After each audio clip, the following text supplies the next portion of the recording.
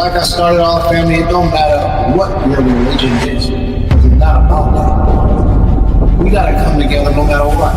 We gotta help each other no matter what. If we don't, then our whole civilization, all of our people of color, will be destroyed. And that will be the first time in history that it ever happened. As we're about to read in the story of Exodus, it starts talking about how the oppressor had made a plan to destroy all the men initially. But we already know that they got a plan out here to destroy all the men. The story in the book of Exodus is very much like the story of today's time that we're going through today.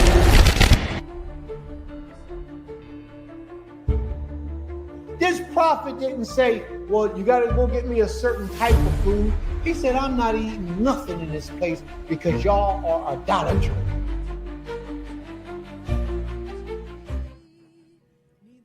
Shabbat shalom, Shabbat shalom, family.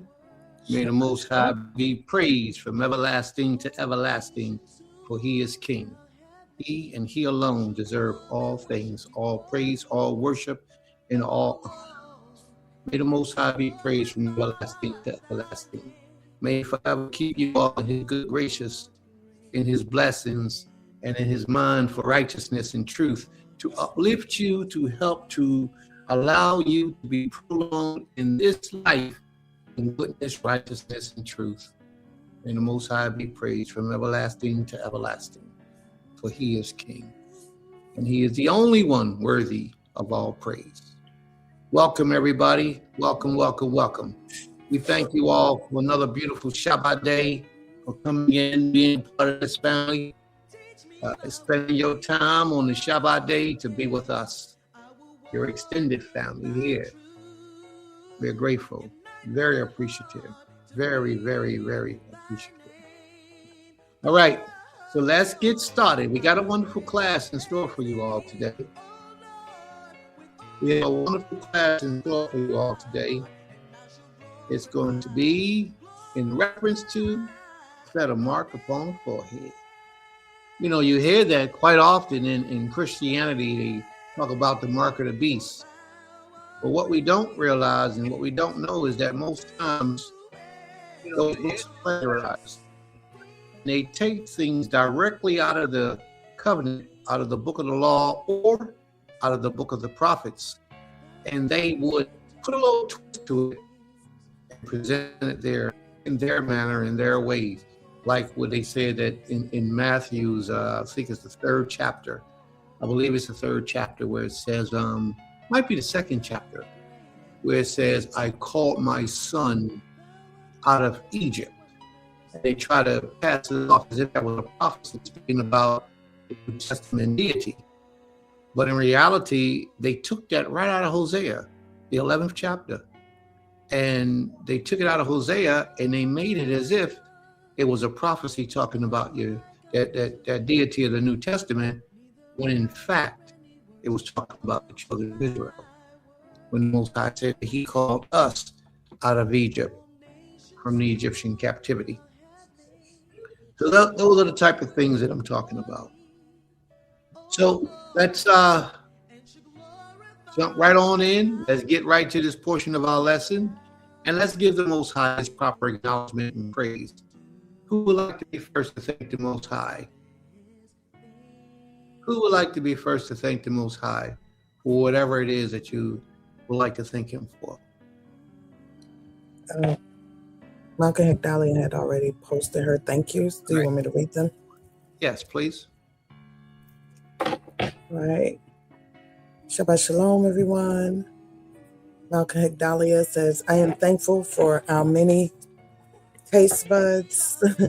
I'm thankful for our many taste buds that allow us to enjoy the wonderful flavors that the Most High put in the earth for us to enjoy as we sustain ourselves. Hallelujah.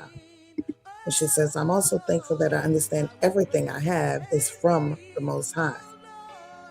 And then she says, I am thankful to the Most High for the Shabbat. It's amazing how He requires us to do things as servants that benefit us directly in real time. Most High be praised. And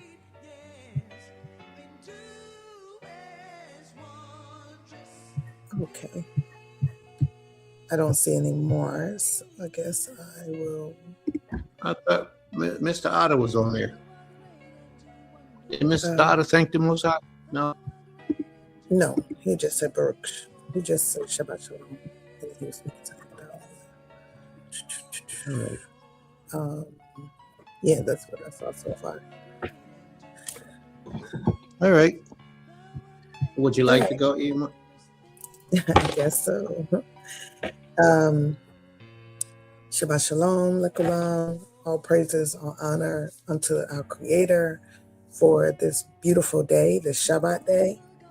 Blessings that He has allowed us to be here, and is thankful for His blessings, rather, for allowing us to be here on this day and the days to come forward. Giving thanks and praying that all those who are here today are in good spirits, are healthy, strong, mentally, sustaining themselves in this world. It's so much going on around us that we have to remind ourselves to stay connected to the Creator and stay connected to one another. All praises and thank you to the Creator for the life of my Horim, my parents, for everything that they gave to me. Hold on one second. For all the things that they gave unto me. So thankful for their lives. This last Tuesday, my siblings and I and our children, we celebrated, we remembered my father. It was the first year of his passing, ascension date. And so we got together, cooked a lot of food that he liked, ate the food, enjoyed each other, spent time with one another, and just, talked about all the great things that he was to us and what we'll do now with all the lessons and the things that he left forward for us to continue on. And so it was a beautiful time together with family. This last week, just spending so much time with family and even visiting our extended families, just grateful for that time. Grateful to the Creator for my Ish, for the balance that he brings into my life, for the continued protection and guidance that he is as a husband and a leader, for all the things of his sacrifices to get this land, our community together. Thankful for, traveling mercies for him, traveling back and forward. He's always on the move, and I just continuously pray that the Most High is always with him in those processes. There's a lot of movement sometimes, you gotta take some time and just pray and ask the Most High to guide you, because sometimes that's what life is at the moment, just continuously moving, going back and forth to get things done. So I'm grateful that the Most High is keeping him strong, healthy, and keeping him in his mind ready and always able to be here for his people. Thankful to the Creator for, like I said, my family earlier, my children, all the children that came through my womb and those who did not, but that I am a part of their lives as an emo or just as a mother figure. Thankful that the Most High has allowed me to see that part of my life, and just to see the fruition of children coming forward and being who they are and growing in their purpose. It's a blessing to be able to witness and to be able to participate in their life. Giving thanks to the Creator just for what's upcoming, all the great things that he has blessed us with, that he's allowed us to place our hands in, with the school, with the land, with family functions that are happening, and just with so many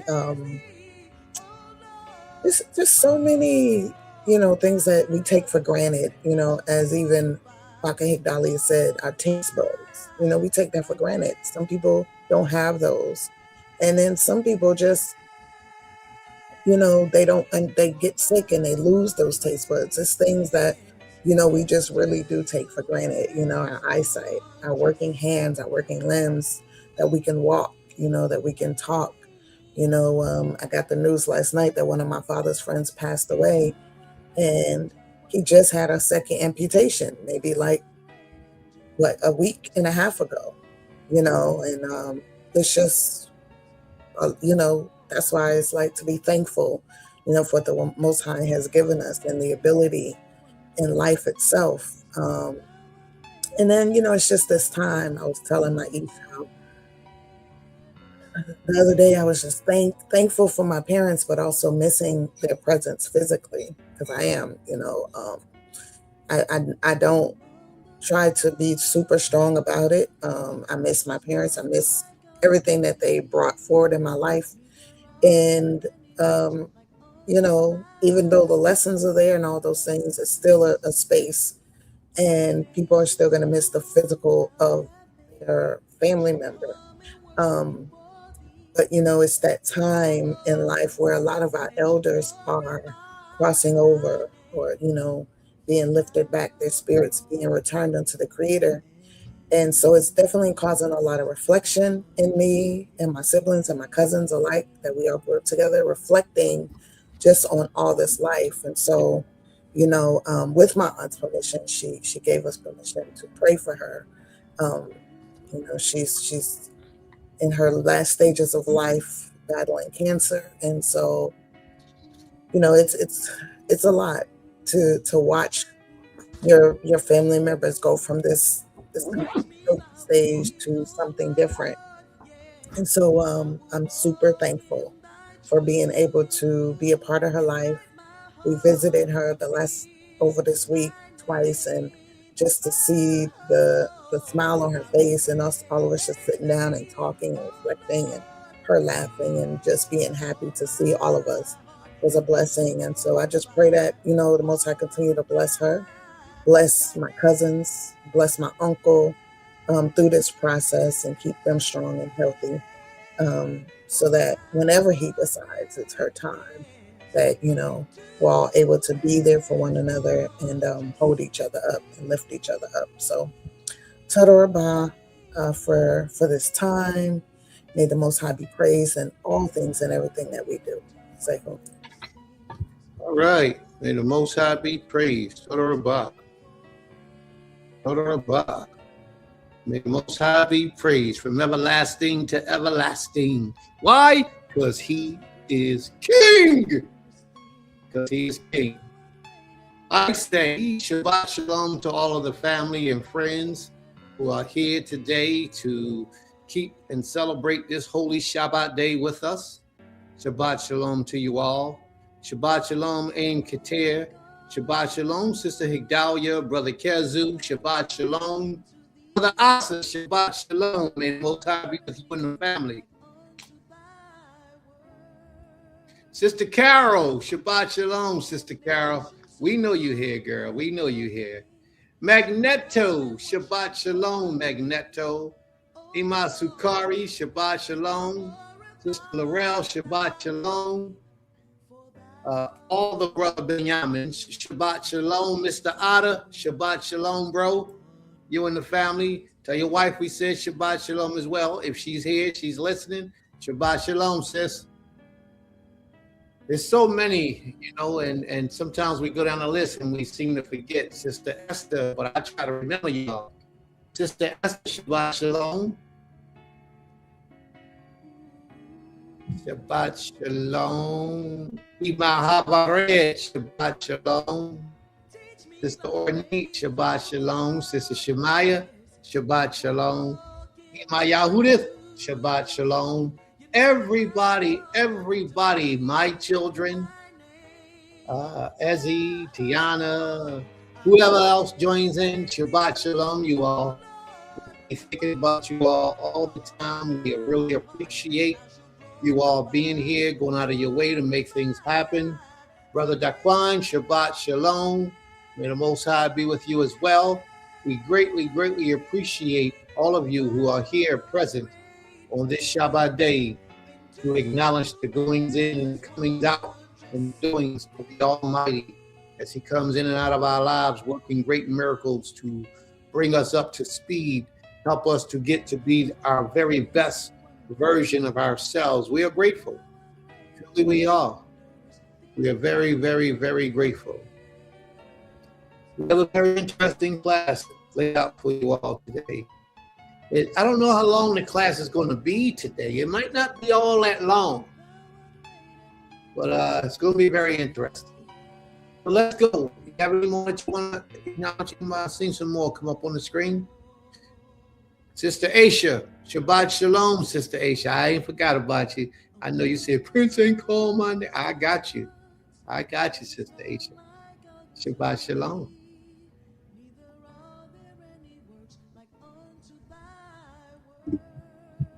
So Malka Higdalia asks the question, do you ever worry about asking the Most High to bless someone he may not intend to bless?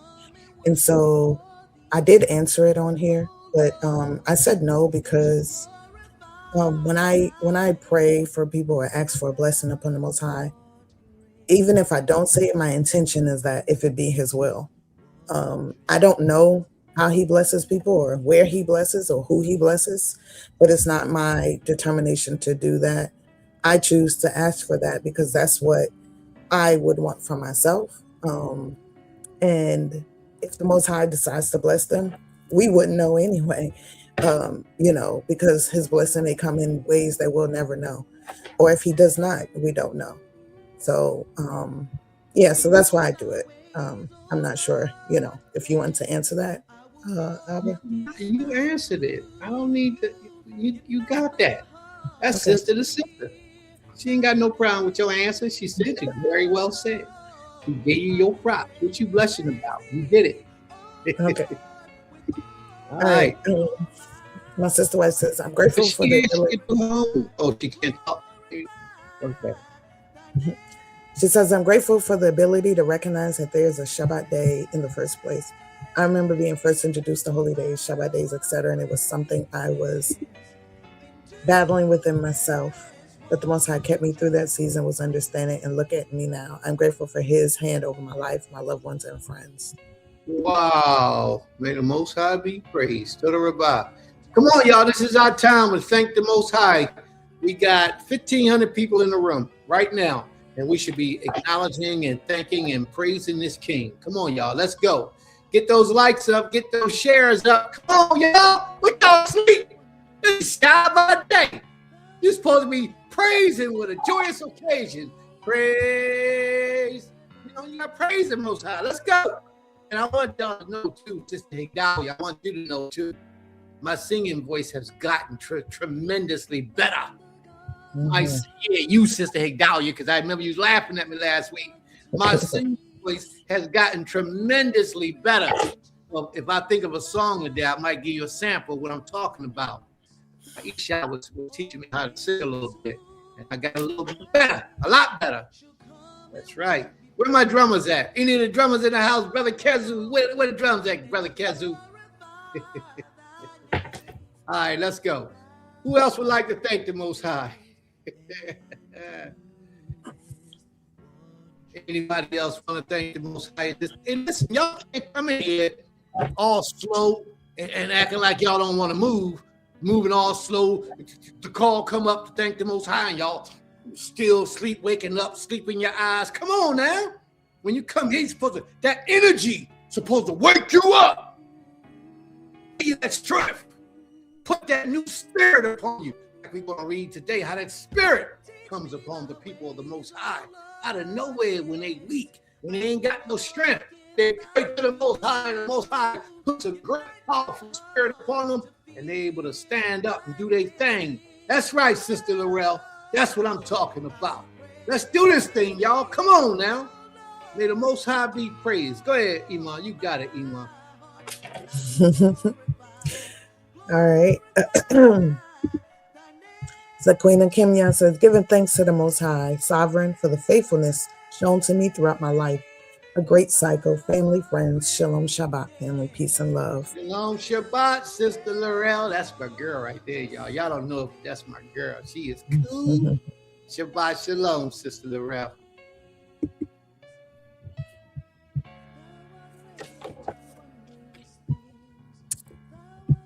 I don't see any more right now.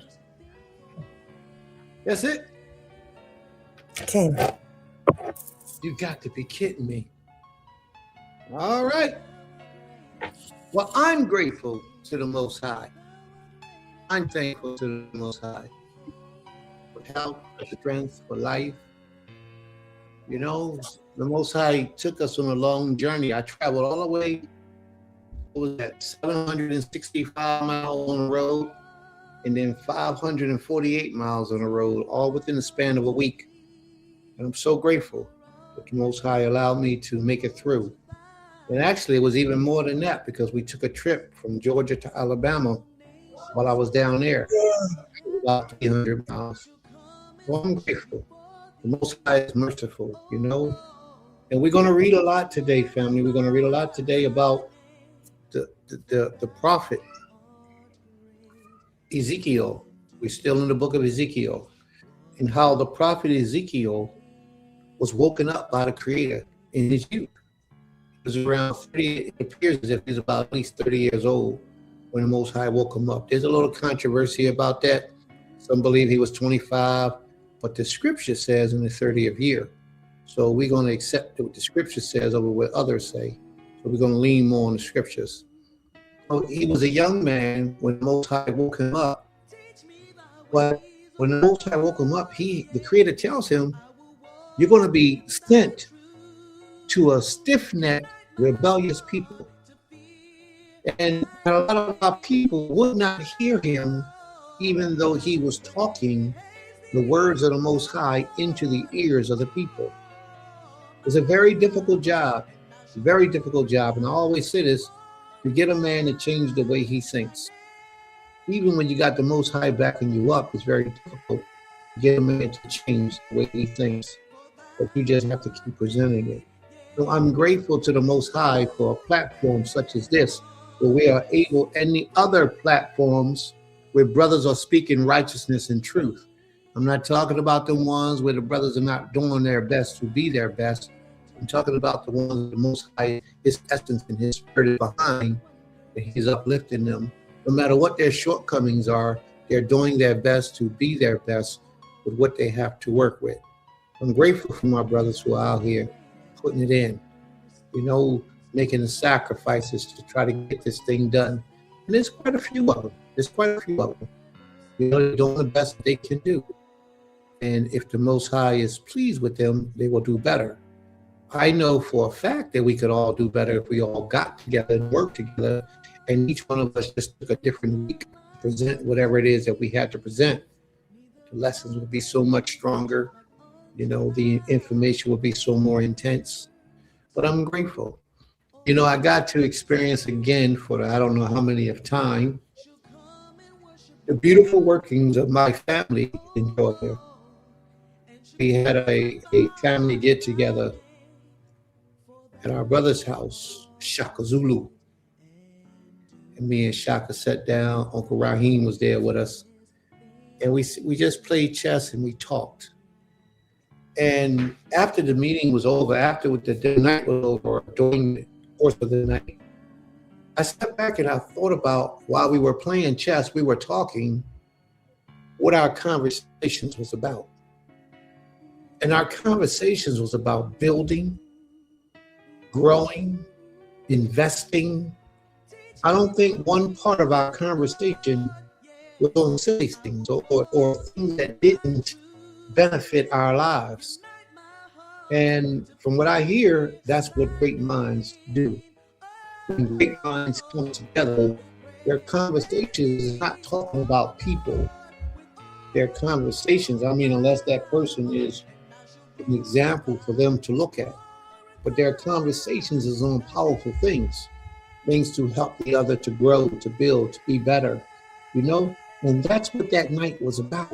It was about family getting together, being together, expressing the love and appreciation that they have with each other. If we didn't say nothing all night and just sat there and played chess, was in each other's company, that spirit is powerful.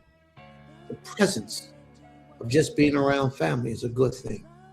And I'm grateful to be able to be accepted into a wonderful family such as that, because those people there, man, they got me just mind boggled every time I see them, every time I think about them, every time things happen.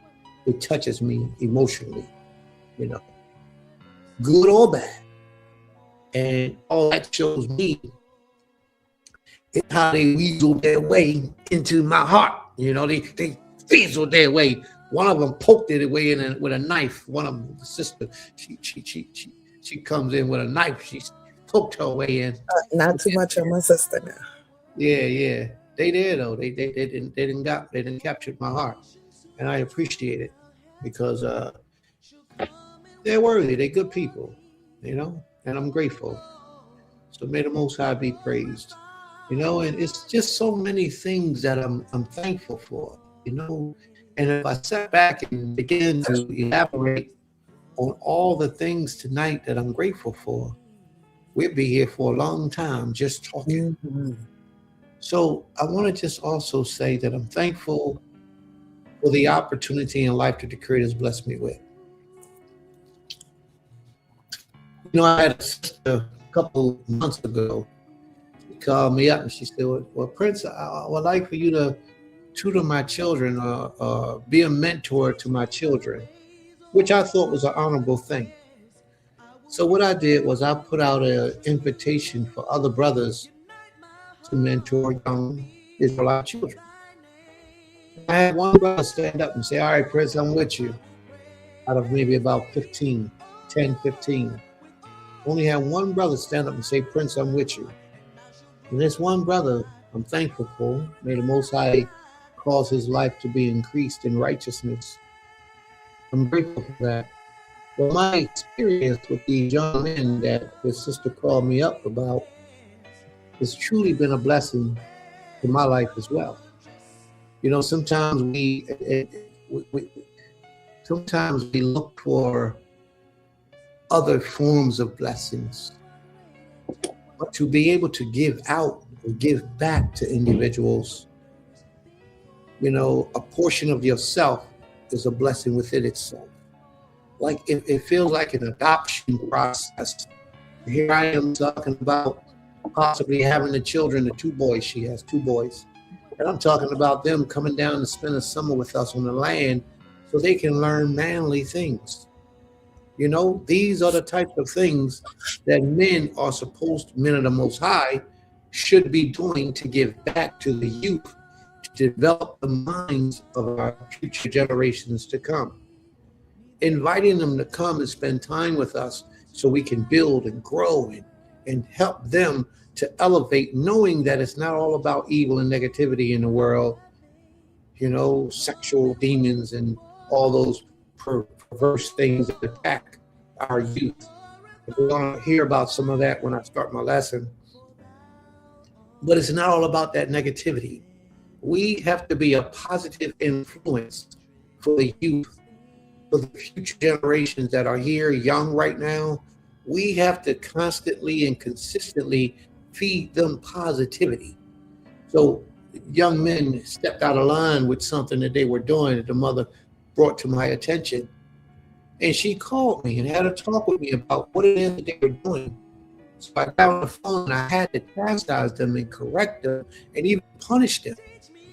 I'm grateful for even having the opportunity to do something like that in the life or in the minds of children that I didn't birth, you know. And the children sat back and they listened and they received their punishment well. We had several conversations after that on the phone about the experiences of what took place and how to best resolve it and where they at in their spirit. I got a lot of catching up to do with them, but I'm just grateful for the opportunity because what I see in those young men is greatness. But I need them to see it within themselves. And that's what I try to relate to them because they are special young men. Very special. I'm not just saying this because I'm talking to them. I'm saying this because this is what I really see in their personality, in their character. I see future world leaders in them. Very intelligent young men. Very intelligent. You ask them a question, they come back with a response like they're adults. And they're young. You know, very young. One of them, I think, is 9. and the other one might be 11 or 12, that young. But their responses, they really give a lot of thought to their responses before they respond. And that shows me that they have the potential for greatness. So therefore, every opportunity that I have with them, I have to be mindful and careful in how I structure their future or their minds through the conversations that we have today.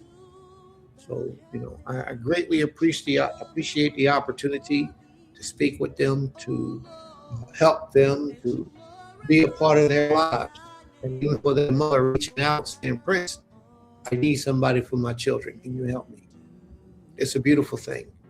But along with the discipline, we got to bring good times too. We got to bring joyful times too. We have to bring happy times in their lives. So when they come down this summer, if the Creator allows it to be, I'm going to try to take them out some places where they may not have been before in life with some other children, some of my children, and we get to experience a different side of life, not just the disciplinarian side, not just the scripture reading side, not just that portion, but another side of life still in the way of righteousness that our children need to grow and to develop, to be strong and powerful, young, their presence to be felt when they walk in the room without them even opening their mouth. And then when they open their mouths, they just dominate the whole situation because they're still shy. So that's what I'm grateful for, or some of the things that I'm grateful for at this time. Just the opportunity to be an asset to somebody in their life, a positive role model that they can look at. Children that I didn't physically birth myself, and to be able to help them. And I would pray that a lot more positive men, able-bodied men, knowledgeable men, are willing and able and do these things in the lives of others.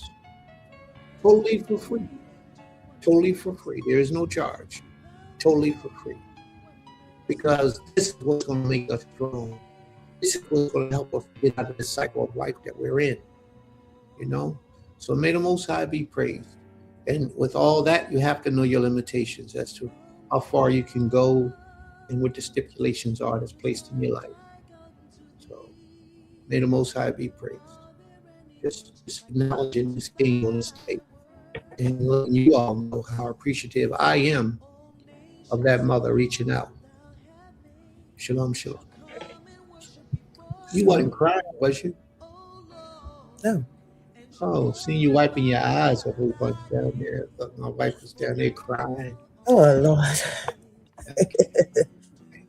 No, I wasn't crying. But it's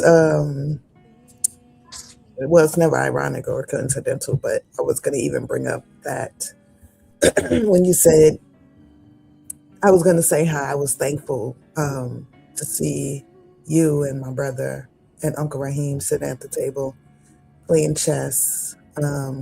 That's like a staple in our house, chess. We all learned. Our grandfather taught us how to play chess at an early age. Most of us, he brought us to a table of chess in our very toddler ages. He began that process with us. And so chess is a big thing in our family. It's very competitive, but my family is very competitive anyway. So, but for us, I know when he taught us chess, he taught it to us as the game of life and how to be strategic, how to think before you move. Like everything on that chessboard, he would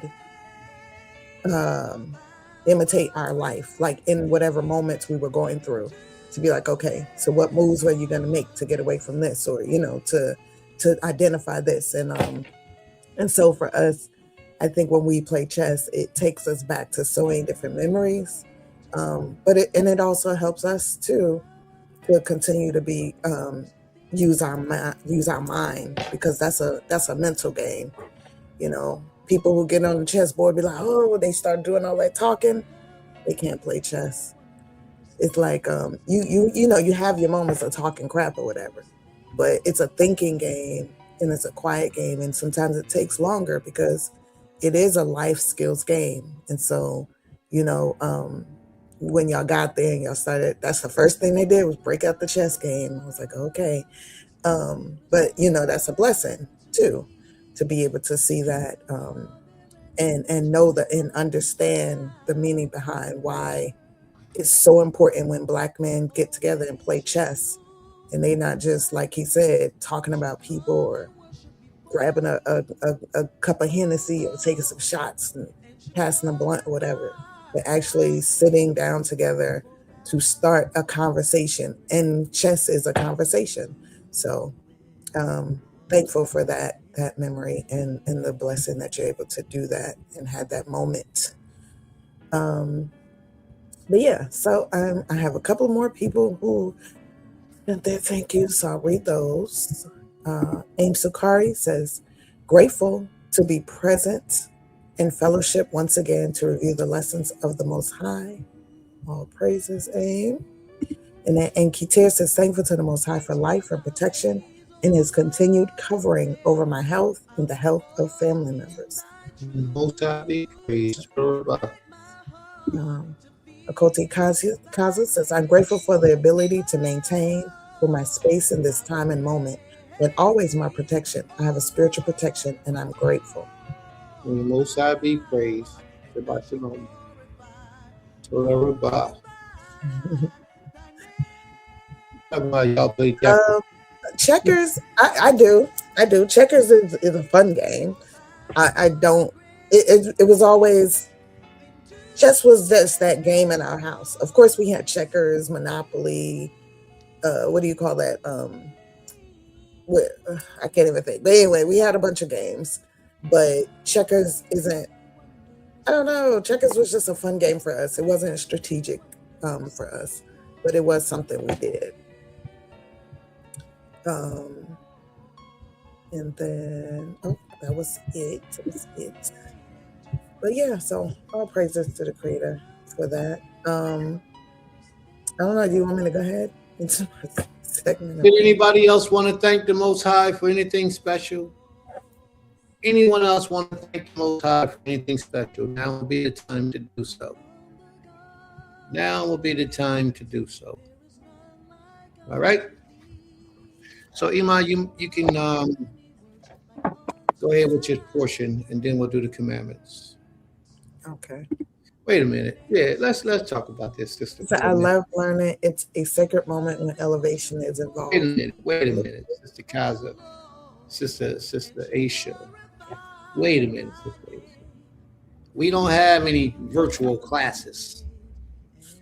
So because we don't have any virtual classes, sis, you got to do what you said you was going to do several months ago and appear on the land so we can sit down and have these classes. And bring your squad with you because we waiting for them.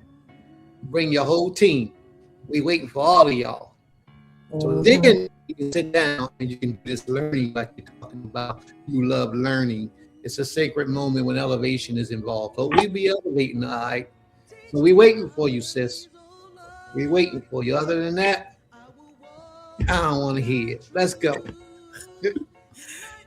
Okay. So it's just my corner time. Turn it down a little bit. Turn it down? Okay, one second. So we can barely even know it's there. Go ahead, you got it. All right. Okay, everybody. Yes.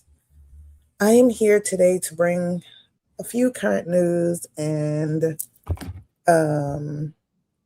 just talk about some awareness, mental health awareness today. I did just see on the news, I don't watch the news. I get updates often on, social media, but that the man here who sits in the White House bombed Venezuela about 2 a.m. this morning, and then they kidnapped the Venezuelan president and his wife. For some people, that may not be important. But for me, I just think about it takes me back to the 80s and 90s when they were, bombing where Muammar Gaddafi was, You know, this country has a very habitual. That's where he was. He was in Venezuela. Yeah, have a very habitual attack and thing when it comes to bombing countries that they are in fear of or they want something from, to be able to take something from there. So, you know, for me, it's awareness. And whether we call ourselves Hebrew, Israelite, Muslim, Christian, whatever, it affects us. You know, I want us, and this is not a conversation for us to put fear, but to just see what's going on in the world around us. You know, many people sit around saying we're not at war. We're constantly at war, especially if we live in America. America has been, since, you know, for a long time, a place of war, you know, for our people. So I just want, you know, us to be aware of what's going on. They have been attacking Venezuela for a while now, like having their ships in the seas, on their borders, causing havoc, wreaking havoc for them to be able to do things. Yep, and they bombed Nigeria. Like, it's so many places they're doing. But it's so important for us to understand that our people are in all these places. When people say, oh, that doesn't affect Israel, it does. Our people in the Most High said he's spreading us across the four corners of the earth. So we're everywhere. And as much as we, you know, I hear all the time, oh, we're not African, we're not this, we're everywhere. So we're part of everything. And we just have to be aware. And we have to be aware of what those ramifications, when that happens, what happens here in America. Whether we attest ourselves, call ourselves that or not, we live here, right? So when the gas prices are going up, when the shipping is going up, when all these things are being shut down or flights are being canceled, right now they've canceled any type of air flying strips, whatever, over Venezuela. And it also equates to Cuba. You know, we got to look at all these things because they were doing the same thing to Cuba at the same time they was doing this to Venezuela just a couple of weeks ago to a month ago. And a lot of times we don't pay attention to it because we're like, hey, like I keep saying, we look at it like, oh, that don't have nothing to do with me, or that doesn't affect me, but it does affect us.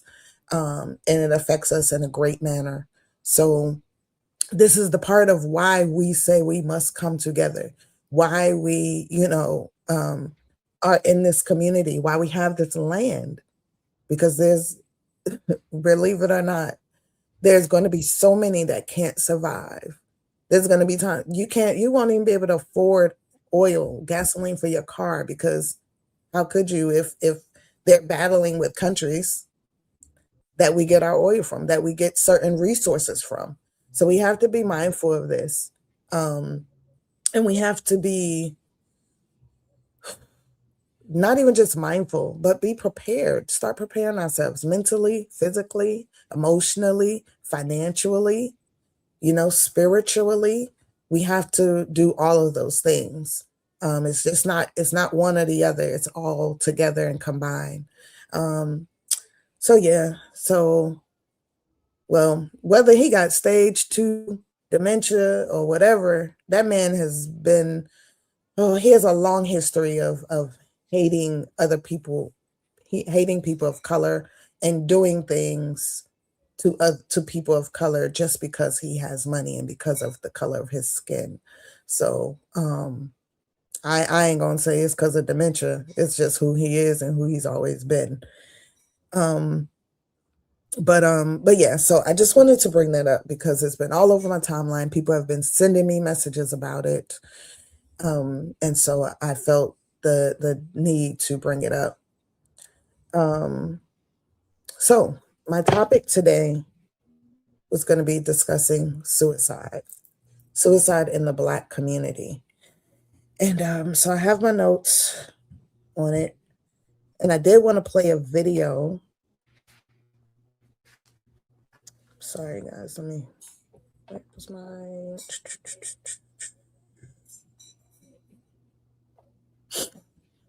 that's what happens when I'm doing a lot. Okay. I do have a video. I sent it to your Instagram. Are you able to play it? Instagram. It's with a. If you can't, let me know and I'll try to play it. But I'm on my computer and I can't pull it up. All But right. it's a Black father. I sent it to you, and he was talking about it's a thing going around, and I'm not sure how long this happened, but I know socially it's like it's a video going around on YouTube teaching children how to hang themselves, and Yeah, I've seen it's that video. called the Hangman Challenge. So I wanted to play that because regardless of whether You send it to me. when you said when. Oh no, I got it. Okay. When you want me to put it up? Want me to put it up? Yeah, one moment. Regardless of whether the son was openly trying to commit suicide, we have to be very mindful of these games that our children are going into with challenges. The Hangman Challenge, literally showing children how to take a rope, how to tie it a certain way so they can hang themselves. And there have been children that have died from it because they thinking it's a game, or they're just not aware of the ramifications of what that truly means. It's not a challenge, and then us as parents or guardians, however, grandparents, aunts, uncles, being very aware of what our children are participating in on social media, on watching YouTube videos, even the youth stations when it says just for children. Those have more things on them than we think that are showing our children how to go against the creator, how to put harm amongst ourselves. Like the cinnamon challenge, people don't understand that cinnamon is good for you, but it's toxic if you have too much of it in your system.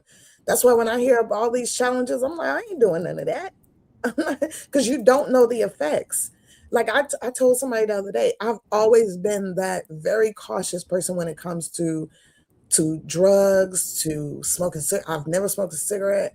It took me, I think I smoked a BD twice and I got a cold and I stopped. I'm so, like, the most thing I ever did, the longest in my life was probably smoking marijuana. And that was at different stages in my life.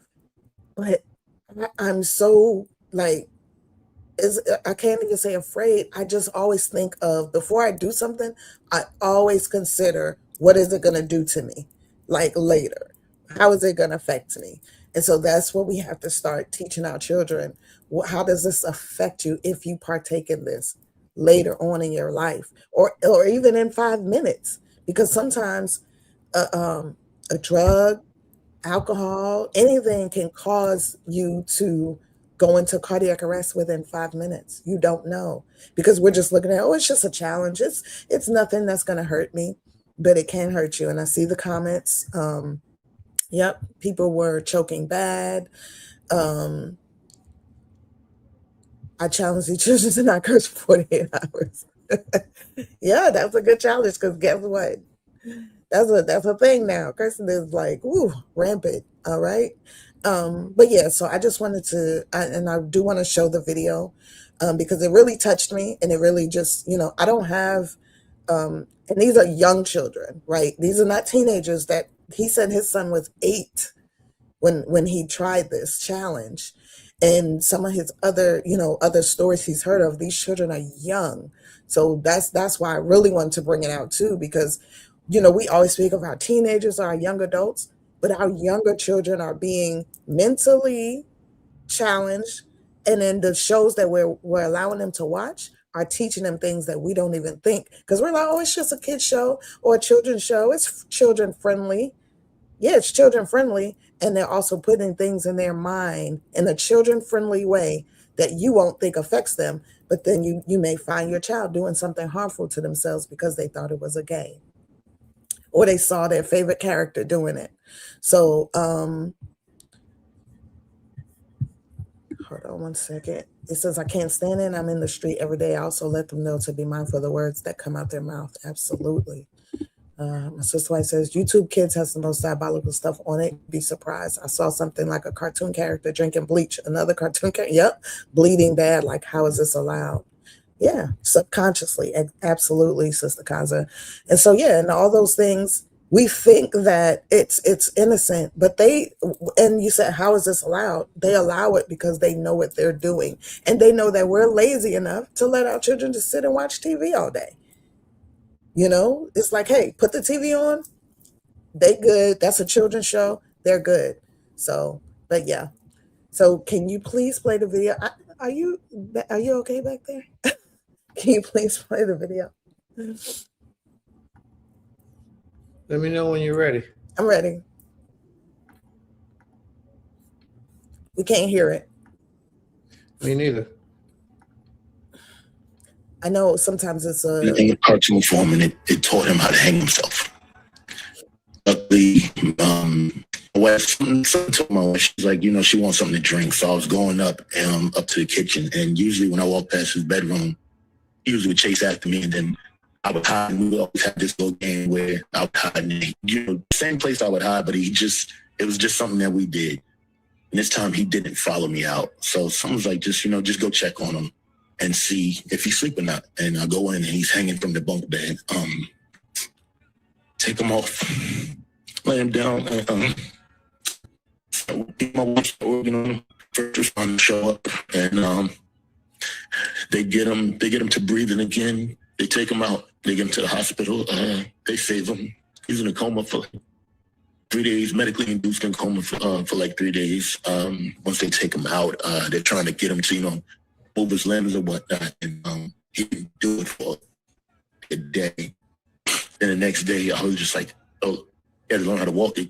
He had to learn how to write his name and everything again. This when he was 6, he just turned 8 on the 19th. That led me to raise awareness for other families, because he wasn't the only kid that was a victim of this social media challenge. It's called the hanging challenge. It basically teaches kids how to hang themselves, and a lot of other kids have died. Luckily, I'm still here. He's still here for a reason. He was watching YouTube Kids, and it was a cartoon. It was in the cartoon form, and it taught him how to hang himself.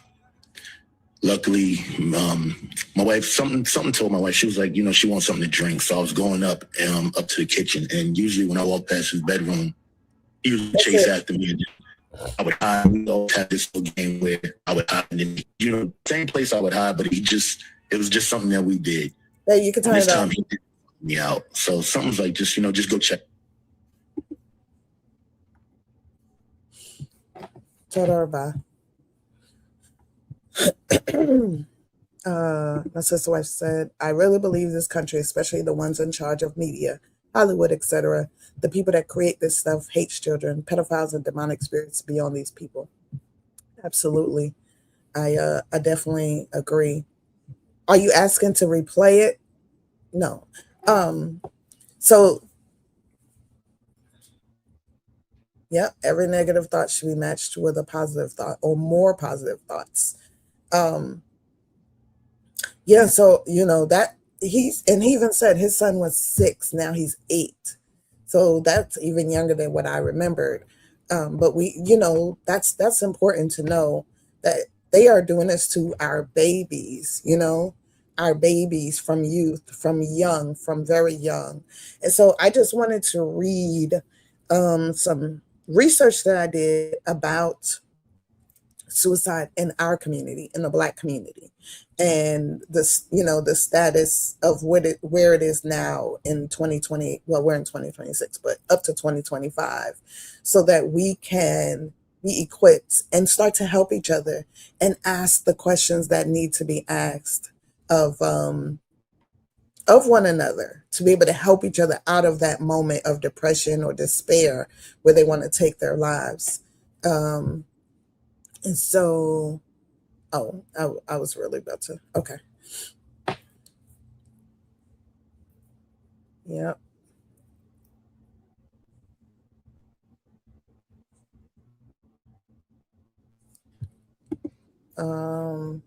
Sister, your background is education, if I'm correct. Tell the people how YouTube, TikTok, and texting has turned out children illiterate. Comes to reading, right? Absolutely. I could definitely speak to that.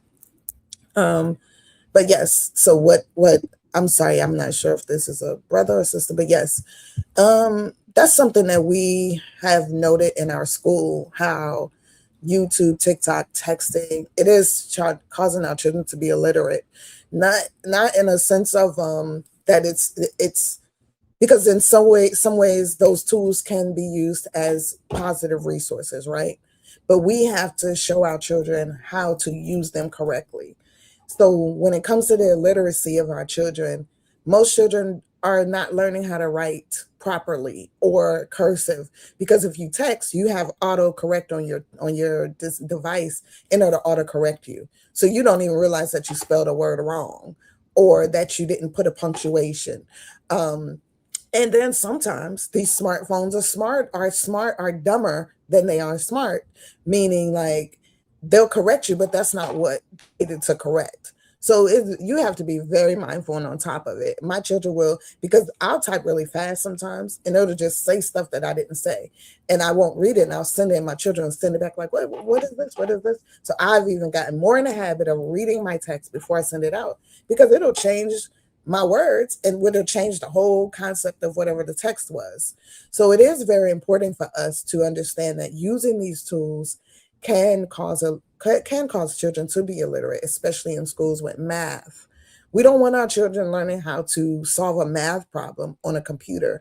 Even in our class, even in our setting, even though we're virtual, the teachers tell the students, get pen and paper, pencil and paper if it's math. Even though we're doing this problem virtually, I want to see the work. And then I want you to show it to me. It's so important that we get our children out of the rhythm of just putting it in something and then getting the answer. They lose their mind. They don't use their mind to think about it. They don't use their hands to write it out, to explain, to get it correct.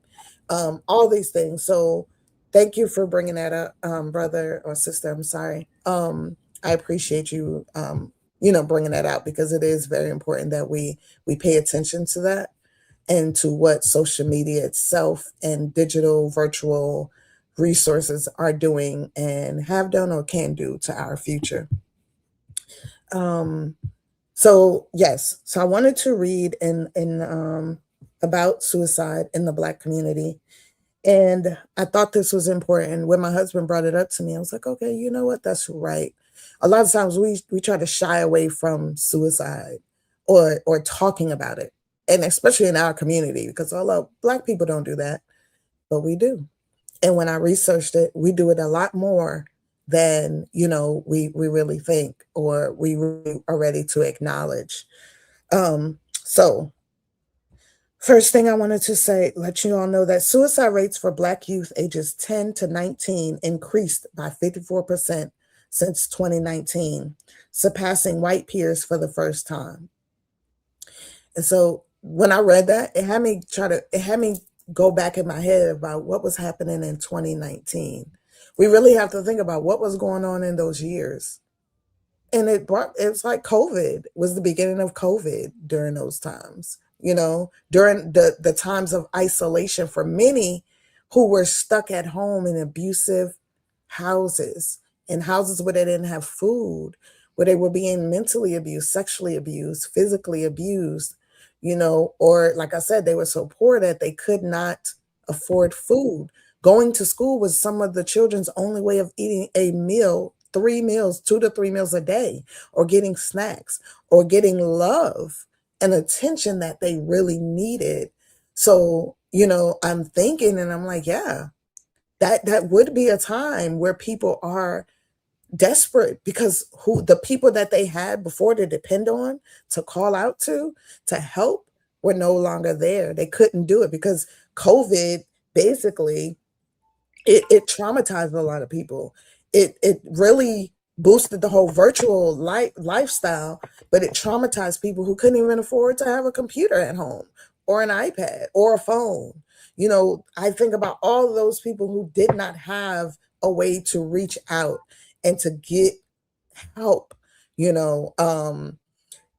That was one of those times during COVID where I prayed so much for those who did not have and who needed those resources, that outlet of school or work, any of those things, to escape from their daily reality, and so it left a lot of people that the only way to escape was to take their lives.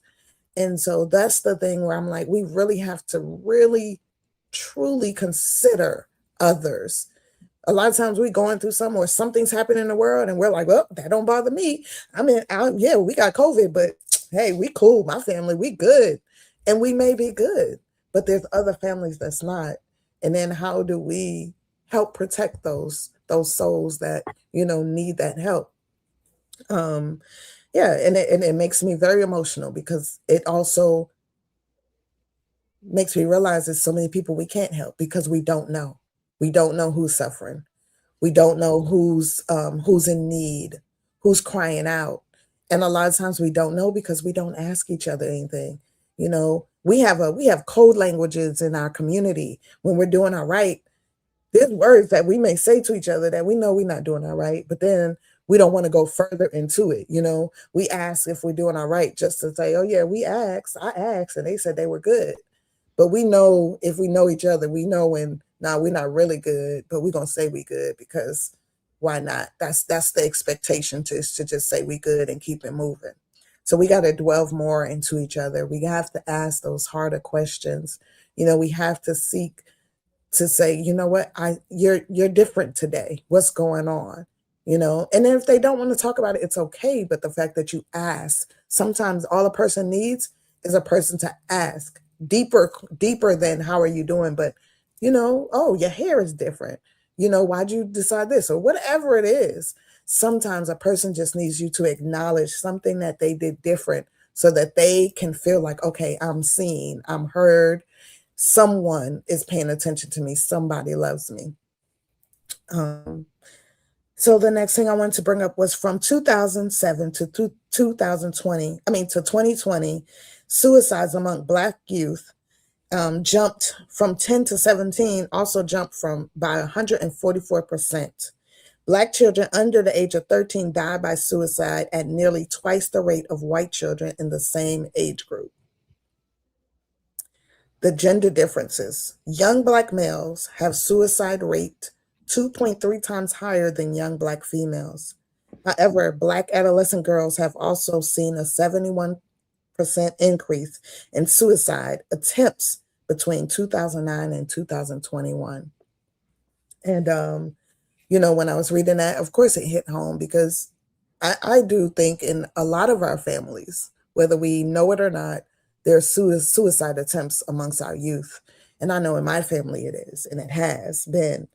And so I've been, very aware and conscious of making sure I reach out to my family members that this have happened to or have attempted this, because there's something that they need, like I just said, my family, we are a great family. I love my family. But that does not mean that there are not things that are missing or someone needs that we're not acknowledging. So it takes a lot more effort. That's what I'm saying. It takes that effort to reach out, especially if you know that this is something that a person is battling with, to reach out and say, you know what? I know that you're battling with this. What is it that I can do to help you to overcome, or at least to deal with it? Because sometimes you may not overcome it, but just to do day by day. I'm looking at suicide, and I look at alcohol and drug addiction, all these things. There are people who are addicted to suicide, to attempting suicide. They're addicted to it because they're addicted to either the attention or how it makes them feel. All of these things need to be aware of, and we need to say, okay, how can I help you? Because that person is crying out for help. And then it says, in 2025, a report of 22% of Black teens reported seriously considering suicide, a 66% increase since 2009. That's a really big increase, 66% in about 14 years. So, once again, consider what's been going on in the last 14 years of people's lives and what is causing people to have these thoughts or considerations or even following through. So it says some of the unique challenges and risk factors.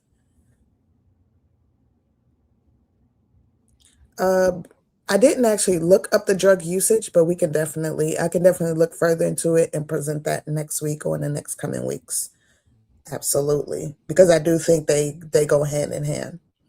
But reports and summits in 2025 highlight several key factors contributing to this crisis: systemic racism, discrimination, economic hardships, and social injustices create immense stress and collective trauma. And that's something that, is so important too, like the systemic racism. A lot of people feel like, oh, we in 2025, there's no racism out here.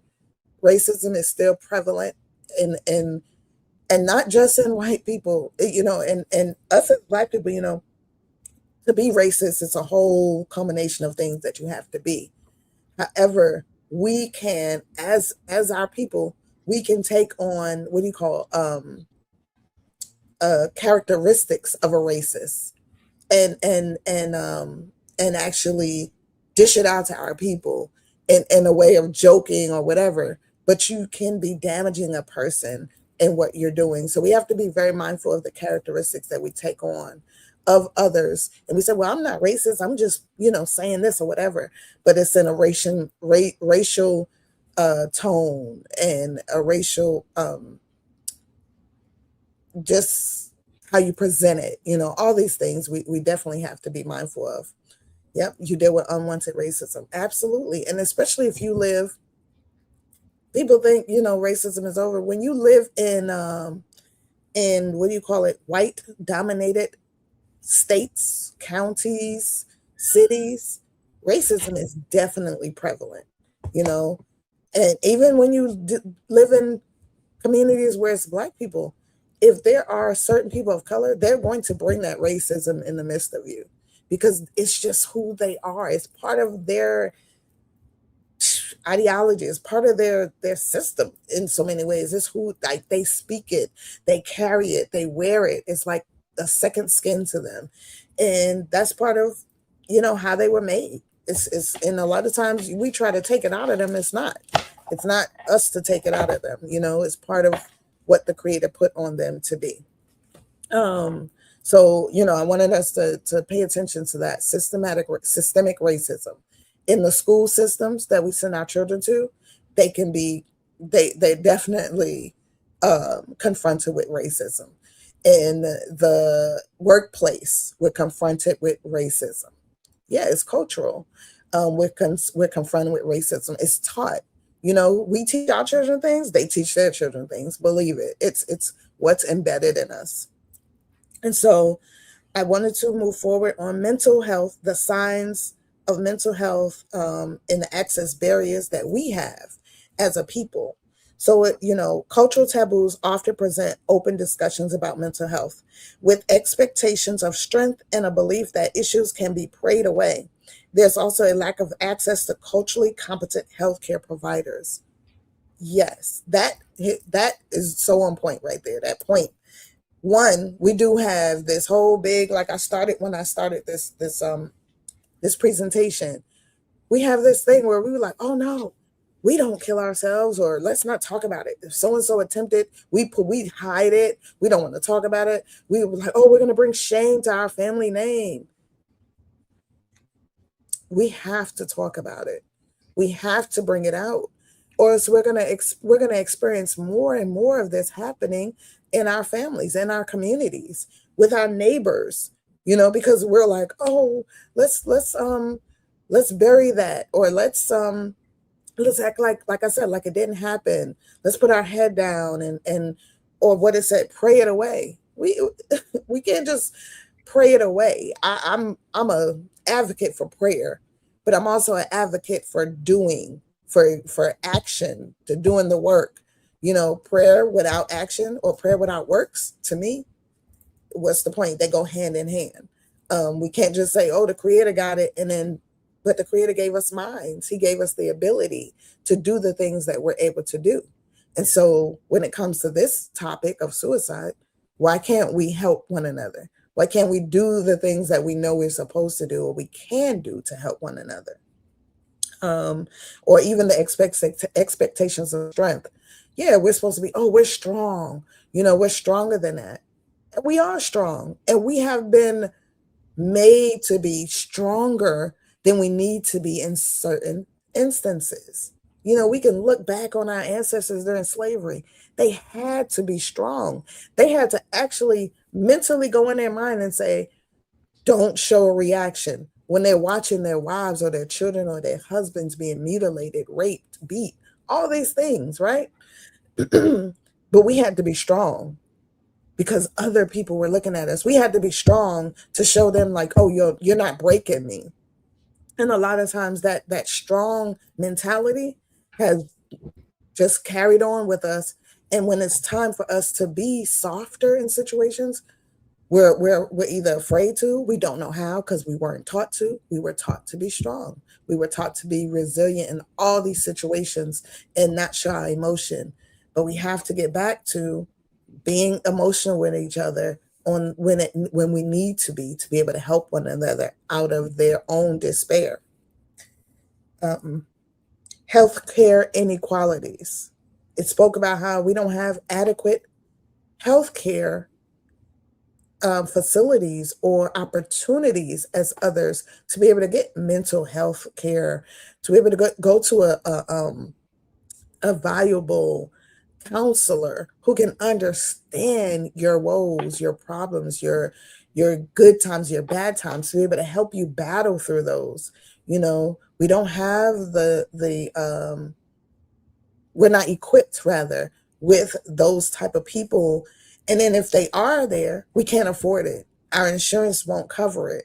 Or if our insurance cover it, we got to go pay an out-of-pocket deductible that's so high that we can't afford it, because then that takes away from our food or our rent, you know, all these things. So that's another subject of how do we now then provide places or institutions where our people can go for either free or for minimal, where we can have sponsors pay for these things so that our people have a place to be able to release, and not just any type of place, but a positive place, a place where they know they can trust when they open up, that it's not going to be spread out into the community, because that's another problem. You know, in our community, we go to our elders or our leaders, and then as soon as we tell them something, our business is being known by 5 other congregations when you don't even know these people. But you got to look, people are talking about you, or you go back to services in 2 weeks and the whole congregation knows what's going on with you. And they don't know what's going on to help you. They just know what's going on. They just know what's going on because it was gossiped about. It wasn't talked about in a very comfortable or safe space where now you have a community to come and support you. What you have now is a community that's just going to drag you down and really just cause you more to be in that place of despair, depression. I think she might be frozen. I'm frozen. Just give it a second. Okay, there you go, Emma. Oh, I didn't realize I was frozen. So I don't know, but if I was frozen, there's a lot that they couldn't see. But so we also have to realize, it says in the school environment, a 2025 report found that 21% of Black youth experienced racial trauma from school staff, and many felt unseen, unheard, or like a burden. So, you know, that's why it's important for us to have these freedom schools like Goshen Hebrew Academy at Temple Kifarim, you know, like a TSK at Colombo or Imhotep, the schools that I know of. I'm sure in different places there are freedom schools or independent schools that we can look into and look for our children to be able to attend, and where they can be seen, can be heard, can be loved, and not felt like a burden, but felt like oh, I just added to my family. I have another auntie, I have another brother or sister. We really have to consider these things for our children. Okay, thank you, Sister Kaza. You really have to consider these things for our children, where are we placing them at?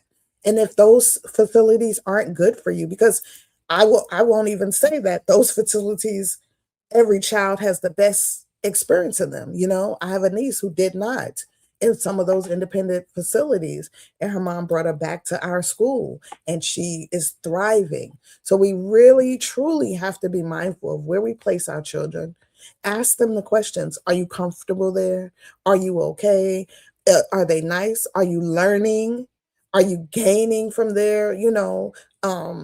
Do you even like the environment? How do you feel when you walk into that building? Do you feel like, oh, I just walked into a place of uncomfortableness, an unsafe space? Those are so important, such important questions to ask our children.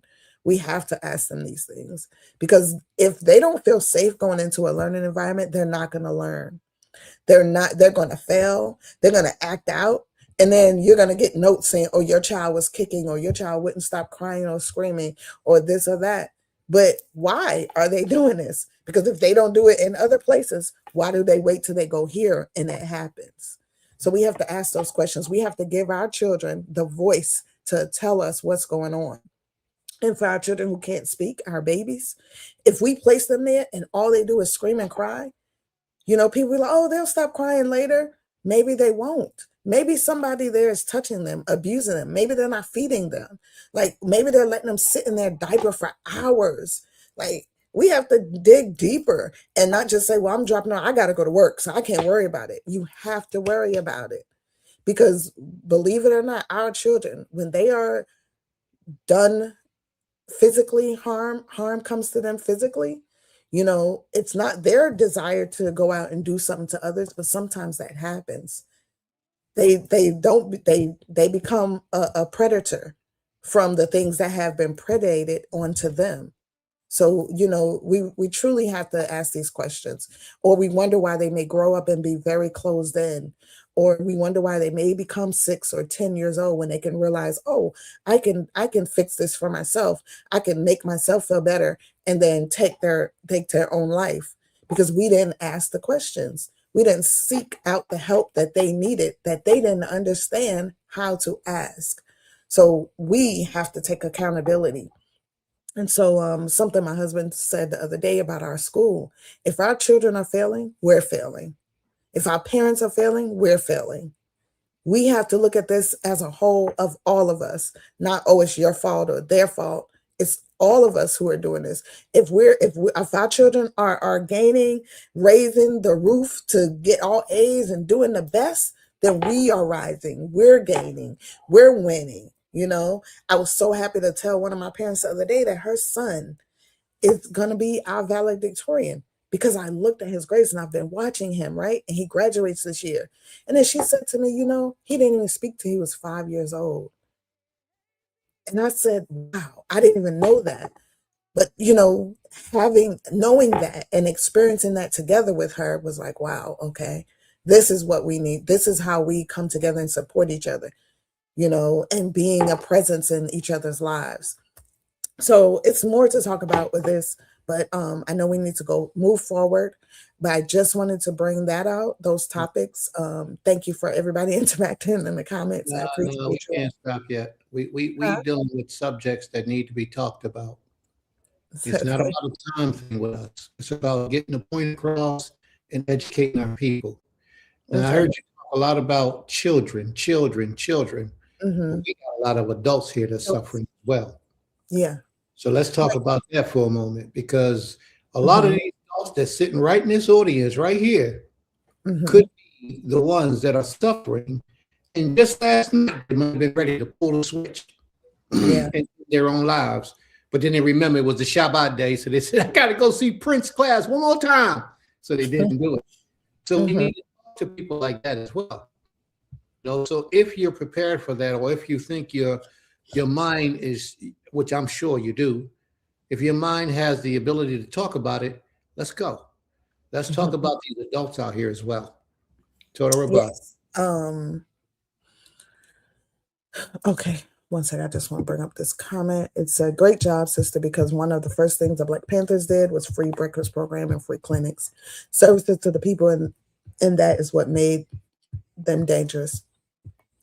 Yes, brother or sister. I think that's a brother. I think last week they said they were brothers, but yes, brother, that is very important. That is something that the Black Panthers established, and it is actually still going on. That's why there is the breakfast in schools now, free breakfast. and lunch programs. That's why they have WIC now. A lot of those things came about because of what the Black Panther Party established in the Black community when they saw that the children, especially, were suffering, going to school hungry, coming or going to bed hungry, providing these things. That's why we do have food programs where we go into our communities and feed our children. And it's so important that we continue these programs like during the summer or during breaks when children aren't, like we say, they have those 2 weeks off, but they go hungry for 2 weeks. We don't know what that does to them mentally. So Toda for bringing that out, brother. But yes, what you stated. I did. Before you move forward, another point that I didn't hear today in dealing with the oppression and the mind state of our children that are willing to commit suicide is the foods that they eat. Mm-hmm. A lot of our children are eating unhealthy foods. Yes. The majority of our children are eating unhealthy foods. And these unhealthy foods have a direct effect on their state of mind that they're in, how they're able to think, the depression state, let alone the commercial drugs that they sell over the counter. If you read the side effects, a lot of them commercial drugs has depression as a major side effect. But the food that they eat, these McDonald's, these little, what's those hugs? The hugs. Yeah. Diet things, a lot of food, a lot of the foods that they eat causes chemical imbalances or imbalances in their system. And it causes them to go through states of depression where they feel they want to commit suicide. You don't even know it. It's coming from the kidney. Their eating is causing them to feel this way. So let's go. Total rebuttal. Anybody? See, Sister Aisha came on. I think she wanted to speak. Shabbat shalom, sis. Would you like to speak?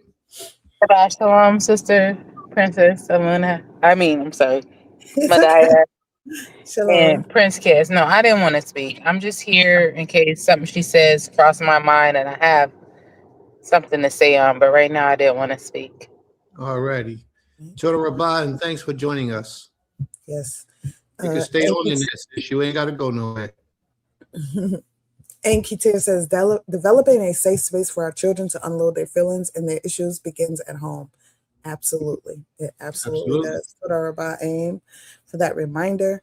So I did not, when I looked it up, I did look up Black community youth, and probably because I'm dealing with children so much now. But as you said, it does take place in us as adults as well. We have seen where people, especially I've heard more stories in the industry, right? In this rap industry, entertainment industry, of people taking their lives from stress, from having to become someone that they never wanted to become, and not having that outlet or person to go to for help because they have basically made themselves a certain person or a certain image, and they either can't live up to it anymore, or the pressure of it has gotten to them. I mean, that's just one aspect. Of course, we hear of stories of people take their lives because they just lost their job and they're completely discombobulated. How are they going to take care of their family? How are they going to feed their children? They're so consumed with the idea of failing that they take their life. It's so many things that affect our mental that we, when we say we're thankful for, that we don't consider that other people don't have, and they could be considering all the things that they don't have, which will cause them to, want to take their life or take their life. And a lot of it comes from what's being produced on social media, on TV. I remember growing up, my mom used to call it the television.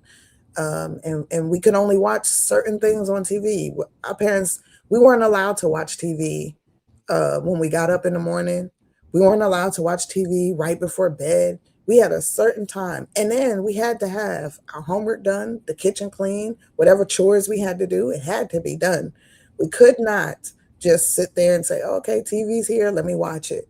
It wasn't it was something that we were awarded with for whatever we were supposed to do, but not something that was just a part of our daily lives, like, drinking a cup of water. But I will say, and I'm guilty of it as a parent, yeah, we have TVs in our children's rooms now. They have their computers all day and night, their phones. So they have access. It's like water to them. They can get up, drink, go to sleep with it, everything. Um, and so those images or those messages that are being put out there to cause them to have mental issues and breakdowns within themselves is what they are going to sleep with and waking up to, and having those ideas. And with adults, I don't, like I said, I don't like to watch the news. I remember growing up, my parents used to say the news is put there to put fear in us. They do more bad news. They will promote and show you all the bad things going on all over the world because they want people to be in fear. And it causes people to go into depression. It causes people to be like, oh my gosh, like they don't understand what's going on. And they don't have an outlet to ask the question because the news is here. So they don't have somebody to talk to and ask, like, well, what does that mean if this is happening right now? How, what does that mean for America? None of those. So they have their own thoughts to go into and be like, oh man, if we're at war, that means this can happen to us here. And like I said, going to war with other countries, and then the resources that country may be bringing to our country because is depleted, which causes more hardship on you as a citizen here in this country, right?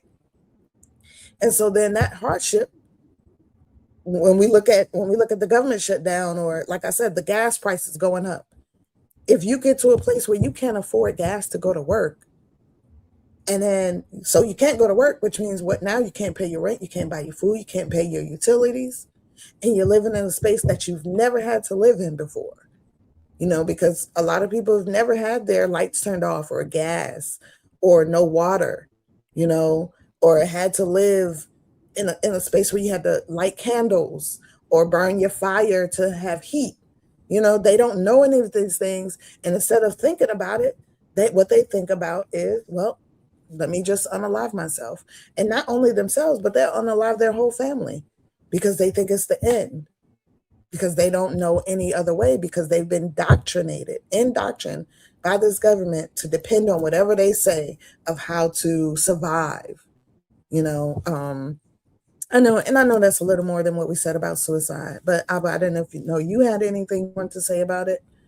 But I definitely think we have to pay attention us as adults as well. Oh yeah. And I totally agree with that. Mm-hmm. Because whenever there's a situation, you bring about the problems, you should also bring about the resolution to that problem as well.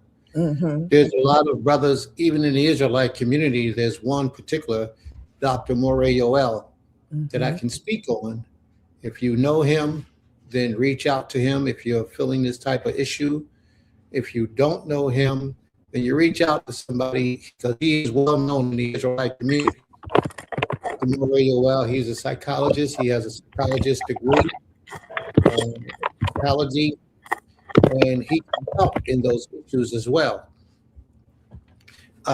So how do we get back structured? One thing, and it might seem like a small thing, we got to come back together. We got to start opening up communications between us. Mm-hmm. We have to build a community where we can all be involved in each other's life actively on a daily basis. This will help strengthen our spirit. This will help give people awareness of what you're doing and who you are and what's going on in your life, because you will build bonds with people, and these people will begin to know and expect certain behaviors from you.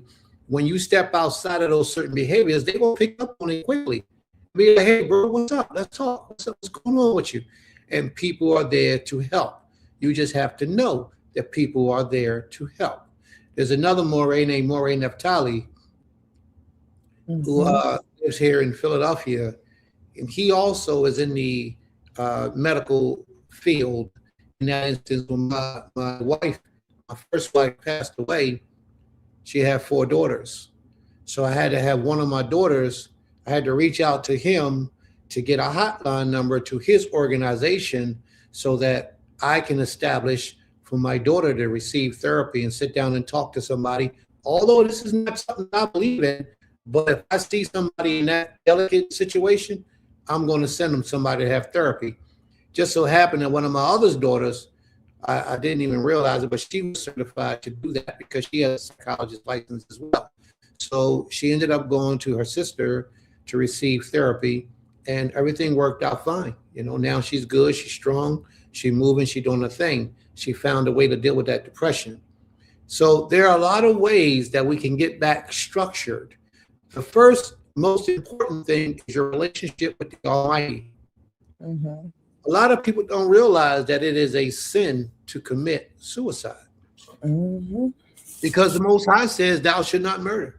Mm-hmm. When you kill yourself, when you move unalive yourself and you take your own life, you're actually murdering yourself.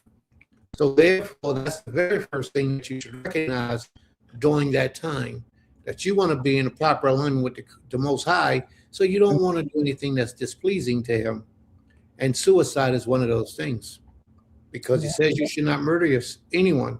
You should not murder. So therefore, if you should not murder, it will be a sin for you to commit suicide. Another thing is that a lot of people are emotionally disturbed because they're depressed and they don't talk to people. A lot of people are closed in. One outlet you can do that will help to reverse that emotion or subside that emotion is to write. Mm-hmm. In a journal. Write in a journal everything that's going on in your life, how you're feeling, your emotions, everything that you're dealing with. Write it down in a book. Sometimes just by writing in a book will help you to see how to reverse your situation and better your reality that you're living in. These things are important. But I've learned over the years, I don't know, but I want to ask this question for those who are in the audience. How many of us actually know or knew of someone who committed suicide and took their own selves out of here, took their own lives? And that's the first question. How many of you know someone who actually was successful in taking their own lives? How many do you know that seriously attempted to take their own lives? And thirdly, have you contemplated suicide within yourself? You don't have to answer that because it might be embarrassment for you. But I want you to hear what it is that I'm saying, because that means that this message is for you. Mm-hmm. As well as for everyone else, it's also for you. If suicide is one of the things that you have been contemplating, and I mean seriously contemplating, not that it crossed your mind, but that you really think about how you want to do it, when you want to do it, and why.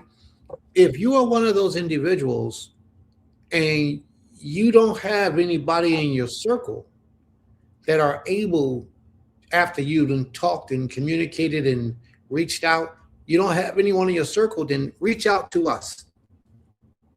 And we will put you in touch with proper people to help get you some help, or people for you to communicate to on that level.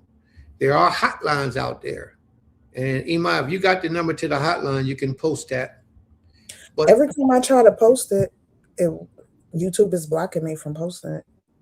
Oh, so only that they're blocking you? Well, send it to me. I'll see if I can post it. Yeah, I tried to post it from me and from our platform. It wouldn't work? Nope. Okay. It said it's considering it as spam and reword it. So I reworded it and it still wouldn't post it. Okay. All right. So if you can reach out to us, then we'll try to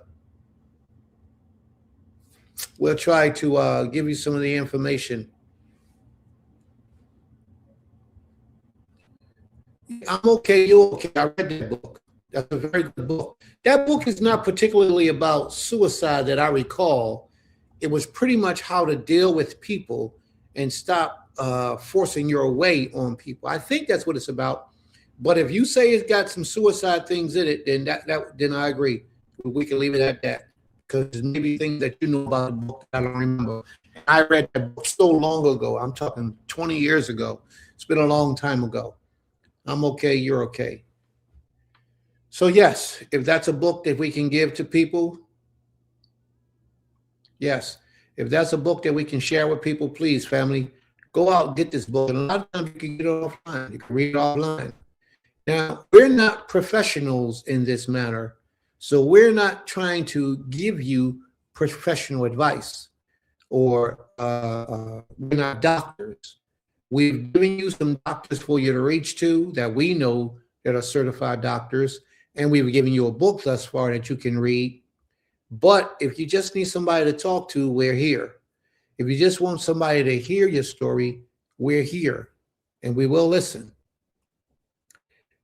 Part of the reason is this, though, that we have a lot of people reach out to have conversations and they ask for help because they're scamming.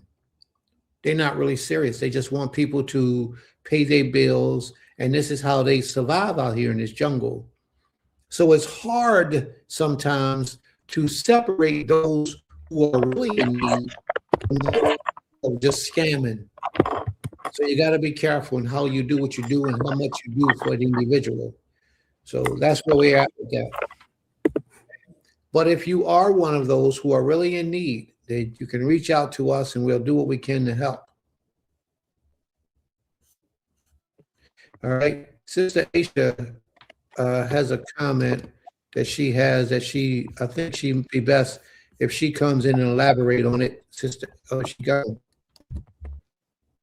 Okay, well, I'll post it. Sister Aisha, if your screen knocked you out and you want to come back in, just come back in. I would prefer you speak on it as opposed to just post your post. But she says that everybody's community, people also need to seek out research in their own communities.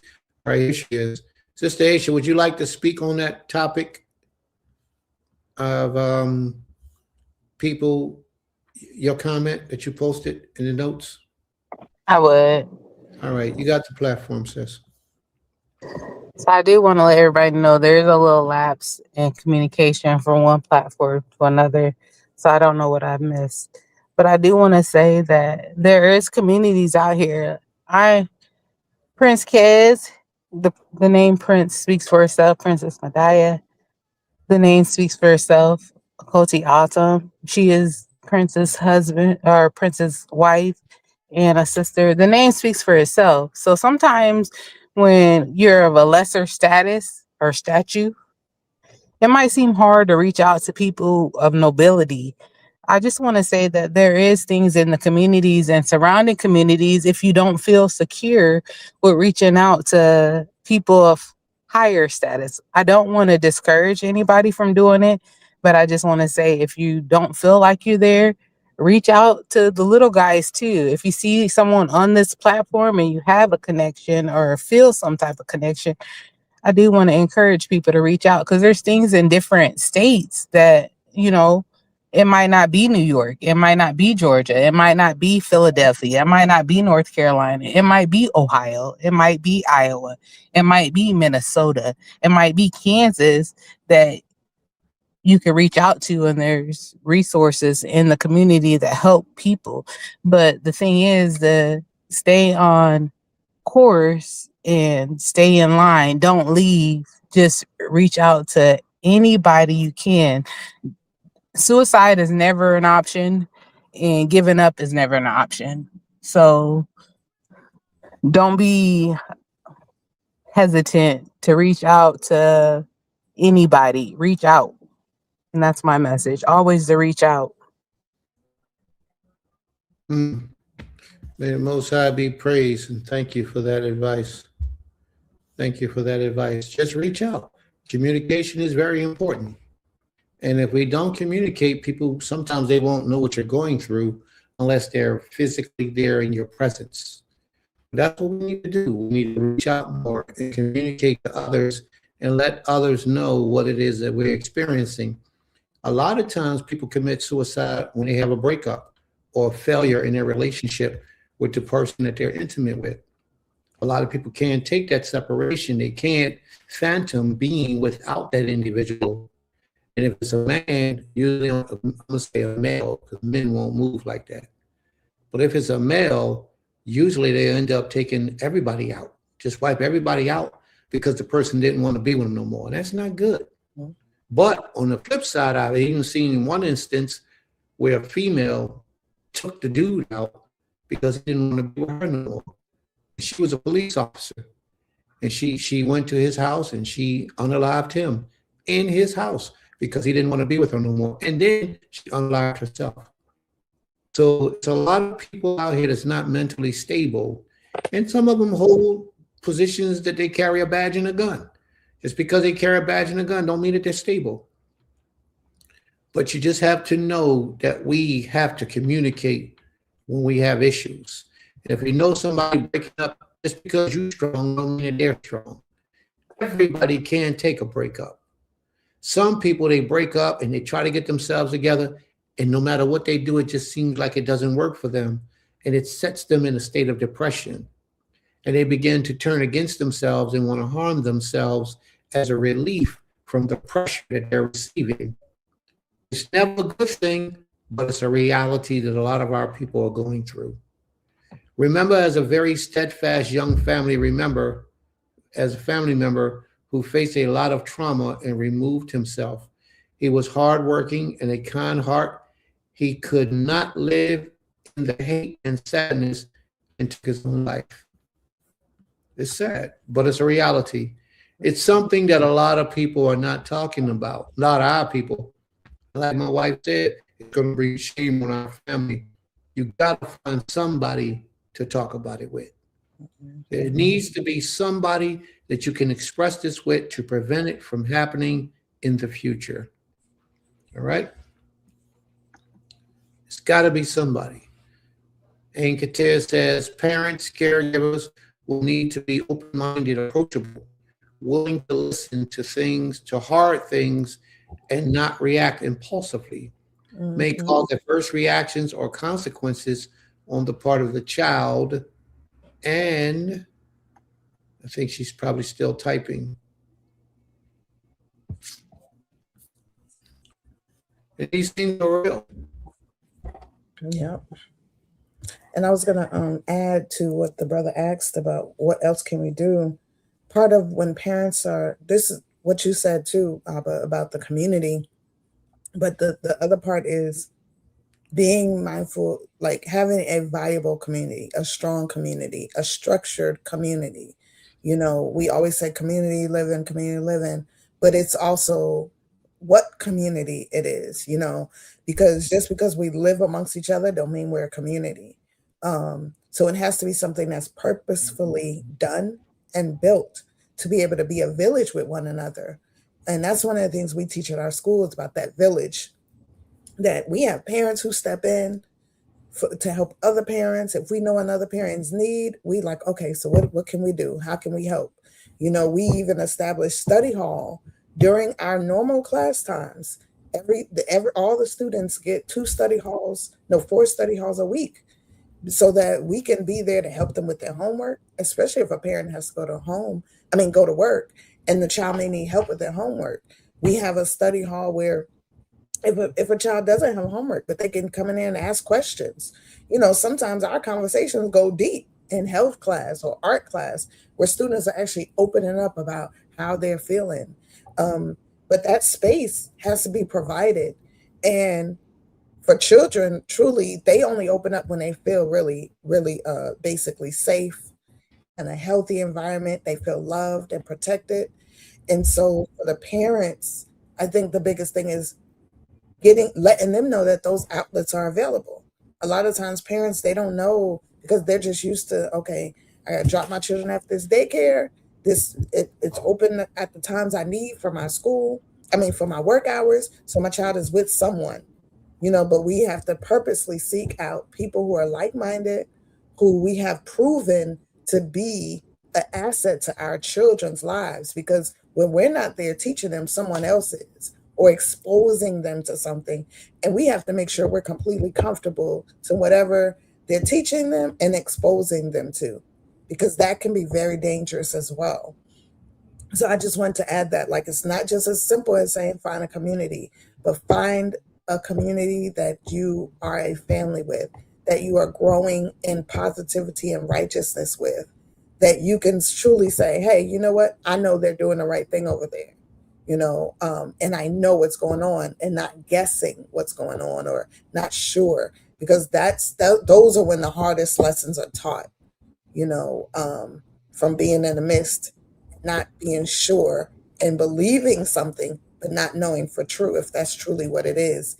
And then your child is, dealt with in a very unrighteous manner, unhealthy manner. Those things happen. So we have to be mindful of how we seek out a village, a community, family, all those things. Because even in our own blood families, we have things that have happened to our children in a traumatic way. And because we're like, oh, that's my uncle, he would never, or my aunt, or my, any cousin, whatever. But we're dealing with our people with mental anguish, mental issues, instabilities. And it's important for us as parents and as guardians, whatever your role is in that child's life, is to make sure that they're in a very safe space at all times, that you are aware of. At least that's our job, is to make sure they're always safe and in a space of love and care and protection. So. All right. May the Most High be praised. There was some comments earlier. Did you want to touch on any of those comments? Much earlier when you were speaking the first time. Oh.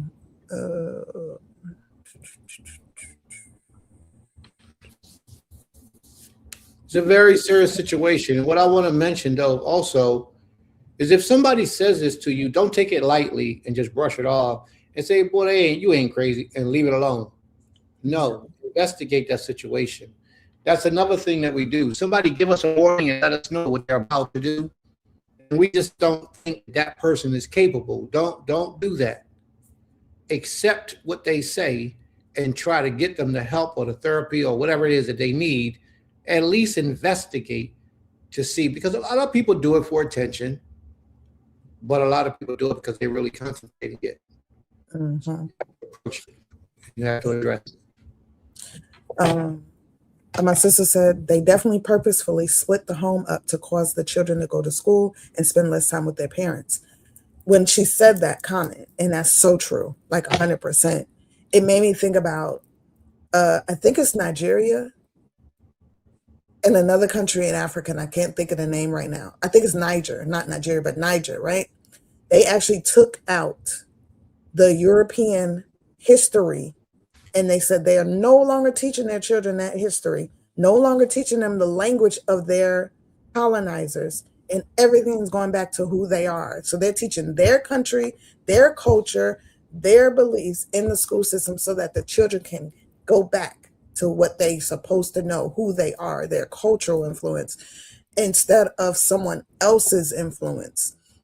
So when I thought about that brought up again, finding schools that are comfortable, that they are going to be teaching your children about who they are and not about someone else's life, which then in turn causes your children to want to be them or like them, or of them, all those things that are not who we are, And so when I saw that those countries in Africa were doing it, I was proud. I was sharing it on my social media because that's important to take back, to go back. And it's a word, Sankofa, means to go back, to grab what was yours and to bring it into the present, right? And so whenever I see those things happening, I get so happy. I'm super proud, because if we don't know ourselves, that's one of the foundational methods of keeping us down, is to erase our history. Don't put it in front of us, hide it from us. And so now we want to be like someone. We can't never be like one, because we're way past them in so many ways. But if all we know is, all we're being taught is, oh yeah, become this, do that of another person's culture, then that's what we're going to emulate and do our best to become. But we're never going to be able to become them, because that's not who we are. So that's another important thing of placing your children in the spaces where they're being educated on who they are by people who love them, by people who want the best for them and not want them to go out and try to become someone else. I think another country said that they banned wigs and blonde hair and weaves and all that stuff from coming into their country because they realized what it was doing to their people, to the women, to the young daughters of their people. So they're taking back, they're taking back who they are. And that's part of what we have to do here in America. In the midst of all of this is take ourselves back to who we are. Let go of the westernized, and it's not going to be easy. And this is why I tell people it's not easy. Even living on land, living in a community, it's not easy because you're relearning yourself. And that takes, just like it took time to learn the things we know now, it's going to take time to let it go and to relearn ourselves. And Kitia says, Cane Princess, intentional community networking. Absolutely. Intentional community networking. Very, very, very important. So yeah, I definitely, everything you're bringing up, Abba, with these and the comments everybody's bringing up is so important. It's so important. And it's just important that, we are aware, I don't talk about it, but yeah, I am a person who considered it years ago. And I was in a very tumultuous relationship. I was depressed. So many things was going on in my mind. But and I told no one. I didn't. I actually just started to talk to the Creator a whole lot. I was like constantly talking to him, asking him to actually get me up out of this situation, show me everything I needed to do to remove myself so that I don't have these thoughts, so that I am here for my children, most importantly, and that this person does not affect me in that manner. And it took a whole lot of that. A whole lot of me talking, but I didn't feel confident. I didn't feel safe talking to anybody because everybody's like, oh, you're so strong, da, da, da, da. And so I did not want to show people my weaknesses, but I was also able to pull myself out of it. A lot of people don't have that in them to do. So we definitely have to be mindful, and we have to, not even just be like, oh, you're strong and think you never go through things. The strongest of people actually go through a lot of things that they don't share with others because they have to be strong for everybody. So, and I'm saying this, and I don't want anybody to, to feel bad. But pay attention to the signs of all of your people, the ones who you consider strong, the ones who you consider who need you at the time, the ones who you consider emotional, anything. Pay attention to everybody, because there's something in each one of them that will show you when they need help. It truly is. So, we just have to pay attention to one another, and honestly, what you want for yourself, look for is the same thing you should want for others, especially those who are immediately in the midst of you, so that we can all be healthy and strong and vibrant in this world together. She building today. Told her bye. X minus plus equal out of our equation. Absolutely. And he said factuals, we need to have a reboot. Absolutely. It says if you know more about someone else than you know about yourself, then you miseducated. Key point, powerful point. Absolutely. I think Morikez says Faya Nihe is how they pronounce Niger. Okay. Nijay. Okay. I wonder what the original name was, like before Yaakov Bethlehem was lose. Very good point. We definitely need to look that up and see, of course. There were other comments, but I can't really, it's a lot.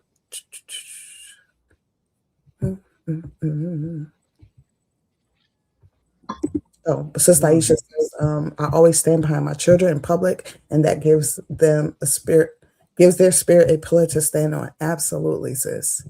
Absolutely. That's one thing my parents would do.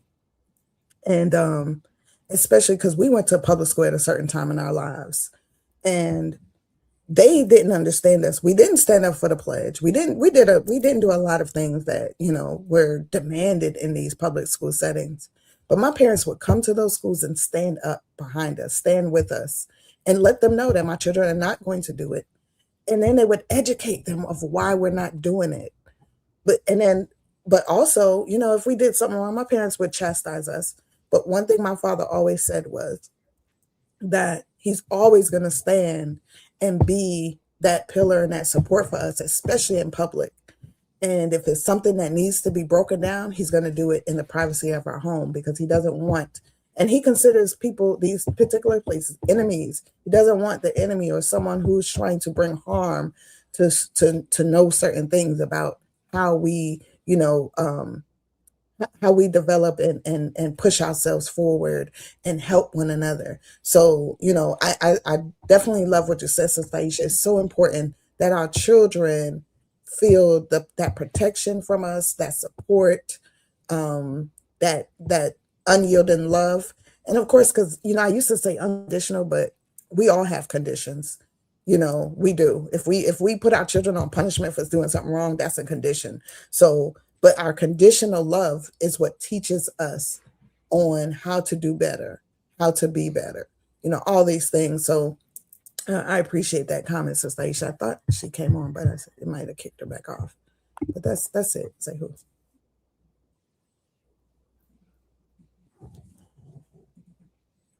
Albert, you frozen? All right. Okay. Shalom, shalom. Thank you for that portion of information. She wasn't teaching, y'all. She wasn't teaching. For those who got a problem with women teaching, she wasn't teaching. But thank you for that portion of information. I have a question, though. Was she going in and out for you guys, or was she just going in and out for me? Was her screen freezing when she was speaking, or was it just on my end? Because I seen it earlier. When she did it earlier, I interrupted because I thought she was off screen. But then another sister came back and said that they could hear her. So it just happened for like the last 10 minutes while she was speaking. So was it just on my end, or was it on her end as well? And also, am I going in and out? Imai, can you hear me? Am I going in and out? Kane, but you have frozen for me, and you get choppy sometimes. Like when you play the video, it's choppy for me. But I think for the audience, nothing. We might be experiencing something because, I'm out here on the land where it's really been raining. And then you're out there where the internet, I know, is acting up as well. So, yeah, everybody's saying they're in. Okay, so am I messing up for you guys when I speak? Can y'all hear me? Is my screen freezing for y'all? Oh, they said sometimes you freeze a little. Third grade. Oh, Aim Sukari says both of us are clear.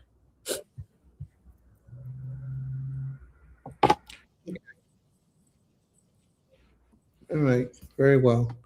May the Most High be praised. Brother Kezu says, my email said we don't stand for the Pledge of Allegiance, and I don't, despite social unacceptance. Yeah. May the Most High be praised. Can I say something to that? I remember at first it started with me and my siblings not doing it, and then my cousins when we all started going to school together. And then the more students would ask us, so why are you not standing for the pledge? And then of course, then we'd start talking to them about what we were taught, like, nah, like we don't stand for that. We used to tell them like that song, it's not for us. Like we would break down the whole song and how it was a lie. And we would ask them, like, when you sing that song, think about the words. Are we free? Are we home of the, of the brave or the slave? Like it was rewritten. There's a version that I've been looking for it, that Queen Mother Audley Moore wrote. She was a Garveyite, right? She was one of his right hands. She wrote a song that she broke down the what is that, Star Spangled Banner or whatever that song is they were saying, right? But she broke it down, and it was so powerful how she broke it down.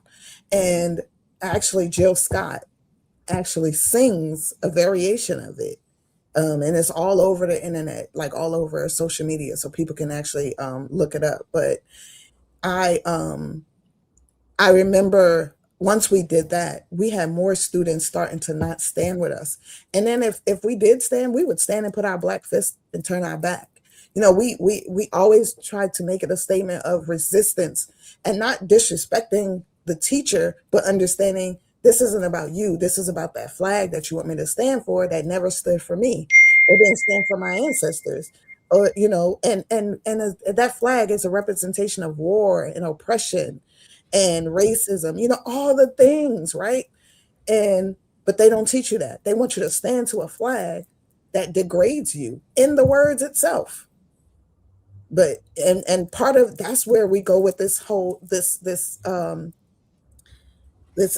what do you call it, mental conversion and underline, what do you call it, I can't even think, my brain is not there, but basically put in the words. If we hear it repeatedly, then we think it's subliminal messaging, right? We hear it over and over and we're like, oh yeah, this is true. And that's why those songs are sung in schools. They used to be sung every morning. Every morning you had to stand up, look at this flag, and sing that song because they wanted you to believe it. And they knew as little children, you're going to believe it because you're not understanding the words. But it takes a lot of power to say, no, we're not going to sing it. We're not going to stand for that. And, you know, I really loved when we were able to educate people, because my parents didn't just tell us something and we did it. We used to have to, my parents say, ask us why we don't do this, so that if somebody asks you, you're able to explain it.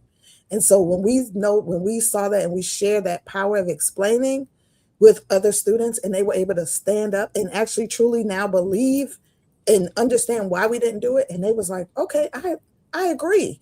You know, we gave them that power. We gave the power back to them. And that's the whole understanding too. When you gain knowledge, you gain a power that you now hold over what you intake in your mind. And so for me, him saying that brought out that, like, that's powerful. You know, words are powerful. Mental anguish, all those things are so powerful. So even the Pledge of Allegiance, no. I'll be in meetings at downtown Sparta.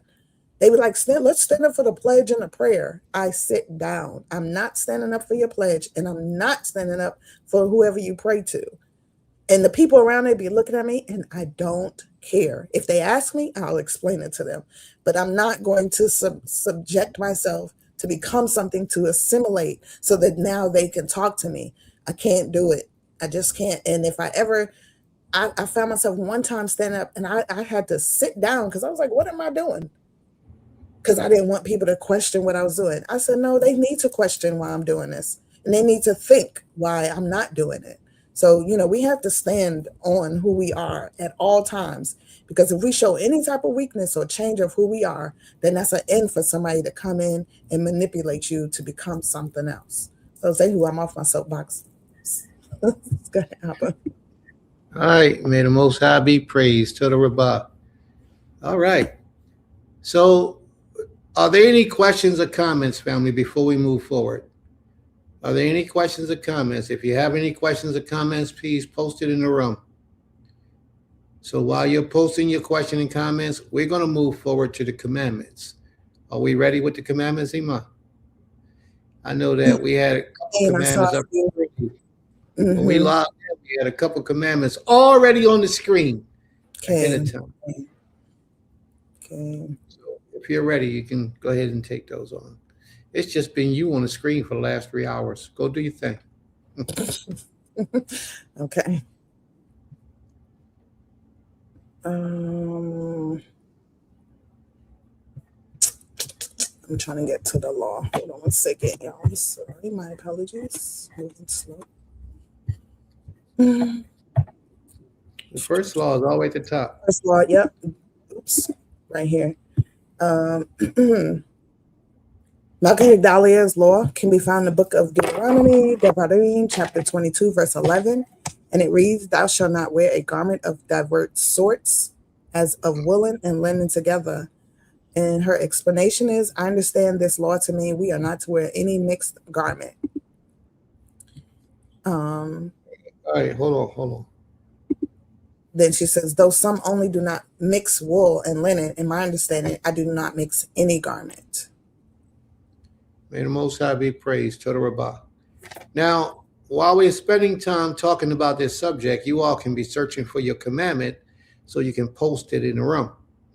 Mm-hmm. There are a lot of Israelites who don't understand this commandment. There's a lot of Israelites who don't teach this commandment.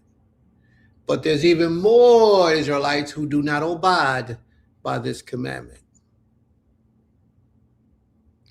All right. So what we have to keep in mind is this. When the Most High tells us what to do, we should just do it and then gain understanding later as to why we're doing it. But there's a lot of people who say, well, I don't understand it, so I ain't going to do it till I get some understanding of it. Therefore, you're sinning against the Creator. So now let's talk. When it says thou should not wear garments of mingled fabric, mixed fabric, it's talking about preserving your mindset. It's talking about preserving your stability and your healthiness of your body.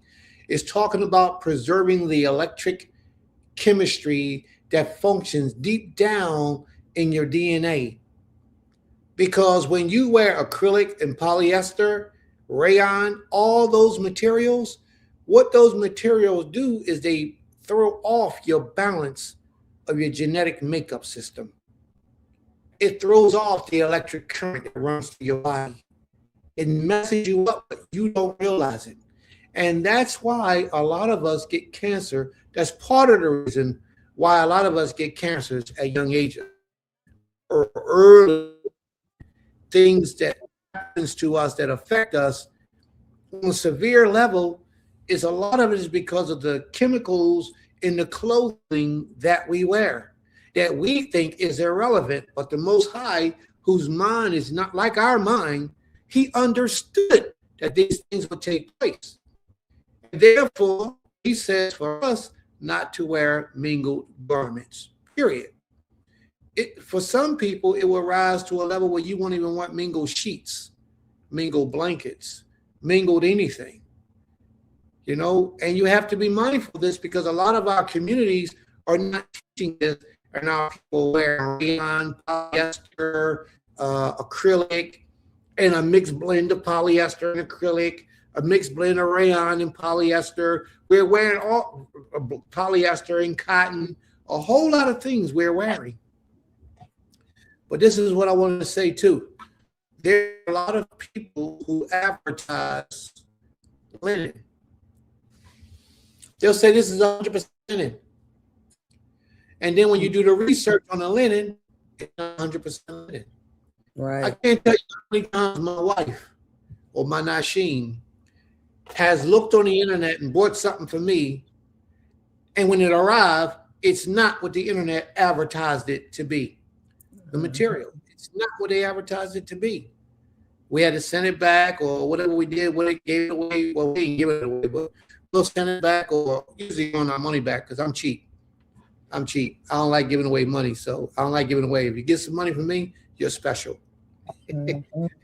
And I do that because every penny that I earn is hardly earned. I bleed, I sweat, I cry for it. So therefore, when I get it, I don't want to just give it away for free, for nothing, unless my brother or my sister is in need of it. But other than that, these big conglomerates, I'm not giving my money away to them. So we're going to send it back, get our money back, and get something else.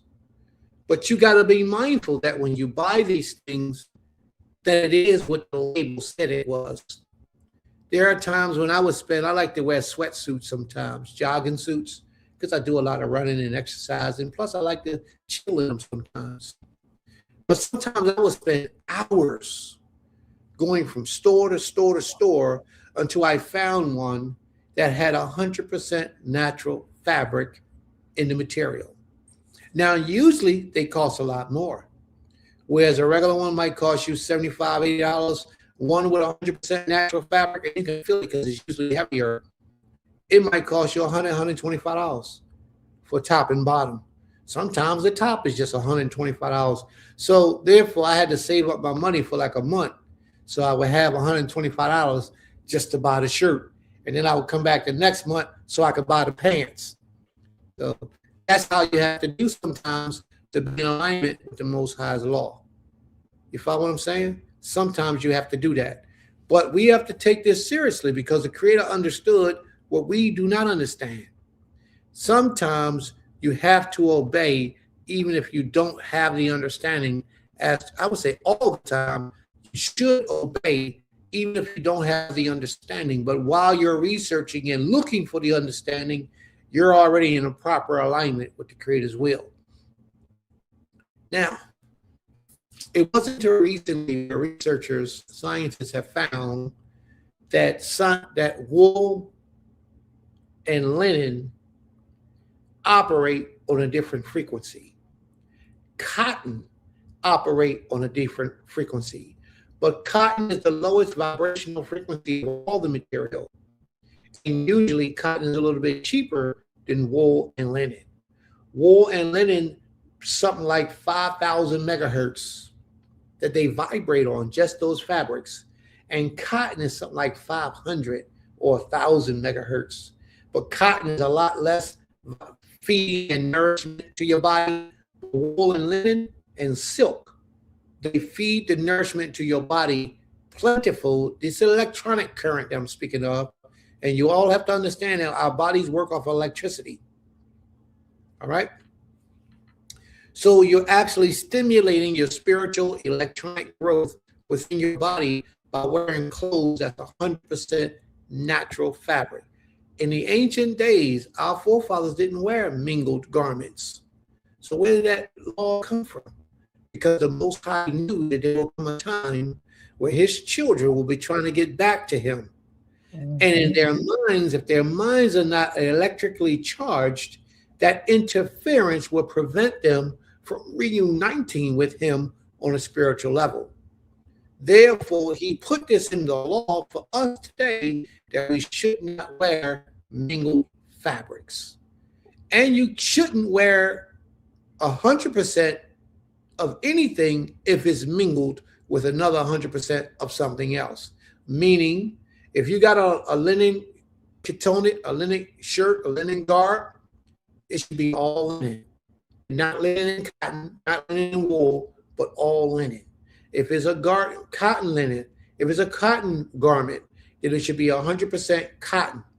If it's wool, there should be 100% wool. If it's silk, it should be 100% silk. No mixed fabrics is allowed for your body to be at a physical, spiritual, electrical impulse or vibrational pattern the best it can be.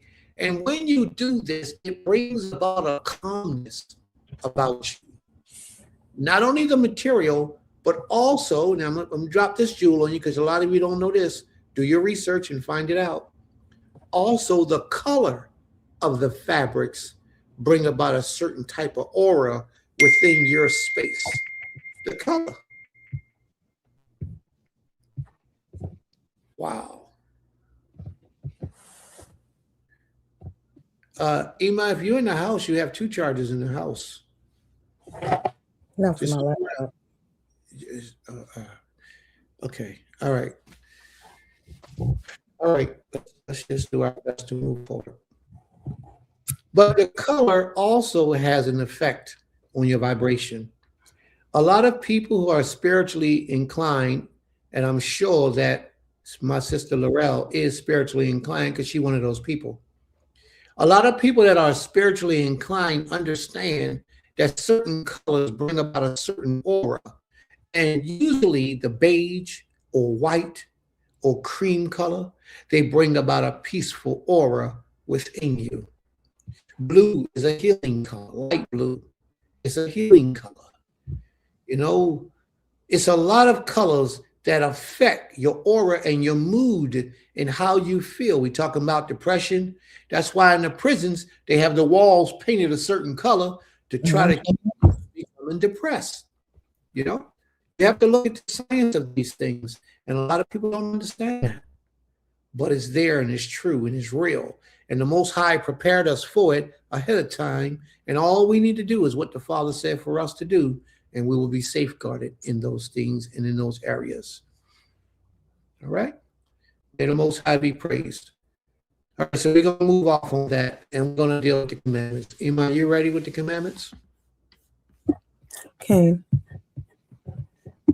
Imam Sukari's law can be found in the book of Deuteronomy.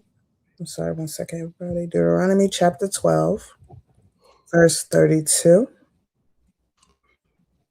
And it reads, what things soever I command you, observe to do it. Thou shalt not add thereto, nor diminish from it. And her explanation is, see that you do all I command you to you. Do not add to it or take away from it. Follow the law without altering it. May the Most High be praised. Total Rabbah. I'm trying to see if it's any more. Deuteronomy 12 and 32.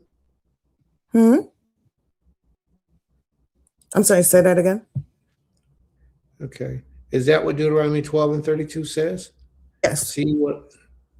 It says, what thing soever I command you, observe to do it. Thou shalt not add thereto, nor diminish from it. Therefore, what she's saying is the laws that the Most High gave us, we should always pay attention to. And therefore, just do them until you gain the understanding of what the Father is mentioning or describing to you. Total Rabbah. But yeah, this question came up from Josiah. Shabbat Shalom, sis. May the Most High be with you and the family. Shabbat Shalom. So she has a question, and it's from Malachi 4, I guess. It says, parents with children that are separated, do the children automatically return to the father, even if he isn't present by will? Let's turn to Malachi chapter 4, please. Yeah. Because I think this is being misunderstood. But let's read what Malachi chapter 4 says. All right. You want me to read it? Yeah. Sister Josiah, you still with us? What is like 32 verses, Malachi chapter 4? No, it's 6 verses. Okay, go ahead. All right. Malachi or Malachiah chapter 4 reads, for behold, the day cometh that shall burn as an oven, and all the proud, yea, and all that do wickedly shall be stubble. And the day that cometh shall burn them up, saith the Most High of hosts, that it shall leave them neither root nor branch. But unto you that fear my name shall the Son of Righteousness arise with healing in his wings, and ye shall go forth and grow up as calves of the stall. And ye shall tread down the wicked, for they shall be ashes under the soles of your feet in the day that I shall do this, saith the Creator of hosts. Remember ye the laws of Moshe, my servant, which I command you unto him in Horeb for all Yisrael with the statutes and judgments. Verse 5, behold, I will send you Elijah, Eliyahu, the prophet, before the coming of the great and dreadful day of the Creator. 6, and he shall turn the heart of the fathers to the children, and the heart of the children to their fathers, lest I come and smite the earth with a curse. So this, Sister Josiah, I think that's what you're talking about. And as I stated, there's so much being misunderstood there. Okay. Returning the hearts. The heart, the word in Hebrew for heart is lab. The word for mind in Hebrew is lab. It's the same word. And in this instance, it's saying return the mind of the children back to their fathers. And what is, read that verse again. Does it say father singular or father plural, Ima? Father plural, fathers. It only means to recall them to rethink their actions and respect their fathers in a mindful way. It's causing the children the fathers to turn back to their children, because it's causing their minds. You know how many males we got out here today, that's fathering children and don't do anything for them, don't even think about them. So this law, this Eliyahu, this image or this spirit of Eliyahu, like what we're doing today, is going to come into the person's mind and cause their mind to return back to their duties and responsibilities of their children. This has nothing to do with the physical taking away a child from a mother. It's not that. It's the spiritual mental equivalent of returning a child to its parent. The spiritual mental equivalent. That means that the child will honor their father once again because they'll be thinking about the commands that their father gave to them, the influence that their father has on their lives, and the father's, his mind will be returned back to his children because he will remember that he has a duty and responsibility to his children. And that is what's drastically missing within this earth today with our people. We are so disrespectful as males to that which have come out of our loins. Extremely disrespectful. But also, we're disrespectful to the women who lay down and risk their lives to give us these children. And we have to be mindful of these things. Every time a woman lays down to bear a child, she's risking her life. Every time. That's right. Spiritual, mental equivalent. That's correct. That's exactly what it is. It's not talking about on a physical level. It's not talking about on a physical level at all. So don't let anyone twist these scriptures and throw them at you and say, see, this is why. A man is going to have his children. A man ain't going to let his children go. So if a man is in a relationship with a woman and he needs to divorce that woman, them children are going to be with him. And if he doesn't, then he needs to go get them because it's his responsibility to raise his seed. It's just that simple. I would say especially if it's a man child. If it's a female child, it ain't so much because the females need both parents, just for the record. All children need both parents. But a female child needs to learn from her mother more than she can learn from her father. The father really needs to provide for the female child and be there with her to show her the side of a man's love toward her and what to expect in life. She needs to be up underneath her mother all day, every day, so she can learn how to be a woman, how to be a caretaker, how to be a nurturer, how to be respectful, how to care for people, how to love for people with the emotional aspect. But her father, on the other side, needs to teach her everything of what to expect and what to look for and how to honor a man. So those are two different things. But that's just Prince's opinion. That's how Prince rolled. That's how I see. They actually need both parents in their lives. It would be best if we could put down our differences and we come together and work together for the benefit of our children, as opposed to us separating and going in our own different direction. And I'm over here with whoever else, and I'm ignoring children and not providing for my children because I'm upset with the woman that they're with. I lay down and had children with. It's disrespectful, is wrong, and it shouldn't exist. May the Most High be praised. Toda Rabbah. Amen. All right, moving on to Zaquina Kenya's law can be found in the book of Genesis chapter 3, verse 8, and it reads, "And they heard the voice of the Most High, the Creator, walking in the garden in the cool of the day, and Adam and his wife hid themselves from the presence of the Most High, Creator, amongst the trees of the garden."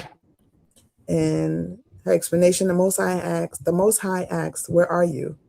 People hide because of guilt, shame, fear. And then she put Proverbs 15, Jeremiah 23. The eyes of the Most High is everywhere, viewing evil and good. 2 Chronicles 16:9.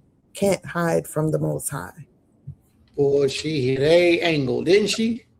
May the Most High be praised. She hit every angle. And that's what can't hide from the eyes of the Most High. And then Sister Wife, Leviticus 19, verse 3 reads, "Ye shall fear every man his mother and his father, and keep my Sheptot. I am the Most High, your power." And her explanation is calling attention to the first half of my commandment. Honoring your parents is not only required, but good for the soul.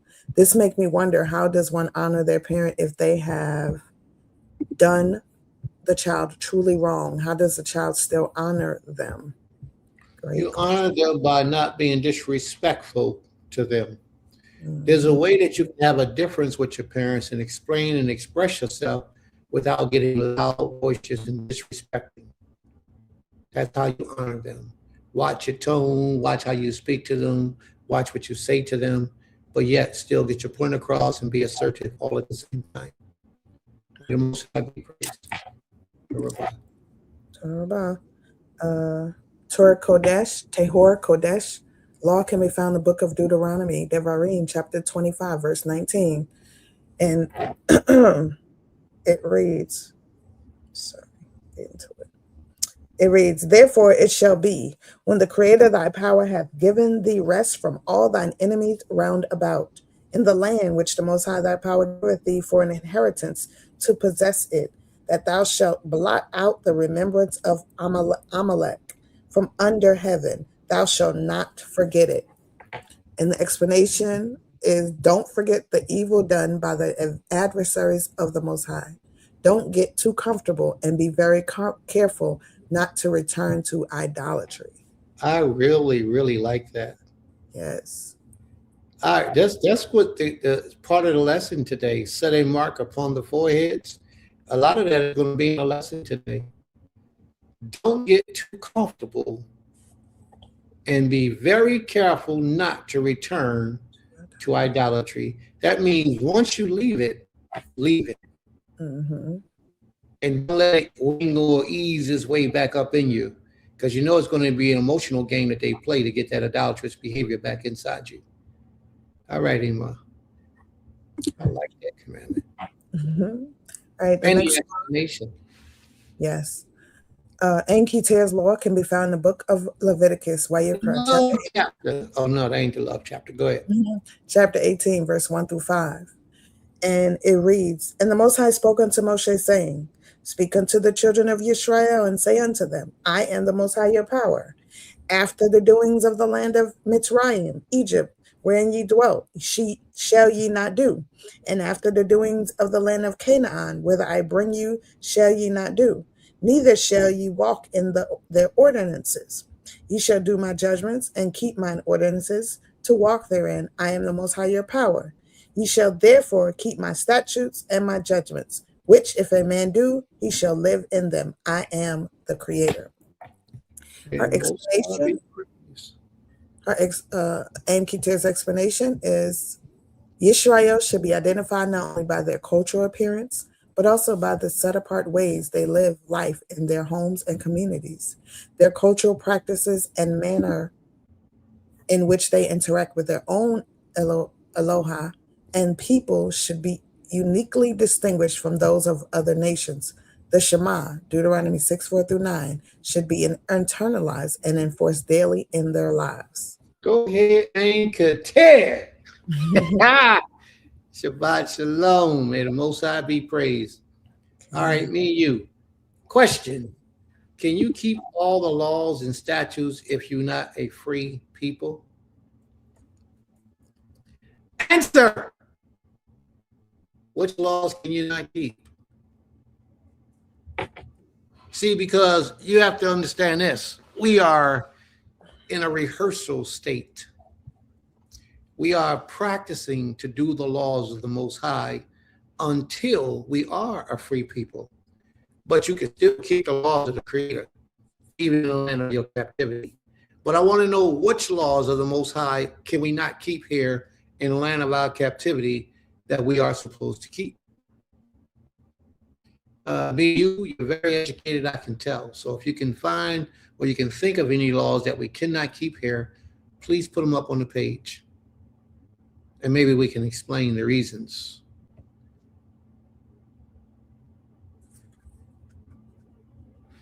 All right. I don't know if this is a commandment of yours. Adversaries of the Most High. The Most High had not have an adversaries. This is true. The Most High doesn't have adversaries. Man has adversaries, not the Most High. But I want to see if we can get an example to your first question that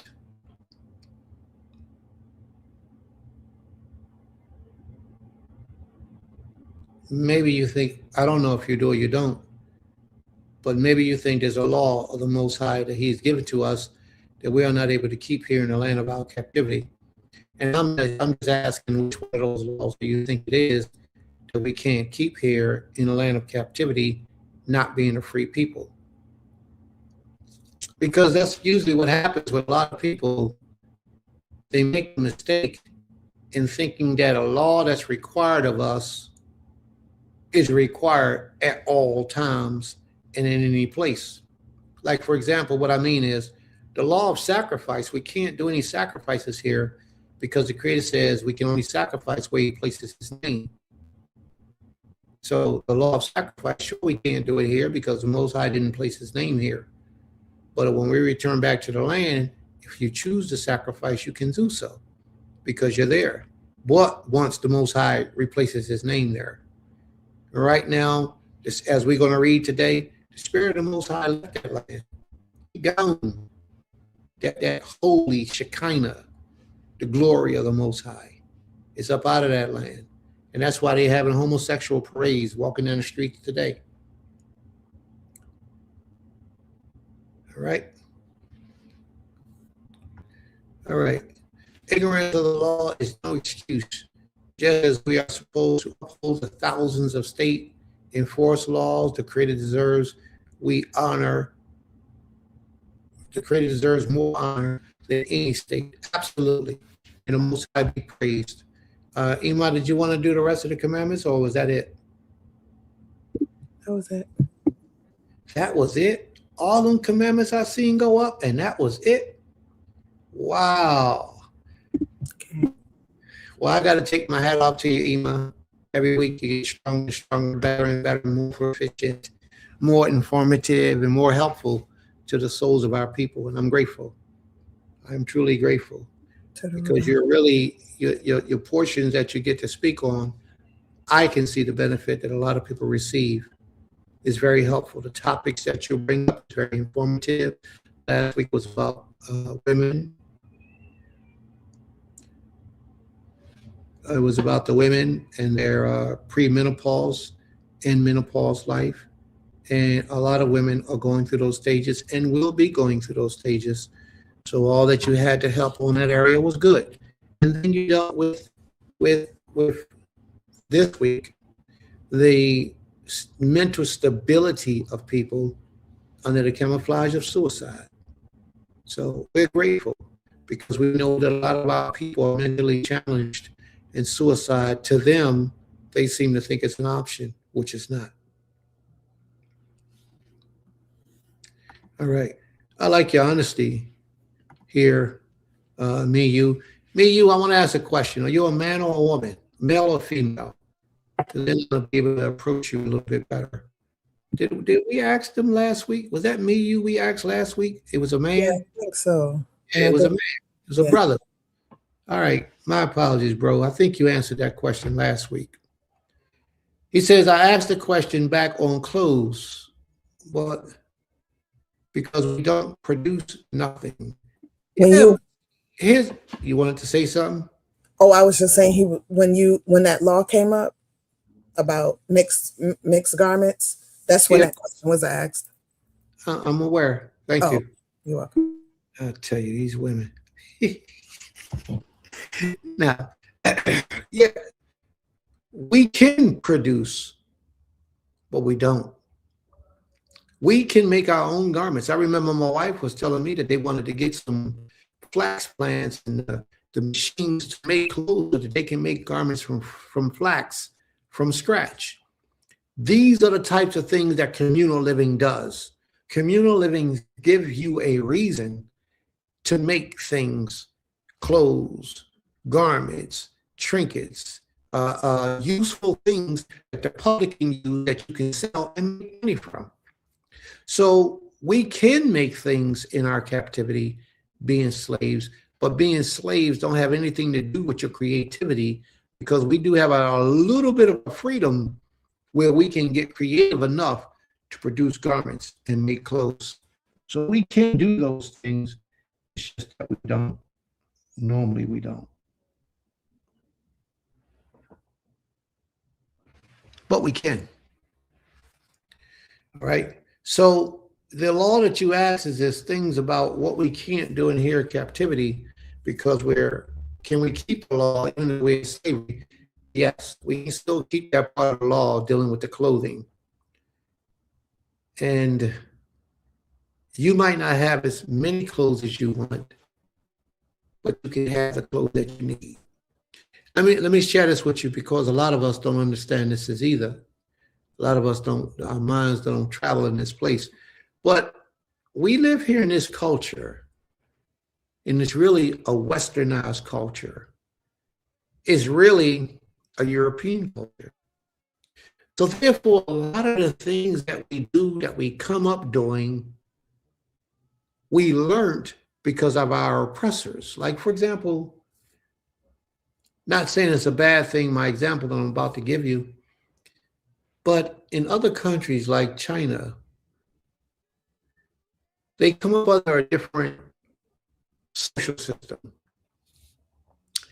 And in their social system, it's okay to eat dogs and cats and rats. We didn't come up under that social system. The social system that we came up under, it's not okay to eat dogs, cats, and rats.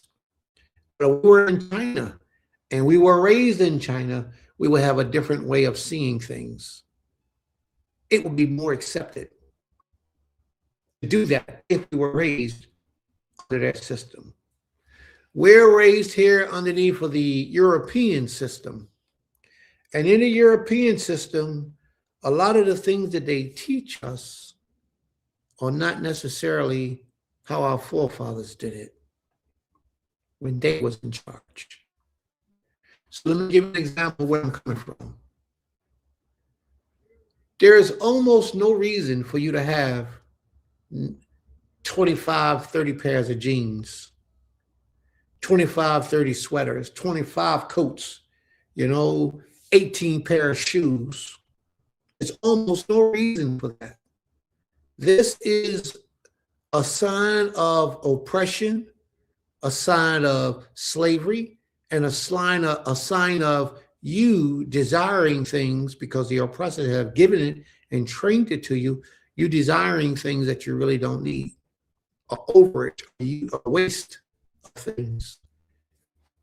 I come up, I got clothes in my closet that I ain't wore in the last 3-4 years. I have clothes in my closet that I ain't wore. Part of the reason for me is because I don't throw nothing away. I very rarely ever throw anything away. I got clothes that I have for the last 25, 30 years in my closet, in my drawer, put away. Usually the things I throw away are socks and underwears because they get worn. But my clothes, I even got ripped up work clothes that's still in my drawer. It's ripped up. That's still in my drawer. Because usually I don't throw clothes away, but I know that I need to. But there are people, and I know people, that the Western mindset is so deep on their minds that they'll wear a pair of pants one time, never get them washed, never get them clean, but they won't put them on again. And they buy clothes sporadically like that, and it's a part of survival for them. Shirts, hats, jackets, sneakers, clothes, one wear, and that's it. It's a wrap. They won't wear them again. They don't wash them. They just throw them away. And they go out. They're steadily on that hustle. They go out and they go and buy new things so that they don't have to wear the old things that they consider a week old, but they won't wear them again. That's the poison in our brain that's affecting our thinking. And it's a wastefulness. All that money you're spending on clothes is unnecessary. But because we've been westernized, we think that we need multiple. Now, the majority of us is probably not that bad, but I promise you that the majority of us think that we need a whole lot of pants, a whole lot of shirts, a whole lot of shoes, and a whole lot of other things to be in our closet for us to be happy. And we don't. We really don't. We don't need all of that. We want all of that. And a lot of times we want all of that because of the way it makes us feel. Not because of the quality of the thing, but because it's a popular brand, the name brand. We want people to look at these things and think, oh, he got money. Oh, she got money. Look what she doing. I got a truck. I bought a truck a little while ago, and I promised that I wouldn't buy a truck until I accomplished a certain thing. Well, I accomplished that certain thing, so I now had the opportunity to go get me a truck. That truck that I brought serves about 8, 9 purposes in my life. I didn't just buy a truck just to buy it and look good. I bought a truck that serves a purpose for a need in my life that I had, so that that truck can fulfill it, so I ain't got to keep giving my money out to everybody else to fulfill that need. So when I spent my money, I spent it wisely. At least I did my best to spend it wisely. How many of you driving vehicles today that are not serving the purpose that you need? Like if you got a car, but you need a truck. If you're driving a truck, but you need a car. And you know, a certain type of truck that you need, something that can carry the weight, all the burdens and things that you see. We don't buy strategically because we don't think strategically, because the Europeans didn't treat us this way or teach us this way. All of this is stemming from the question that was asked about the clothing that we wear. So to get back to the point, basically, we have too many clothes. So if we kept it biblical, yes, we can keep that law here dealing with clothing, because we wouldn't be too worried about buying a whole bunch of fancy things, store-bought, name brand, all those type of things, taking our mind somewhere else. We will just deal with quality and things that's going to last. So that 100% natural thing usually lasts better, as long as you don't put too much heat to it to cause it to shrink. But those things usually last better. That's another reason why Father told us 100% natural fabrics. All right. So I was about to go into a whole lot of other stuff and a whole lot of area, but those conversations will be for another day, different day. Ima, was there anything you wanted to discuss before we move forward?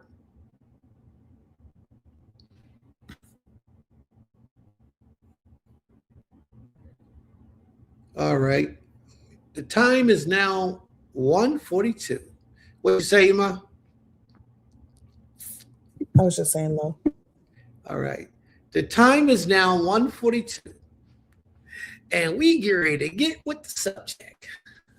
Set a mark upon the foreheads. Wow. Set a mark upon the foreheads. All right. You know, here at Beulah and at Temple Kepharim, we try to educate our people to prepare them for the future. So we're going to deal with some things that's really going to prop you up for your future. We're going to start our reading today in the book of Ezekiel. We left off at the 8th chapter. Okay. Now, Ezekiel, again, for those who may not remember, Ezekiel was a prophet. But before he came into the gift of prophecy, Ezekiel was born the Levitical priesthood. He was born a priest. His father's name was Bozi, I think his father's name was. Something like that. I can't remember exactly, but it was like Bozi or Busa, something like that.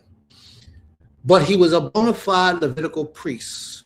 And for those of you who might not know, 90% of all the prophets that we have in the scriptures were priests or out of the Levitical order, Levites.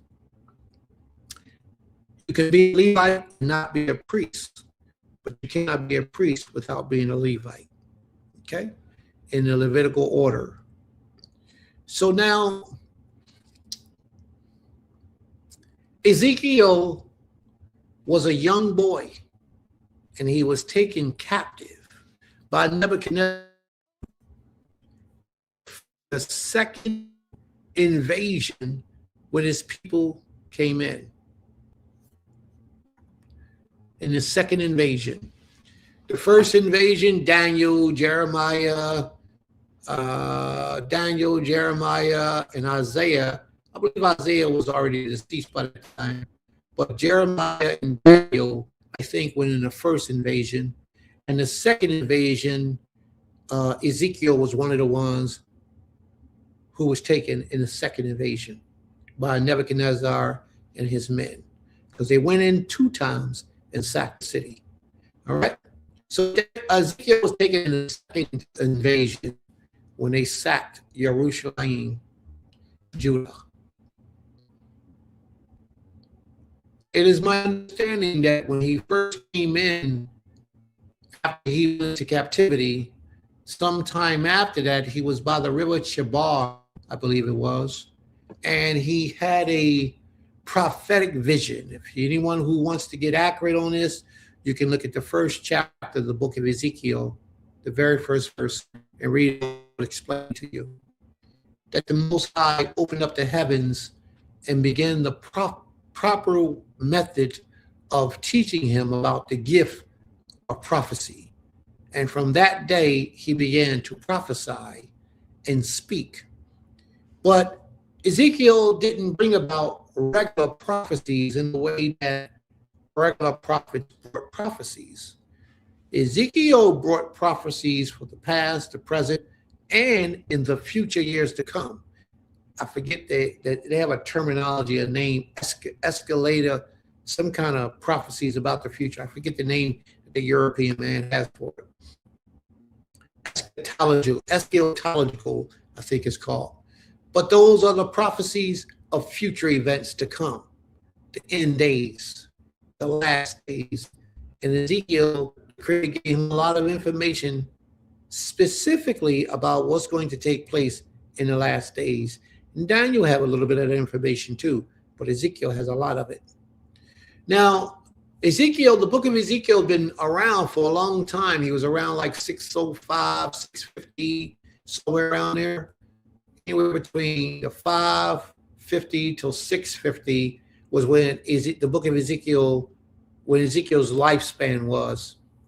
But what happened was the book of Ezekiel had been out for so long that the Greek writers and authors of the New Testament, Greek writings, had actually had the opportunity to read the book of Ezekiel, put their twist on it, and come up with things that they came up with, and then write things to make it look as if they had a gift of prophecy based on what Ezekiel prophesied of in the scriptures.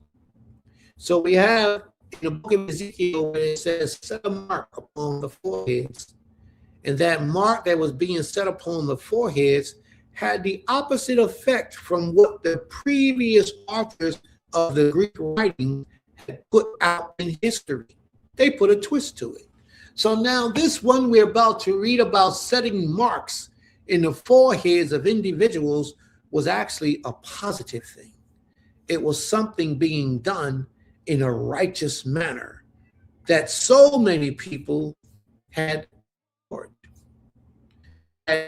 chosen not to participate in and to not be a part of. So let me get what I need to get us so that I can properly, and you're probably saying, what this got to do with the book of Ezekiel? You will see in a moment what I'm about to present to you, what it has to do with the book of Ezekiel. Let me pull it up, please, because I got it just for you.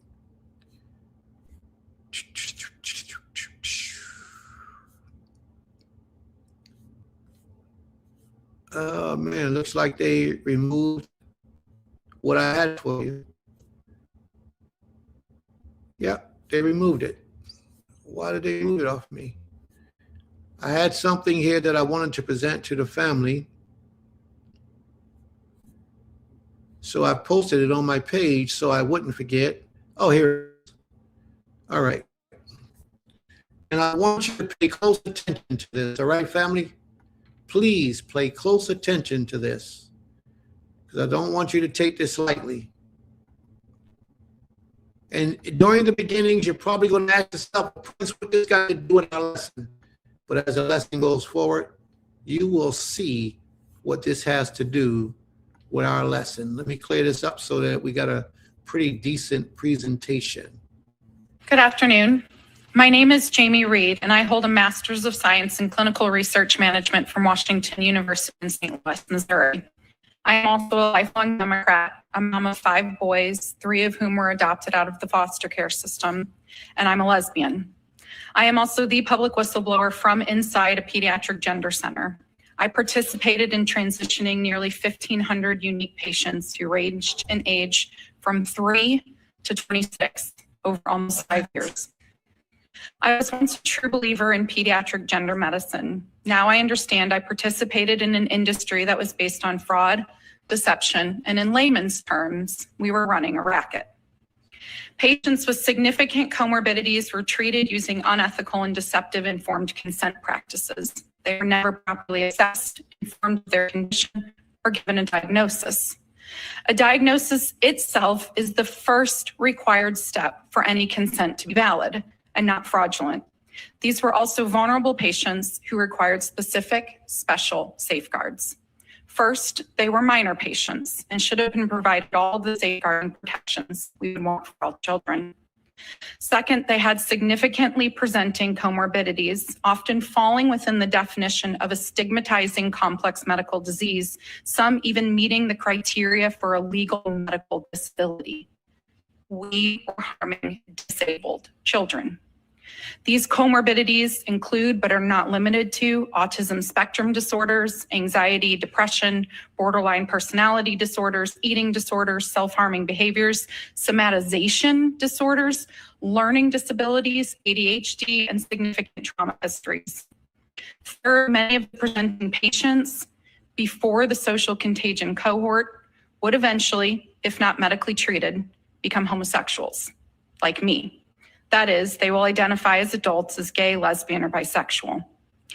I might hold a Master's of Science in Clinical Research. That's not a requirement to understand the basic concept of medical diagnostics. Parents and the public have been deceived into believing that these assessments are diagnostic, that they're consistent, that they're comprehensive, and that no child is ever receiving treatment without one. If the assessment met the criteria of consistent, comprehensive, and diagnostic, the diagnostic provider should be able to easily produce their assessment tools, give them to the FTC to be analyzed, and they should also be universally consistent across all of our states. This has never happened. And they have not shared any data to show what percentage of those presented are being told no, because this is not happening. I personally witnessed the consequences of prescribing these treatments without proper informed consent. One of my patients, after her radical bilateral mastectomy at 19, called begging for her breasts to be put back on. This harm has not been contained to children or minors.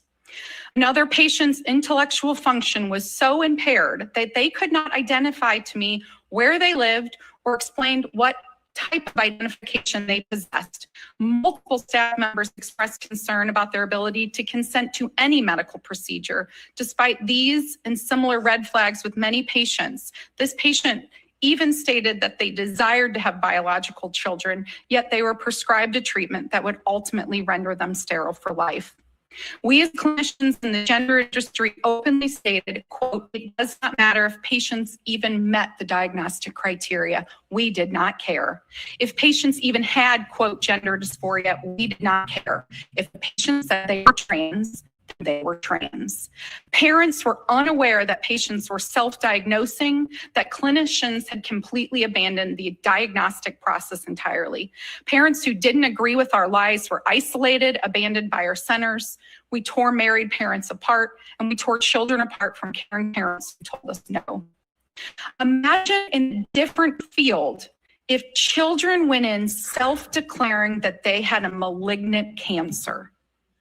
If they went to an oncologist and that oncologist, without labs or biopsies, if that child demanded to go through chemotherapy and surgery, that the clinicians would comply.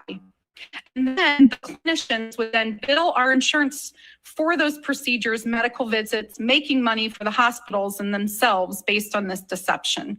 This is precisely what we were doing in the Gender Center. And then we expanded this deception into a racket. We created a specific list of affirming therapists who would do exactly what we wanted. A therapist could only get on that list if they would comply. We needed a letter for insurance, so guess what we did? We wrote it. We made it fill in the blank, we pre-drafted it, and I know this because I am the one who not only created this letter, but I emailed it out to all of those same therapists for hundreds of our patients. I wish I could say to you that I became a whistleblower the first time I heard the nurse say, but Dr. Lewis, we are committing insurance fraud. Because that was said and I didn't. I wish I spoke up sooner. The final death blow to my ethical medical soul, and what finally led me to speak up, is that we significantly harmed our patients. We didn't just deceive them or their parents. I hurt children. And I said to that same Dr. Chris Lewis, Chris, we are harming patients. And he said, I know, but what do you want me to do about it?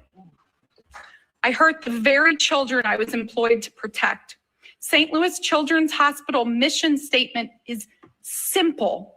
St. Louis Children's Hospital will do what is right for children. We did not, and all of us must now reckon with what we have collectively done.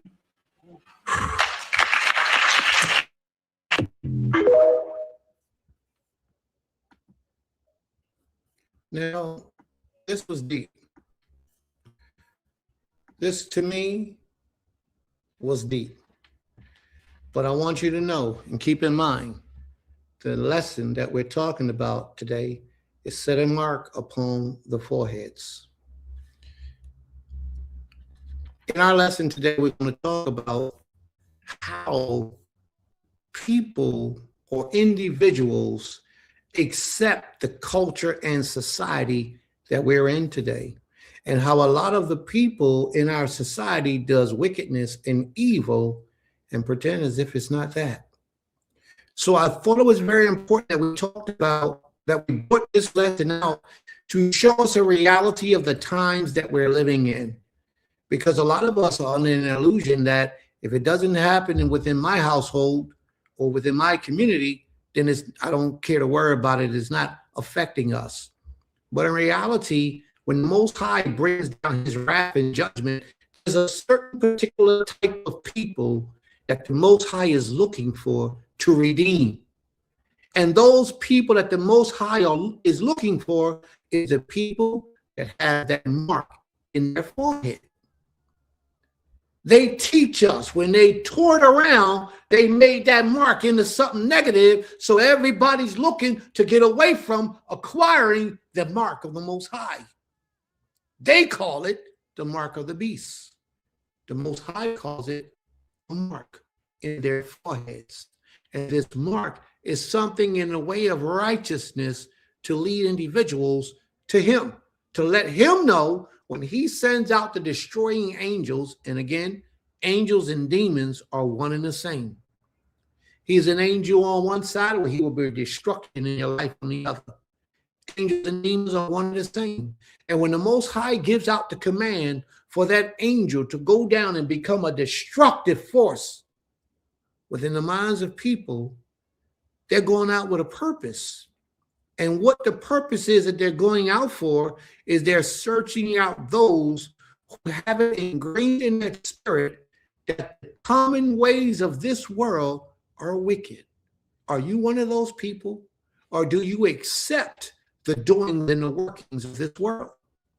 This woman just got on here and testified that she was a part of an organization that will take children. If you notice, she mentioned a lot of mentally disturbed children. They will take children and take their sex organs away. Even sometimes, if the parent says, no, don't do it, they will do it anyway. Those was her words. This is the type of world that we are living in today. This is a reality that we're living in. This place is wicked beyond your wildest imagination. Sodom and Gomorrah got nothing on the United States of America. But it ain't just the United States. It's the majority of this world that we're in today. This time that we're living in is a very interesting time. But it's a terrible time. And the majority of the people do not have the mark in their forehead that's going to cause them to receive salvation from the Almighty. This is horrible. A horrible thing. I appreciate you shedding light on this knowledge. This so-called mark we have been brainwashed to avoid is actually the seal of our salvation. Absolutely. But a lot of people don't understand it because they took that mark, rewrote it in that new book that they got out, got everybody believing in the deity of that new book. We're going to talk about him too. Got everybody believing in that deity of the new book and twisted everything around to make you fear receiving that mark just to keep you in a state of sin.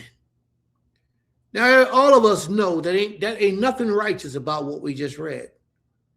But there's even greater sins than these that the people are committing. Do you know how many, just for the record, while we get into our lesson today, do you know how many children go missing every year? Kidnapped and taken from their household, their parents don't see them again in life. Do you know how many children? It's hundreds of thousands of children every year. I'm talking about our people. Every year. I think Atlanta itself got like 96,000. It's hundreds of thousands of children worldwide of our people that go missing every year. Every year. But you know what I've learned recently? That a lot of the people who take them look just like me and you, people of color. I've just seen one documentary. I wish I would have recorded this, threw it in my thing so that I could have played it, where it talked about a young lady who was just found in Philadelphia. She was kidnapped from another state. I don't remember exactly what it was, the state where she was kidnapped from, but they just found her in Philadelphia. And I don't even know how they found her. I wish I would have really paid attention to the story so I could have presented to the family a lot better than what I'm doing right now. But they just found her and they showed a picture of her abductors, the people who took her. And they were both people of color, an older man and a younger man. They were both people of color who took her to where she was from one state to another and began to sexually assault her and sell her out for prostitution. It's horrible, but this is real. A lot of our people who look just like you and me are guilty of these types of atrocities to our own people, not just to our own people, but to any people. A lot of us are guilty. So when we're reading these scriptures today and the Most High is talking about the sins of the people, I want you to add a lot of these things in. The real life things that you know that goes on right now in your life today. We got an Israelite brother that I knew of who is currently doing time for kidnapping young women. I mean, not just kidnapping, selling them as prostitutes on the open market. This was an Israelite brother that we walk with, we talk with, y'all probably listen to his songs. Israelite brother. And the brother was a good dude as far as I knew. But over the years, he became somebody else. And when he grew up, he became that somebody else. He became a victim of everyday crime and life in America.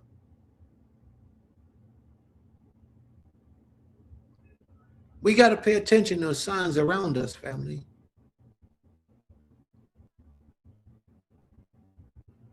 We got to start paying attention to the things that are directly affecting us as a people. And not enough of us are doing these things. So we're going to read today. And I'm going to do my best to enlighten you to the realities of these things. Do my best to enlighten you to the reality of this life that we're living in. But when we read Don't just think that Ezekiel, the prophet, is talking about the other people. He's talking about us. And he's talking about in this day and time.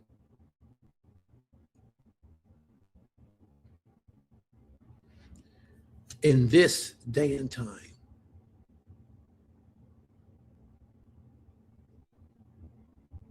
May the Most High be praised.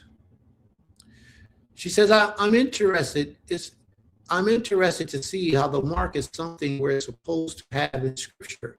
Remind me of the first Passover when the Most High commanded the blood as a sign for the death angels. Absolutely. Absolutely. I think I know who you're speaking of. I wrote him in prison to encourage him. My support was rejected.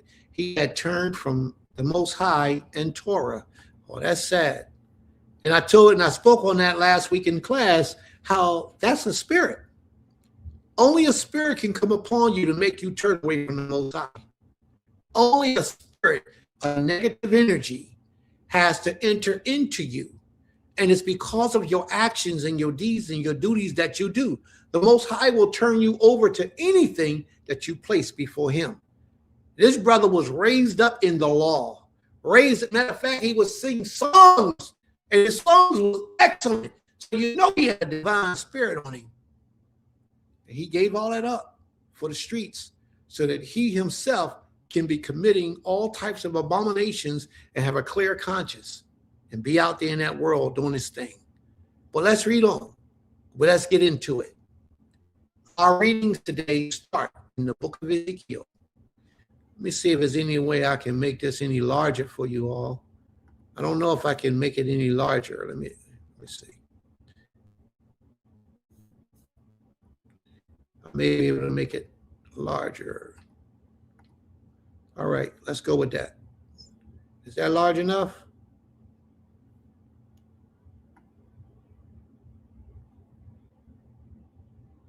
All right, there we go.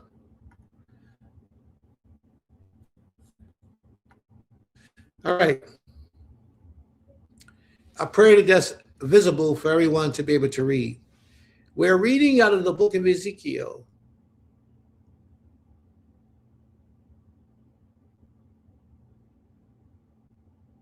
The 8th chapter. This is where we left off at.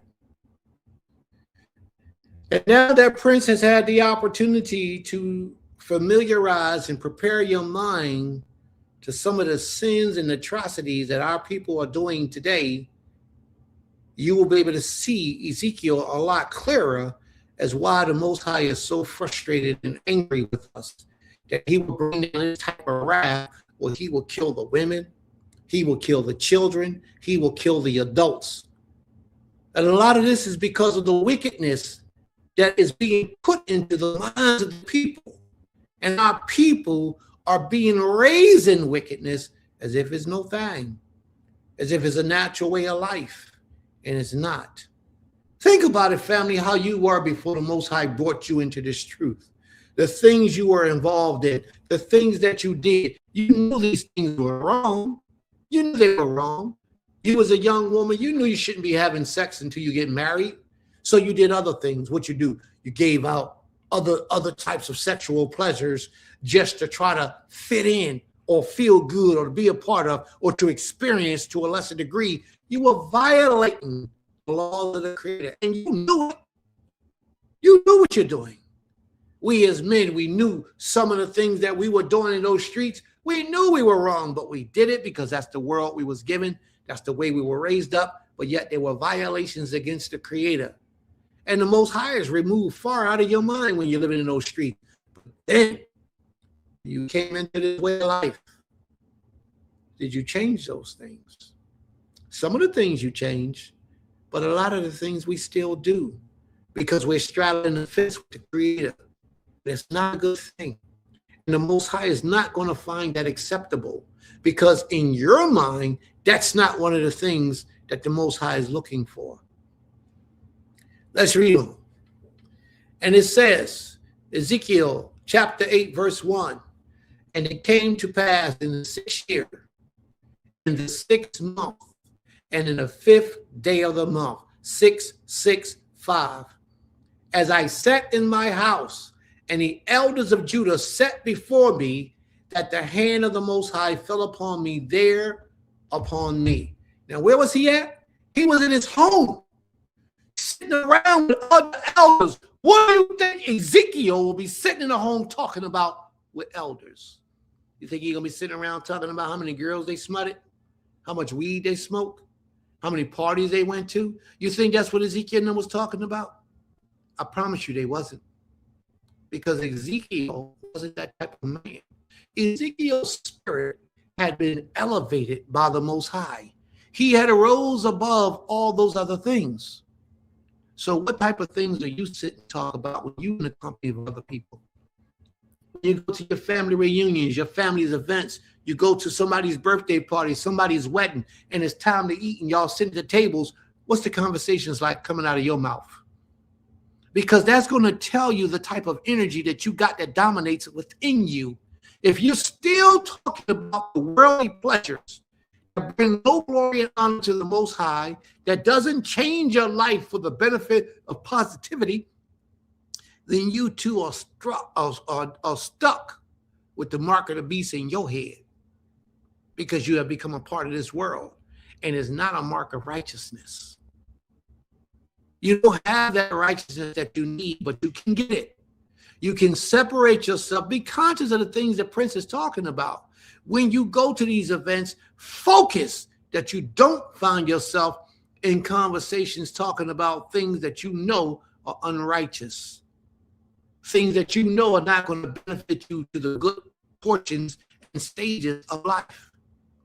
If you're trying to fit in with everybody else, there's an issue there, because the majority of the people about wickedness, although some to different levels, higher, stronger, lesser, there are different levels of wickedness, but very few people out there in the world that you assimilate with are really trying to live on a righteous path.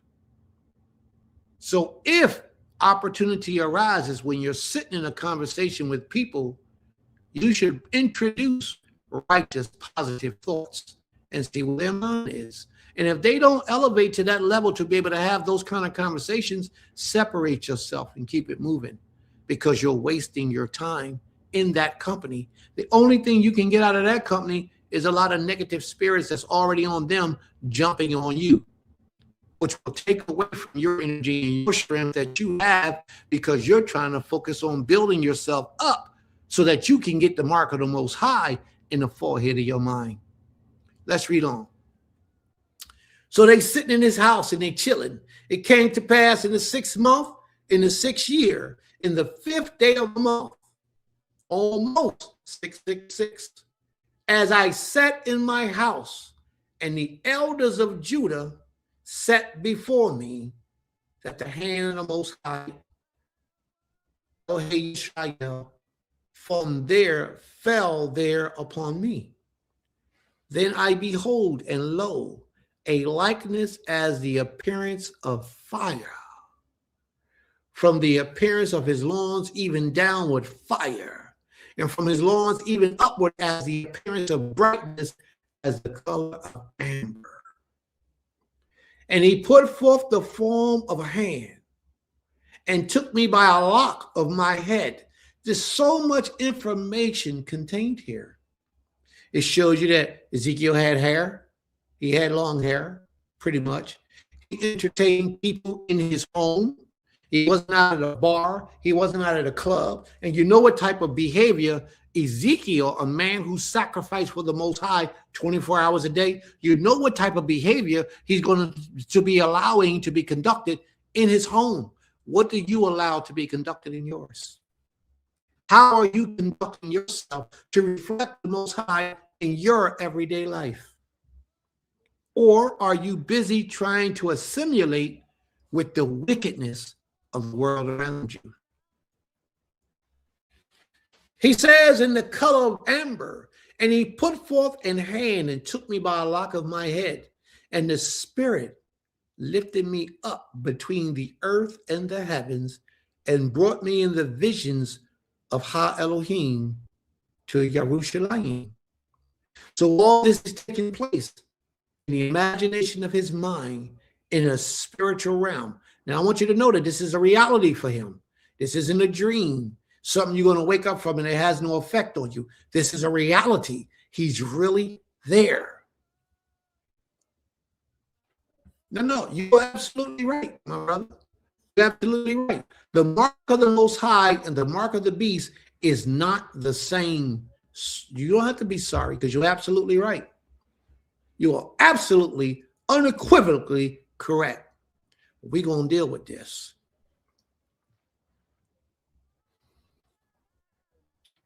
He took him to Yerushalayim.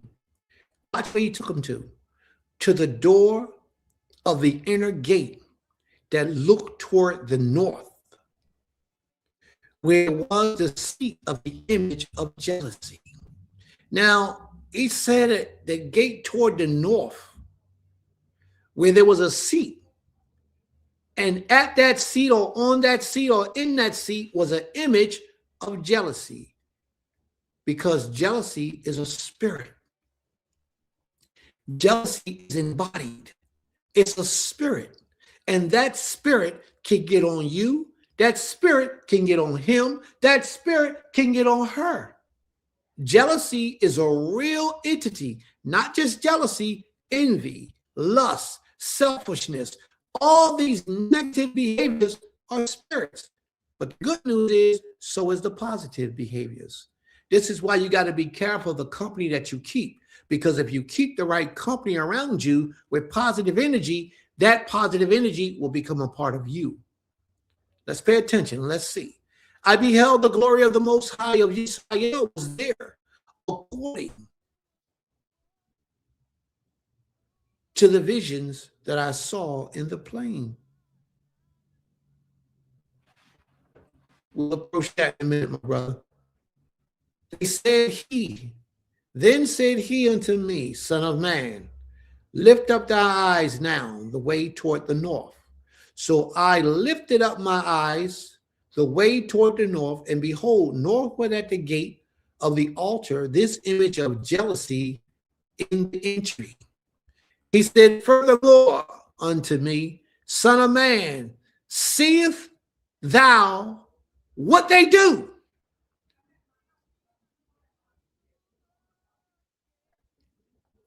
Even the great abominations that the house of Israel committed here, that I should go far off from my sanctuary. That spirit of jealousy was a spirit of jealousy provoked by the people of practicing idolatry, that the Most High became jealous. It made the Most High sad to see his people committing such whoredom.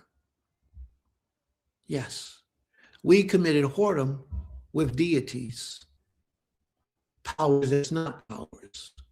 We gave the Most High praise, glory, honor, and respect to deities. Let me address this brother's questions, because this brother has a question here. Let me address it. The mark of the Most High and the mark of the beast are not the same? Absolutely. And angels and demons are not the same. But I'm out because I don't want to come out as argumentative. So I wish y'all, well, brother, you still here? Don't do that. That's not good. It's a lot of lesson for you. If I tell you what, if you think you already know everything, then go ahead. But I don't think you're that kind of person.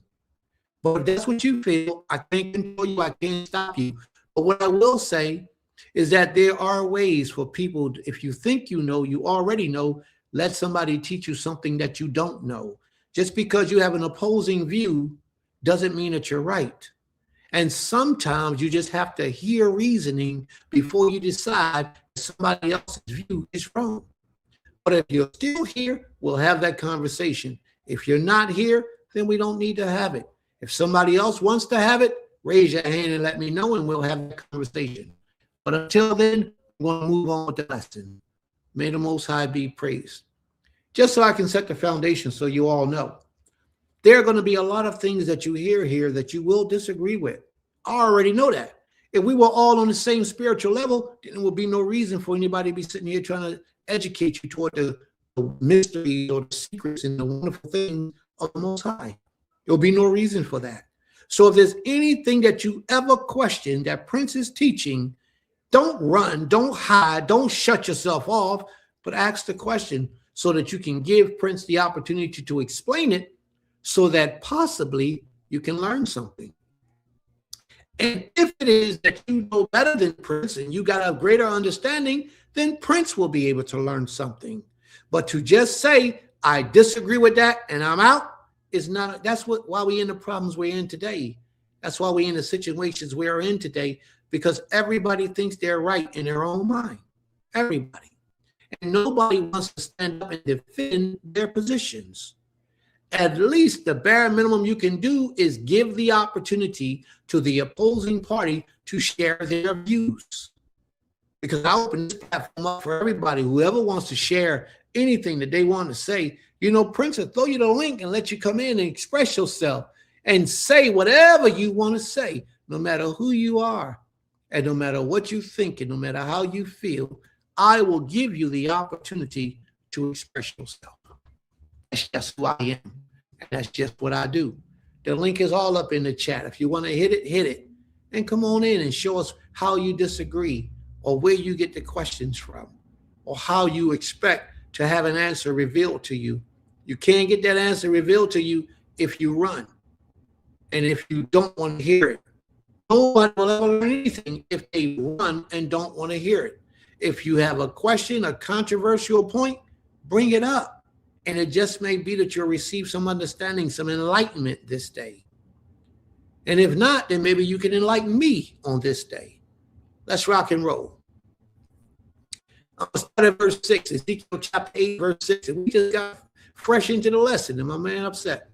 He said, furthermore unto me, son of man, seest thou what they do, even the great abominations that the house of Israel committed here, that I should go far off from my sanctuary.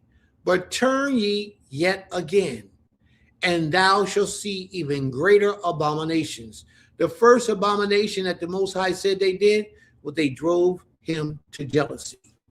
They allowed the spirit of jealousy to be risen up in his holy abode because we, the people, the chosen people of the Most High, wanted to practice idolatry.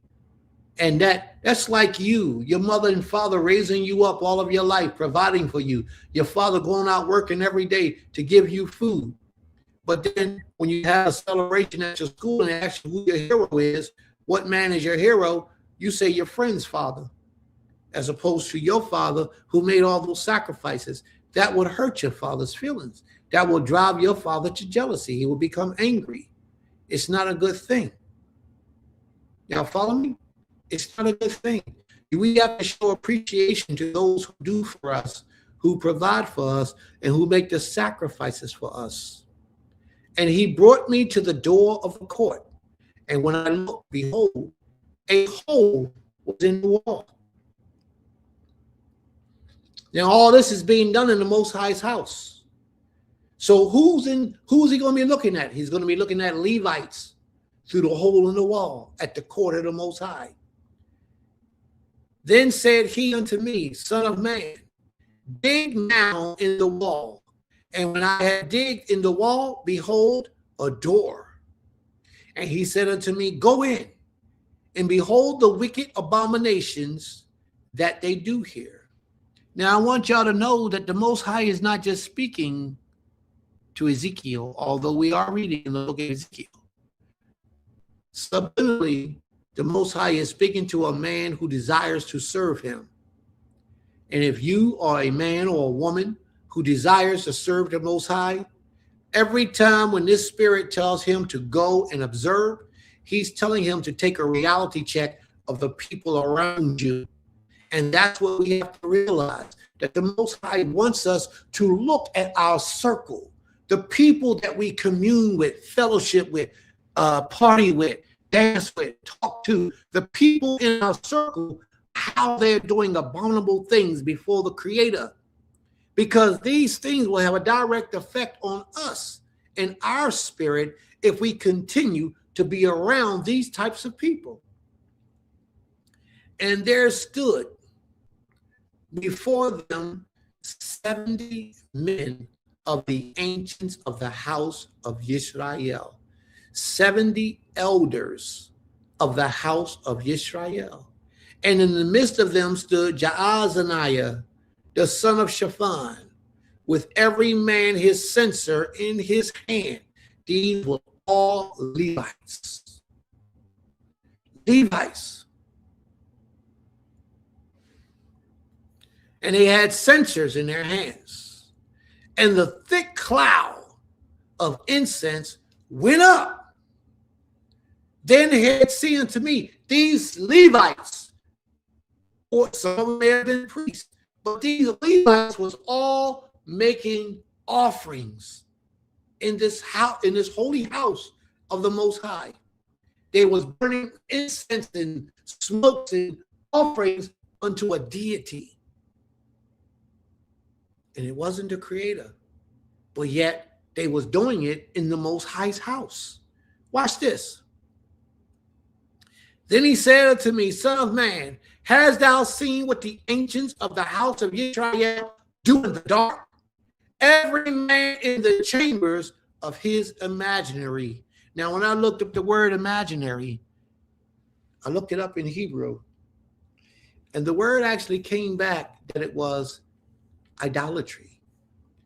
That every man was actually practicing idolatry, and if you interpret the scriptures correctly, they're practicing idolatry in their minds. Let me see if I have that for you. Yes, the word here should be mashpit.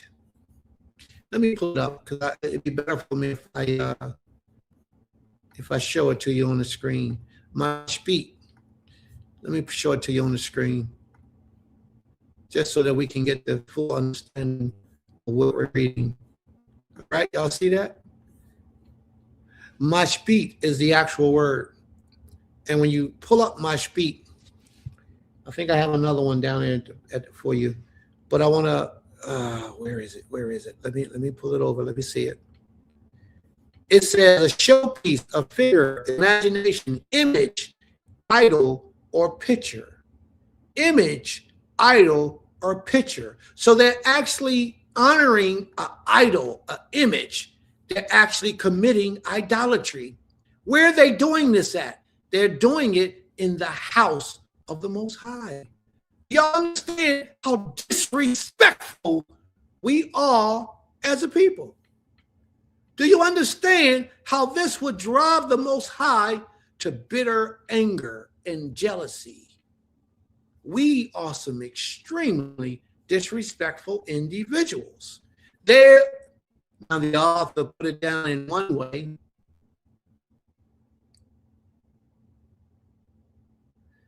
The author put it down one way, but that's not the way.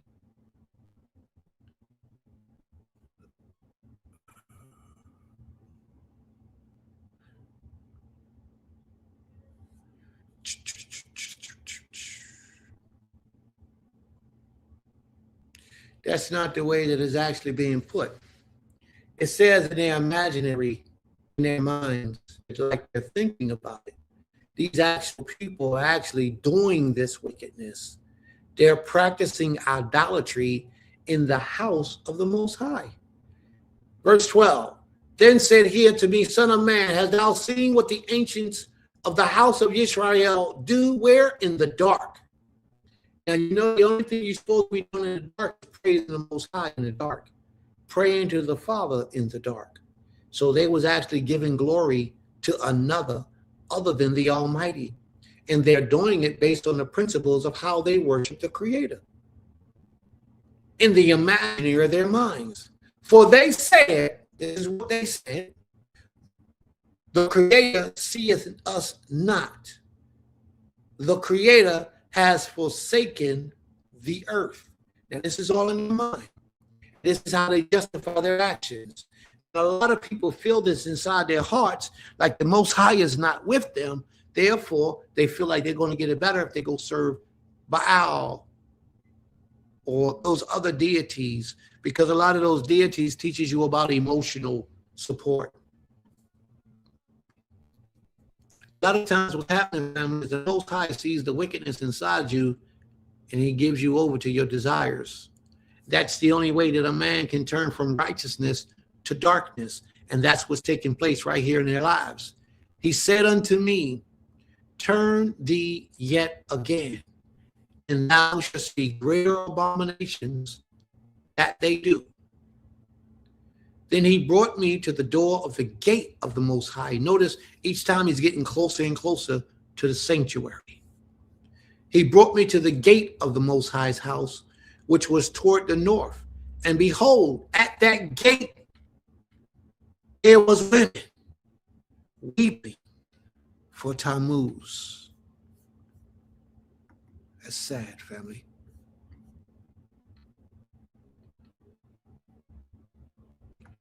At that gate, there were women weeping for Tammuz.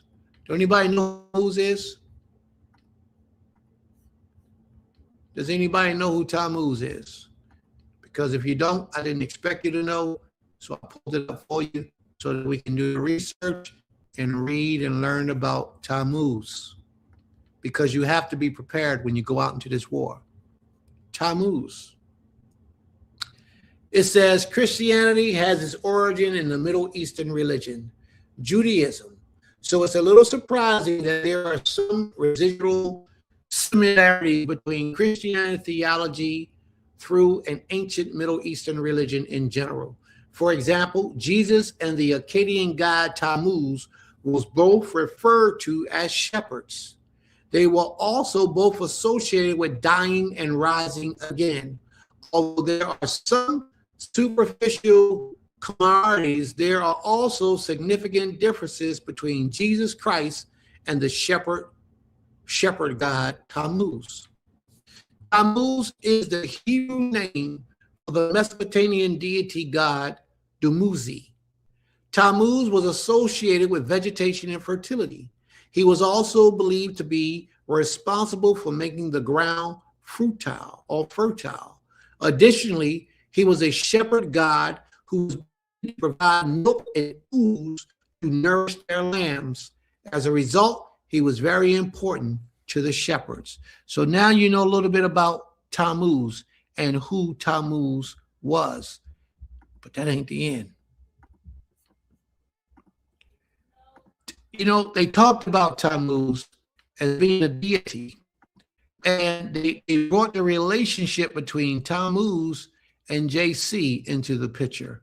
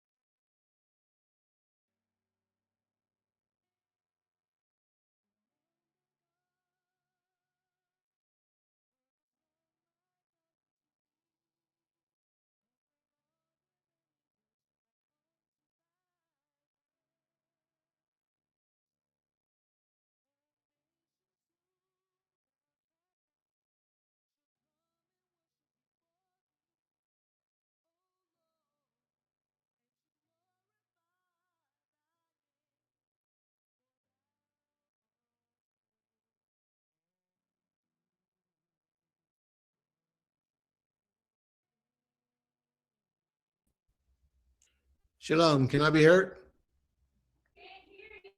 Can y'all hear me now?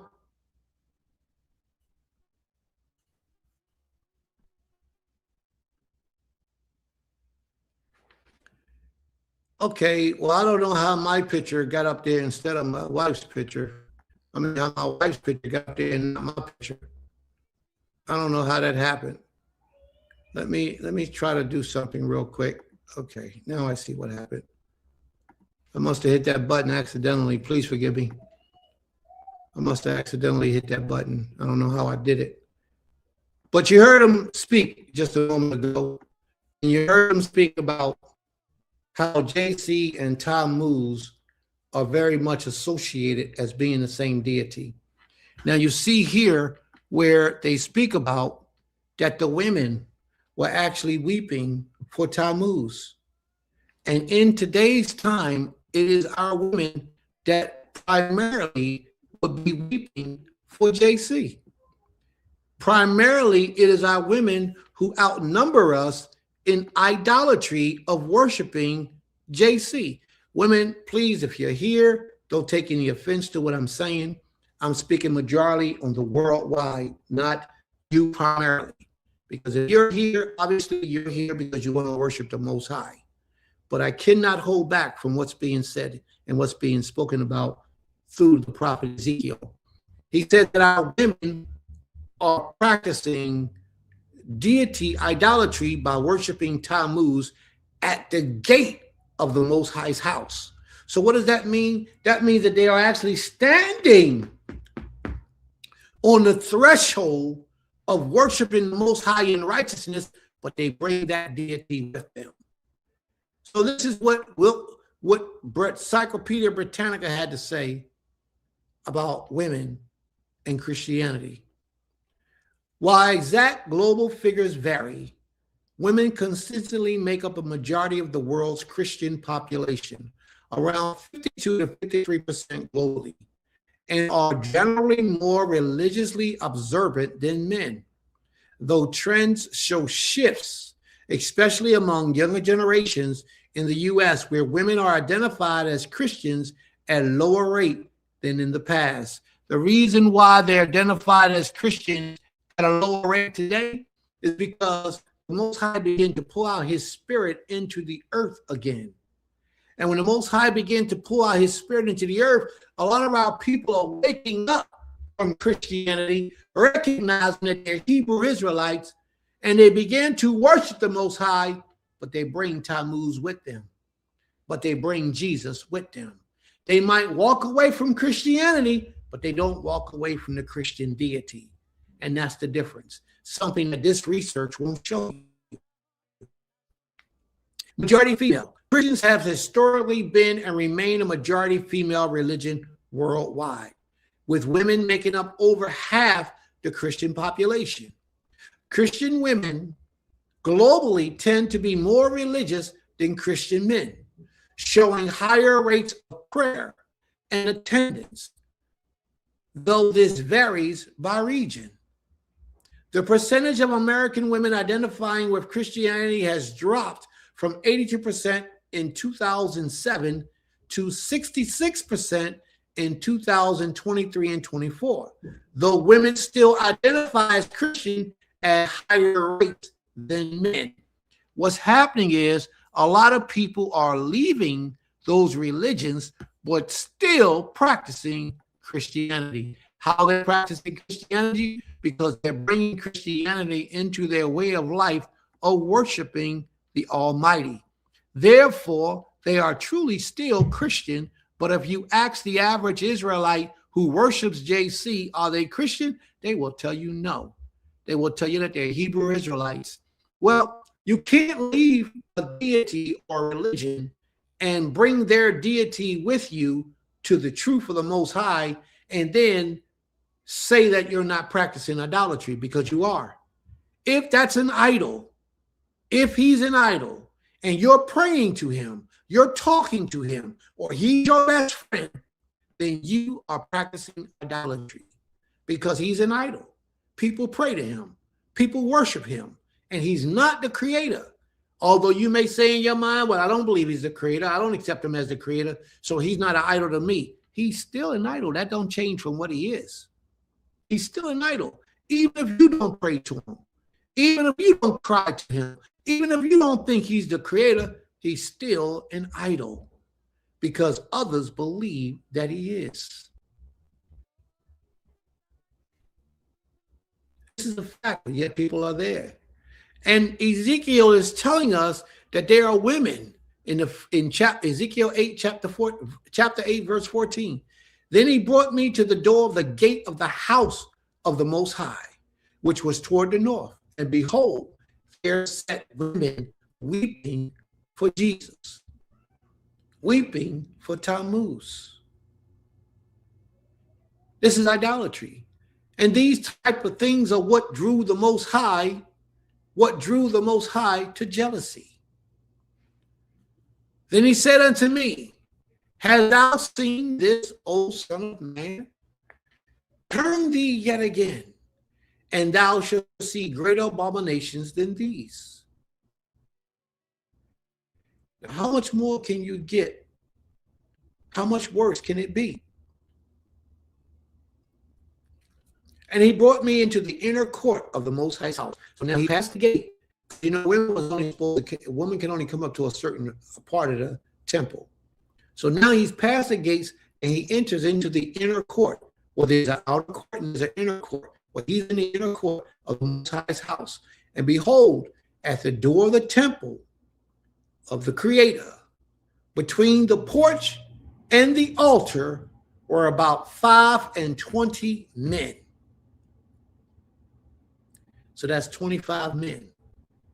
And each one of these men had their backs toward the Creator, toward the temple of the Most High, and their faces toward the east. Now, what rises in the east? And they worship the sun. What do they call Jesus? The Son of God, as they say. He's the Son of God, their God. He's their. Is he God or is he the Son of God? They don't. They got it some kind of way in their genealogy. They know what they're talking about. Is he God or is he the Son of God or is he's the Son of God or is he God? However, he's Jesus. And every time you see a picture of him in the ancient days, they always have a halo or a sun in the back of his head, symbolizing that he was that deity that they were worshiping. Our forefathers were standing, and this was a vision of Ezekiel. He was prophetic. He was prophesying about the future event of what would take place in the nation. And our people, with their faces toward the east, in the temples, with their backs toward the temple, they worship the sun toward the east. Then he said unto me, hast thou seen this, O son of man? Is it a light thing to the house of Judah that they commit the abominations what they commit here? For they have filled the land with violence and have returned to provoke me to anger. And lo, they put a branch to their nose. What is that? They put a branch to their nose. The actual word is branch. What does it mean they put a branch to their nose? Does it mean that they smoking weed? Yeah, I know some of y'all cracking up right now. It could. Because if you think about it, a tree, weed is a part of a tree, and you put it up to your mouth, but it's also to your nose. You actually bring it up to your nose to actually puff. Maybe he trying to tell us they high. Therefore will I also deal in fury. My eyes shall not spare, neither will I have pity. And though they cry in my ears with a loud voice, yet will I not hear them. Do y'all hear what the Most High says? He says, although they cry in my ear with a loud voice, yet I will not hear them. So sometimes there are things that we can do against the Most High that will cause the Most High to turn his backs on us for a period of time.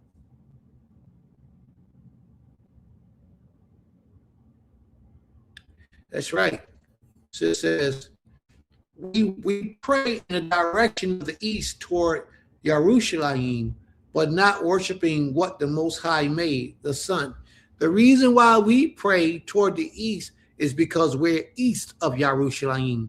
If we were north of Yerushalayim, we would be praying to the north. If we were south of the Yerushalayim, let me correct this. Yerushalayim is east of us. Okay? So if Yerushalayim was west of us, we would be praying toward the west. If it was north of us, we'd be praying to the north. If it was south of us, we'd be praying to the south. But these people, no matter where they were praying toward the east, because that's where the sun rises. And they was actually practicing idolatry by worshiping the sun. See, there's so many symbolic ways that you have to understand how our people commit idolatry against the Creator. Jesus was known as a son God.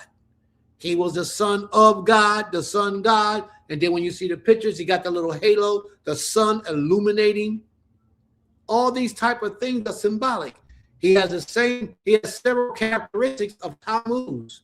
They were both reborn again. They were both shepherds. There's a whole lot of things in similarity with Tammuz and the sun that lets us know this is what Ezekiel's talking about.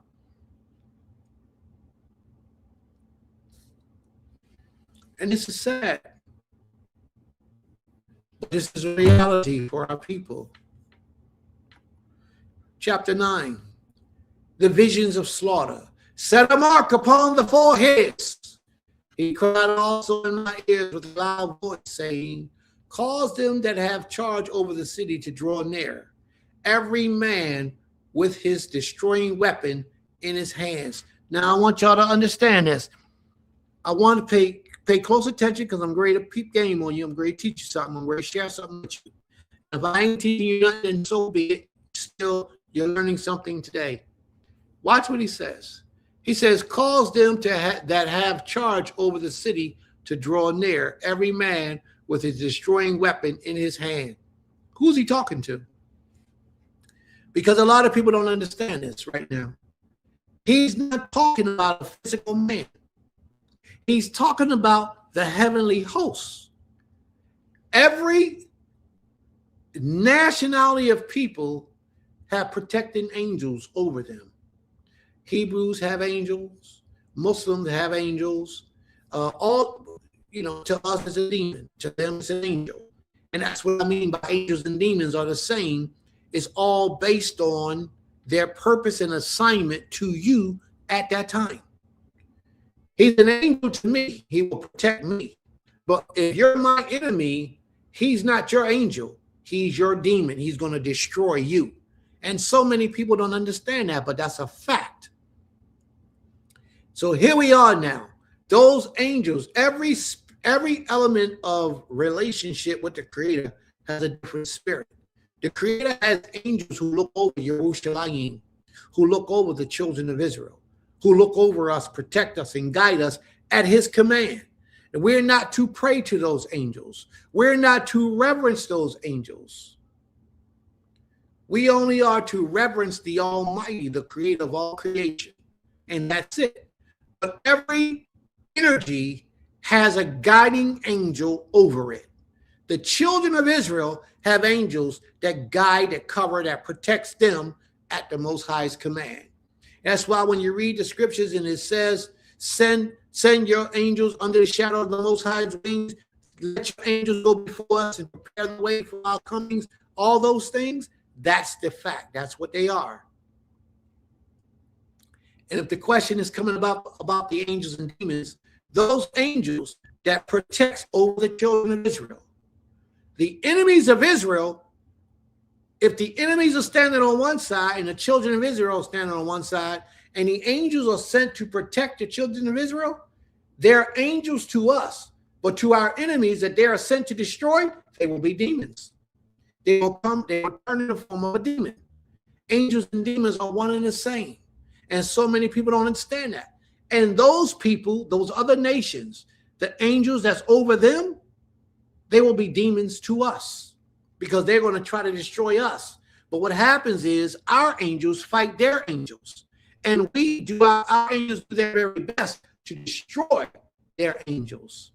And you can find a similarity to this when I'm talking about in the book of Daniel. I believe it's in the 10th chapter, where the angel Michael came and told the angel Gabriel that he needed some assistance because of the angels that's over the Persians was attacking him. So the whole war that takes place is spiritual warfare, but a lot of us who are carnite, which means we deal with things on this level ground right here, we don't understand the spiritual realm. We don't understand what's taking place that we can't see because our minds won't allow us to see that. All right? So what's happening is these are angels that the Most High is talking to. Ordinarily, these angels are protecting us. But right now, the Most High is telling these angels to go down and wage war against us for committing abominations in his house and doing wickedness. Watch what it says. Ezekiel chapter 8, verse 1, chapter 9, verse 1. He cried also in my ears with a loud voice, saying, cause them that have charge over the city to draw near. They have charge over the city. They have command over the cities. Another thing that you might not know is that there's a thing called Elohim. All right? Elohim. Elohim means powers. There's a different Elohim that governs every day. There's a different Elohim that governs every moment of every day. There's a different Elohim that governs over cities, states, countries, continents. There are different energies, Elohim, energies, powers that does these things. Here, the Most High is causing the Elohim that have control over the city to draw near. Come here. He's summoning them unto himself. And this is what he says. He wants every one of them with their destroying weapon in his hand to come here. And this is what he says. And behold, 6 men came from the way of the higher gate, which lieth toward the north. And every man a slaughtering weapon in his hand. And every one among them was clothed with linen. They didn't have on no mixed fabric. They didn't have on something that was mingled. They had on what was divinely inspired by the Creator. They had on pure linen. Every man was clothed with linen.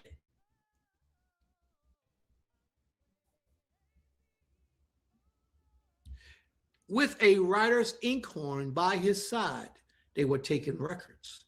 And they went in. They already know, family. What I want you to know right now, I believe somebody else put it up earlier, there's nothing that you can do to hide from the Creator, because those Elohim, those powers in the heavens, are always recording everything that takes place with you, everything you do, everywhere you go, everything you think, every action that you involve yourself in. They're watching, they're recording, and they report back to the Most High. Watch what he says. And they went in and stood beside the brazen altar. And the glory of the Most High of Yisrael, the glory of Elohim of Yisrael, was gone up from the cherub, whereupon he was, to the threshold of the house. And he called to me, man clothed with linen. And he called to the man clothed with linen, which had the writer's inkhorn by his side. And Yahweh spoke through that glory and said unto him, go through the midst of the city, through the midst of Yerushalayim, and set a mark upon the forehead of men that sigh, that cry for the abominations that be done in the midst of the city.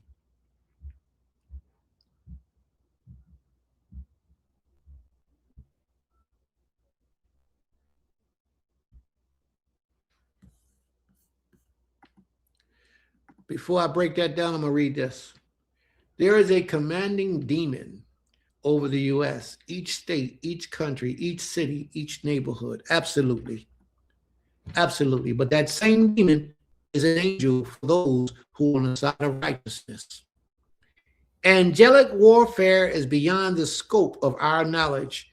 Our battlefield is within us and around us. Absolutely. May the Most High be praised. High Elohim. That's right. That's right. All right, one more.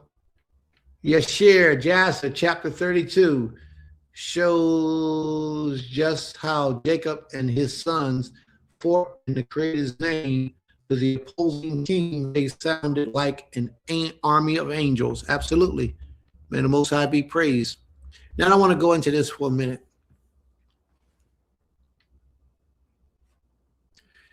And the Most High said unto him, go through the midst of the city, through the midst of Jerusalem, and set a mark upon the foreheads of the men that sigh and cry for the abominations that be done in the midst thereof.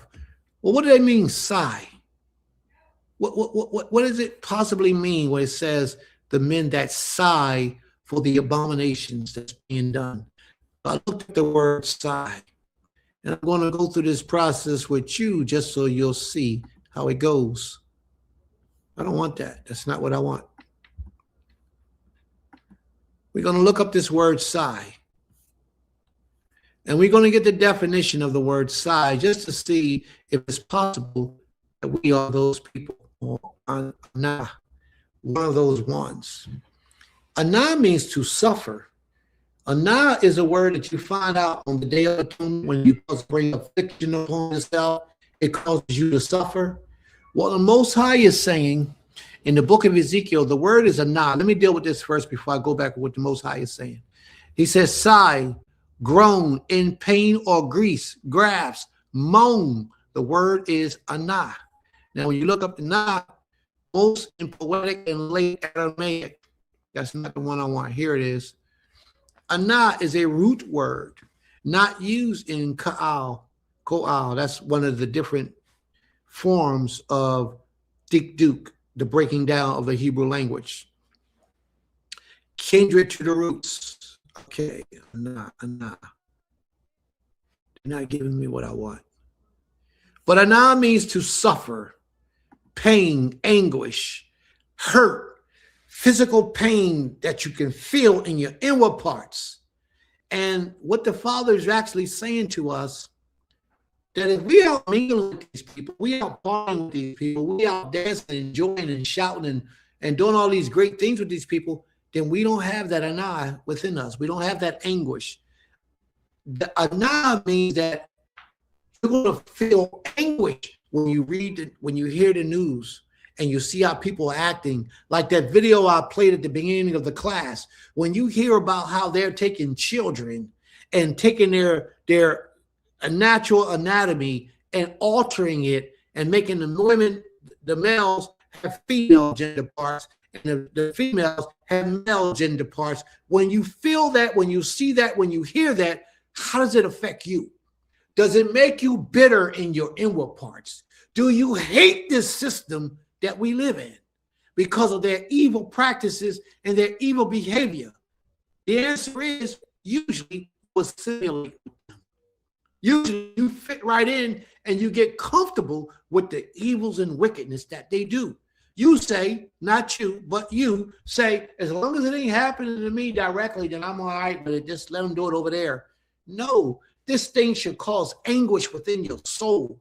You should hate living in this society with these wicked people. You should yearn for a time of righteousness when you can live around your own people in harmony and you don't have to bring your children up in a society and a culture of wickedness, of adultery, abominations, sicknesses, and sin, and just all out detestable things all around you.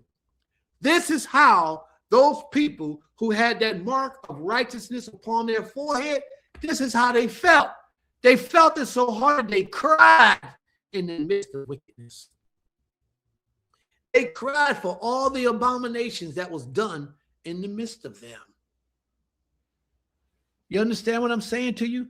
It saddened them to the core of their soul that the people around them was living such a wicked and evil life. Now, you see homosexuals today. The average young person of us today, our average young people today, have grown accustomed to seeing homosexual men and women in their presence where it doesn't affect them, but it should. It should make them feel that anguish. It should make them get that anah up inside their soul.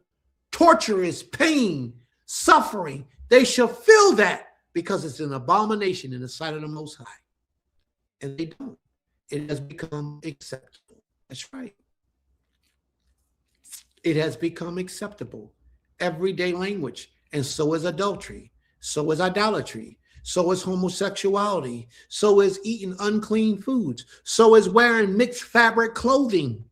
All of these things have now become acceptable. So is your daughter, 10 years old, 12 years old, and she's no longer a virgin.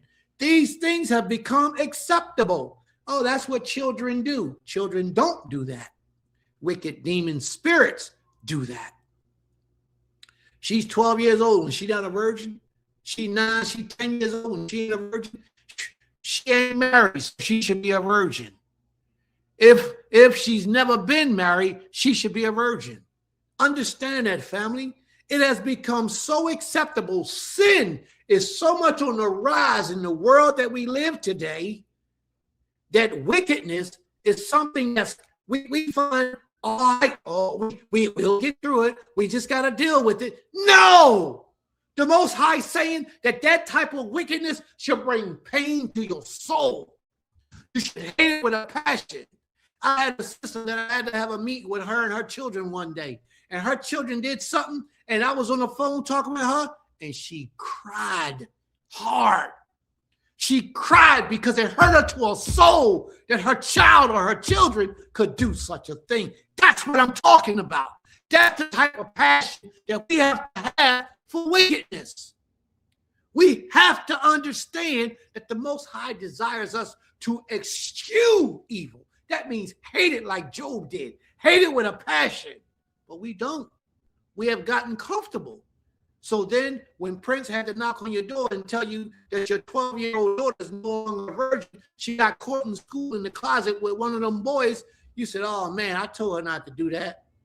Oh, wow, really, Prince? Oh, man, what are we going to do about this? You're supposed to hate this. This is supposed to bring you to tears that your child lost her virginity at a young age like that. She ain't married. It should bring, but it doesn't, because a lot of us have grown comfortable with this.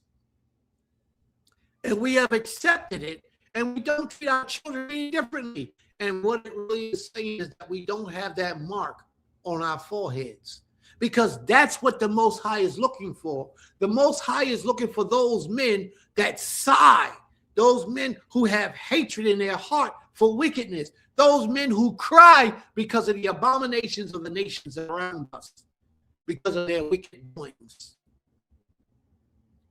We have become, it's a social term that they have for that.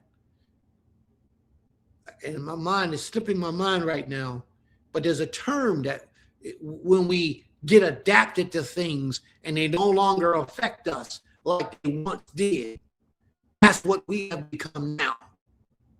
And we find that behavior acceptable. Well, the Most High is saying that's not what he wants from us. The Most High is saying he wants us to hate sin, to despise sin, to just separate ourselves from it with a passion. That's what the Father is saying to us, but we don't, because we still living in these cities. We still going out to these clubs that they're in. We still going out partying like they party. When they have these events, we still go, although we know, and we look at them and say, well, man, you know you ain't supposed to be doing that.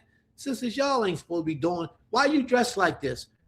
Why you smoking that stuff like that? Why you snorting that up your nose, bro? Why y'all eating this food? Why y'all got chicken up in here? And it's supposed to be a Hebrew Israelite event. You understand what I'm saying to you? We are comfortable with these things. We have become comfortable with sin. And the Most High is saying that we shouldn't be. And how he knows that we're being comfortable with it? Because we have no emotions toward wickedness.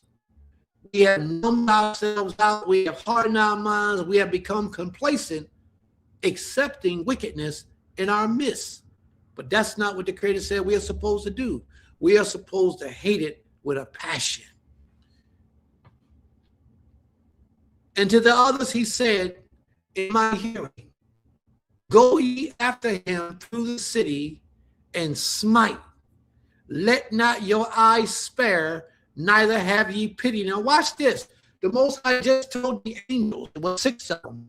One of them he held accountable. He said right on their foreheads. The rest of them, he told them to go out and kill everybody. But I want y'all to take a notice of this. Those angels had charge over the city. Those angels was keeping a record of everything that you did, everything that you thought, everything that you found yourself involved in. Those angels was keeping a record. So therefore, if you was one of those ones who allowed yourself to be a part of this social system and felt no kind of way about it, right? Then you didn't have that mark on your forehead. That means that you would have died. That means that you would have been the ones who got killed.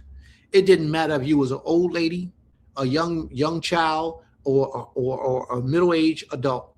It didn't matter. If you didn't have that mark on your forehead, the Most High was going to wipe you out. You don't get a certain amount of opportunity to be right before the Most High. And he always gives you a warning sign like he's giving you today. He's giving you a warning sign today to get yourself right with him. You don't get so many opportunities to get right with him. How can you be homies and your homie don't take care of his children? He got 8 kids from 7 different women, and he provides for none of them. But yet he wants to go to the club with you, a place where you shouldn't be. He wants to go to the club with you and find another woman to do what to. And that's your man, and you cool with that. You can't be, because you have not that anah in your soul to hate wickedness. Because that brother's, he's sick, he's wicked, he's evil, he's negative, he's all the things that you should not want in your circle. So we have to look at our circle. That's what the Creator said. We have to look at all the people around us, and we got to find who's righteous from the midst of that. And that's who we build a bond with. That's who we begin to grow with. That's who we begin to work with. If you got a job and you work around other people, then you got to find out all of those people who has a righteous spirit, even if they don't know the Creator. See who got a righteous spirit, who hate and eschews evil. And that's who you gravitate to. Notice at this particular time, the Most High didn't send those angels out to kill anybody who practiced idolatry. That's not what the assignment was. His assignment was for those people who don't hate evil and wickedness. Those were the ones that had to go. So you could be worshiping the Most High to the best of your ability. Let's say, I ain't going to say to the best of your ability, because he'll have compassion on you if you do it that way. But you could be worshiping the Most High, but don't give him the best of you. Don't give the Creator all of you. Don't worship in the manner that you're supposed to. Therefore, you won't know how to separate yourself from the ways of this world. And you'll find yourself being a victim in the world, just like the rest of the people, and you'll find yourself getting rubbed off. Sometimes people say, how do bad things happen to good people? How do you judge a good person? You have to ask yourself that. What makes a child innocent? What makes an old lady innocent that nothing should happen to her when the Most High brings down his wrath? What makes you innocent? Do you have that sign on your forehead because you hate the wickedness of this world? Do you have that? And you already know whether you do or you don't. That sister cried, boo-hoo, let it out. And I was so elated by that. I felt her pain. I felt it. I felt it because I hated it too. But I felt her pain, her compassion, and the love that she had for her children, and how they disappointed her by allowing wickedness to come in. That was real. And that's the type of behavior we have to have for unrighteousness. But we don't, but we can. We can turn this thing around, family. We can turn it around. We can actually give the Most High the best of us. And even though we won't be perfect, we will be acceptable. Because he didn't look for anybody that was perfect. He wasn't even looking for anybody that was serving him exclusively. What he was looking for was the people that hated the abominations of the people around them. That's the only command that's written in the book of Ezekiel that he gave to the destruction angel. Go to the others, he said, in my hearing. Go ye after him through the city and smite. Let not your eye spare, neither have ye pity. Slay utterly old and young, both maids and little children and women. But come not near any man upon whom is the mark, and begin at my sanctuary. Where you tell him to begin at? Right here in his house. Because so many people sit in a position and speak the Most High's words to the Most High's people, and they themselves are wicked. They themselves are corrupt. That's why they don't like Prince's teachings, because Prince hit at their demons. Prince lets you know what they're about. He tells you how you can spot these individuals, and they don't want that. They don't like that. So they talk about it. That was a way of weeding out the true from the false, worshipers of the Most High. Absolutely. Then you shall again see between the righteous and the wicked, between who serves the Most High and who does not serve him. Absolutely. May the Most High be praised. If my studies are correct, there were only 2 times when the Most High used a mark to set someone apart. Once was with Cain, and again with this prophecy in Ezekiel. Well, there was 3 times, because the other mark was supposed to be put on the doorpost of your house. Now, if you say with a mark, then it's 3 times that I know of. But if you say a mark upon your head, then yes, you're correct. But like my wife said earlier, on the doorpost of your house, you were supposed to put the blood, and that was a mark, so that the destroying angel did not come into your home and kill the firstborn of your home. But I want you to watch this. He says, slay utterly old and young, both maids and little children and women. And women, but come not near any man upon whom is the mark, and begin at my sanctuary. He wanted them to start the destroying angel, to start at his sanctuary. The Most High is not a respecter person. He knows that people will be in the house of worship, leading the people astray, benefiting off the backs of the people. And that person himself or herself will be completely wicked. The Most High says, if they don't have that mark upon their head and they in my house, kill them, take them out. Then they began at the ancient men which were before the house, the Levites. And he said unto them, defile the house and fill the courts with the slain. Go ye forth. And they went forth and slew in the city. And it came to pass when they were slaying them, and I was left, that I fell upon my face and cried and said, Yohe Wahe, Elohe Yisrael, will thou destroy all the residue of Yisrael in thy pouring out of thy fury upon Yerushalayim? And then he said unto me, the iniquity of the house of Yisrael and Yahudah is exceedingly great.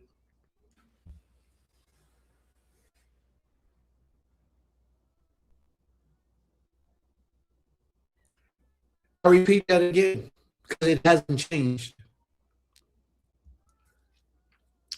Then he said to me, the iniquity of the house of Yisrael and Yahudah is exceedingly great, and the land is full of blood, and the city is full of perverseness.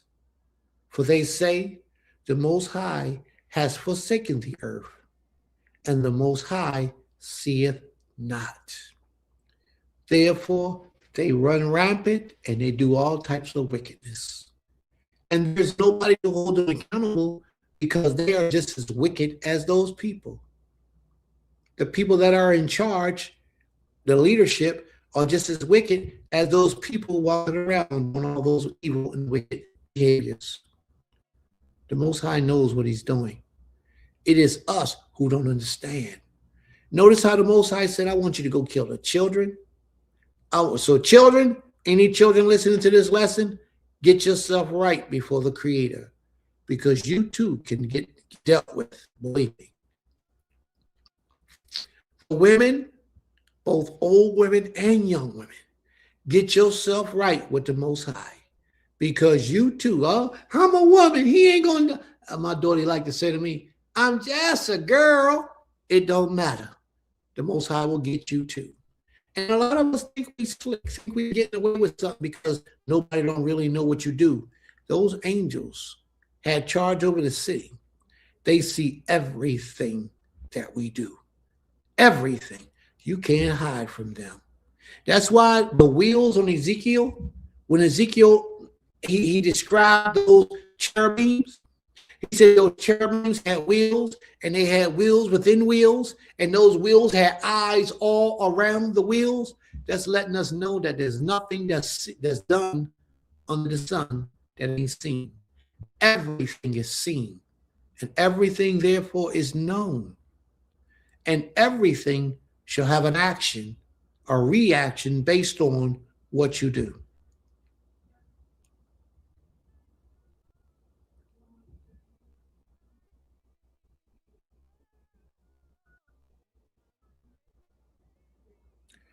Verse 8, and it came to pass while they were slaying them, and I was left, that I fell upon my face and cried, and said, Yohe Wahe Ha Elohim, Elohe Yisrael, will thou destroy all the residue of Israel with thy pouring out of thy fury upon Yerushalayim?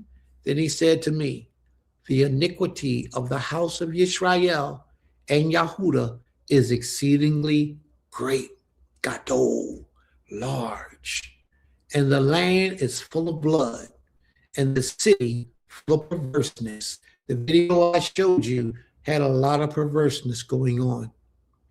For they say, Yohe Wahe has forsaken the earth, and Yohe Wahe seeth not.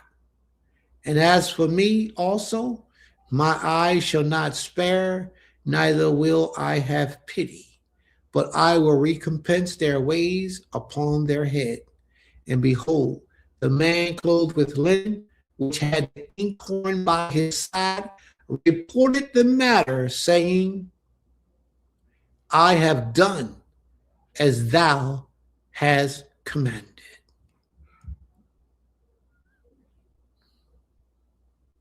We're going to stop there, family.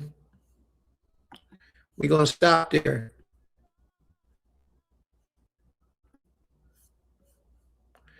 He says, I have reported the matter. I have done as you have commanded. The heavenly host obeys the voice of the Most High. The heavenly host does what the Most High commands for them to do. But more important, family, I have to ask this question. Can you honestly say that you believe in your spirit and your essence that you got that mark upon your forehead? Can you honestly say that? That mark that was set upon the forehead was set there because the people hated evil, eschewed evil, and any evil practice. They even separated themselves from being a part with wicked and evil people. Are you that type of person? Is your circle small? Do you keep the circle where people that you're in company with are people that hate the evil doings of this world? Or is your circle basically a part of those people who are homosexuals, who are not providing for their children, or girlfriends who are promiscuous and have many sex partners, or did not wait till they got married to begin to have sex? Is that your company? Is that the majority of your friendship? And you look at it as an excuse and say, well, it ain't too many other people around. So you use that for an excuse? Because you should always feel in your heart that wickedness is not a good thing to do. Neither are wicked people good people for you to be in the company of. Your circle should be tight and small. And if your circle is large, it's because you live in a community of righteous people. Your circle can't be large if you live in the city. And the people in the city, you find yourself going to work, going out to the markets and being involved with them, going to meetings and plays and opera shows and all those things, and you think that it's a good thing. If you go to these shows and you take righteous people with you, and those people that are righteousness and the show is not about perversions, then you're all right. Don't worry about it. But if you look around at your circle and your circle is not even close to the level that you're on or above, then we in trouble. We in trouble. And we have to rethink ourselves as to how we're going to move. So I'm going to close out this portion of class, and I want to know if there are any questions or any comments. And if there are any comments, now is the time to share your comments. Now is the time to share your comments. And if there's anything that you want to say, if you want to come to the platform, we're going to give you the link so you can come up to the platform and speak. Or if you want to speak from the audience by typing, then just type what it is that you have to do, have to say, well, we'll like to see. Why don't we what, my brother? Why don't we what?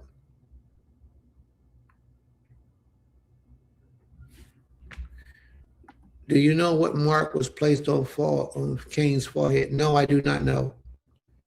I do not know what the mark was that was placed on Cain's forehead. Scriptures didn't tell me. The Most High didn't reveal it to me. I do not know what it is. A lot of people who teach that it was the color of his skin, that he was turned white. That's what a lot of people teach.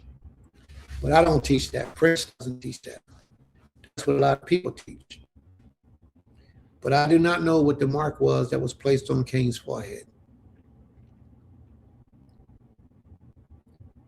It is mystery. Are there any other questions or comments? Brother Benjamin, thank you for your support. Greatly appreciated. Fresh to Life, thank you for your support. Lost but Found, thank you for your support.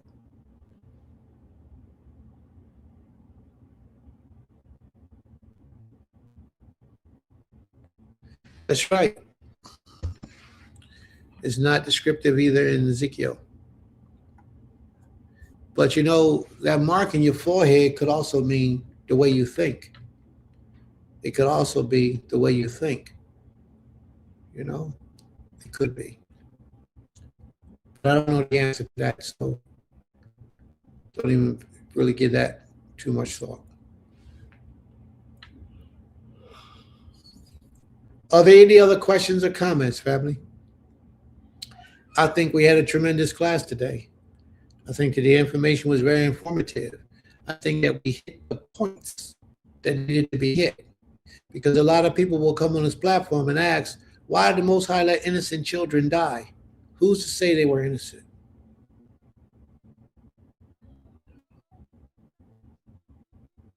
All right, let's see what is in the text, my brother. Because I didn't look that up. You could be correct. I'm not going to say that you're not. Let's see what's in the text.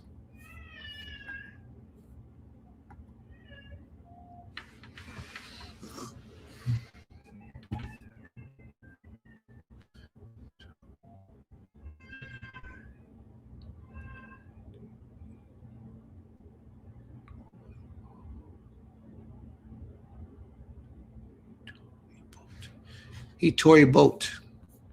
Okay. He tore a boat. On all there.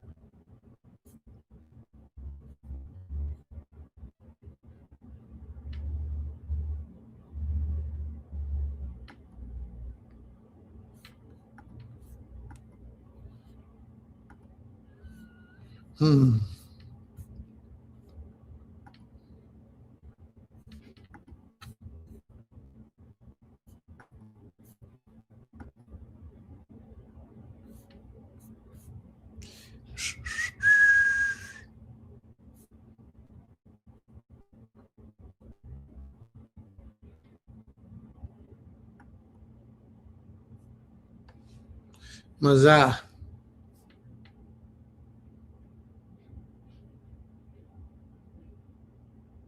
Be clear, be conspicuous. They have it translated as forehead, impudent. Misak, mass, an unused word meaning to be clear, conspicuous. The forehead as open or prominent. Brow, forehead, impudent. What do you say it mean, my brother? If it's not forehead. Mizah, primitive word from Isaiah, to be also with suff, forehead, impotent, forehead as a harlot. Okay, impudent, foremost. So it appears to be the way they think. To me, it appears to be the way that a person thinks is what's going on. So in their minds, pretty much. But what do you think it is, my brother Benjamin? Let me give you the link. If you want to come on, you can come on and speak it.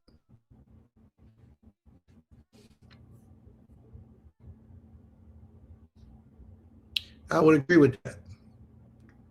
The frontal lobe, where the decisions are made. May the Most High be praised. Today's lesson was really uplifting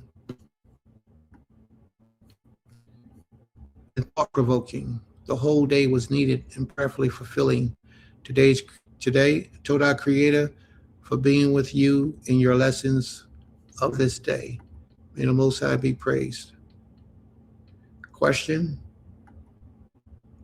Can you compare this mark of the beast, as they call it in the New Testament?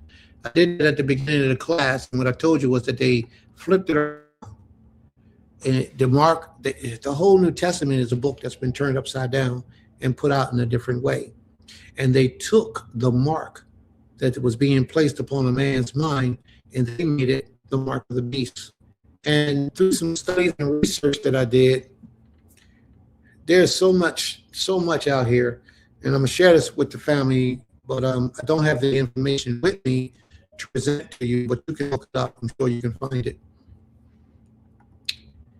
The mark of the beast in the modern rendition of the book of Revelations, the new modern version of it within the last maybe 200-300 years, it has the mark of the beast at 666. But in the older versions of the New Testament, of the Greek writings from almost 1,000 years ago, it had 616. So 666 has been changed, and that's a new rendition or the new version. There are so many different versions or different manuscripts of the New Testament, different books which says the same type of writings or writing the same story, but tell it 5,000 different ways. And this is real. You don't have to take Prince's word for it. You can go look it up. Let's just say the book of Revelations. There are 5,000 different versions of the book of Revelation in circulation. But people don't know it because they don't know their history, and most people just rely on the King James Version and say that that's it. There's about 5,000 different versions of the New Testament.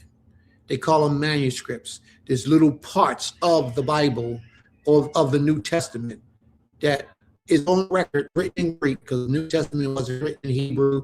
New Testament wasn't written in Aramaic. The New Testament, scholars have all agreed the New Testament was written in Greek. Okay? So they have at least 5,000 different versions. So when somebody says something like, well, this is what the New Testament says, you have to ask them what version of the New Testament says it. Because there are 5,000 different versions, and each version says something different. Christians will know that there's so many different versions. The learned Christians, the scholars in Christianity, they will know that there's so many different versions, but they'll say, well, it's all right. None of them vary that much that we can't accept them. Well, the difference between 616 and 666 is a big difference. And that's something that should be taken and understood. But that is not the only difference between those 5,000 books. There are many differences between those 5,000 manuscripts of the New Testament. There's over 20 or 100,000, I think they said, over 100,000 differences in those manuscripts. And they do not have the original versions. They don't have the original versions. They don't, the oldest, I think, the oldest version they had, I think, now this is just me going off my memory, might be 1,000 years old. And that version is only a little bit like a paragraph or a chapter from the old original version. So it's just that, you know, it's all tricked up. But it's a lot of things going on right there with these people who really believe these things. So 666 means nothing today. The mark of the beast means nothing. What they did was they took the mark that's in the scriptures, twisted it around, and gave it a new meaning. And that's it. And then they try to say that the electronic chip that they're giving out today is the mark of the beast because you can't sell without that chip.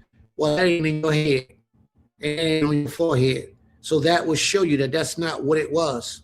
That's not what the prophecy that they gave, what it was. It couldn't have been that because the mark, that chip is in your hand or in your arm and not in your forehead.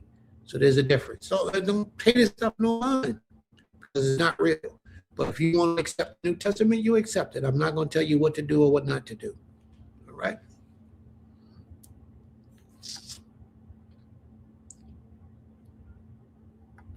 Yes, we're going to cover Ezekiel 10 next week. We're going to move on till we complete the book of Ezekiel. Unless the Creator gives me something else. All right.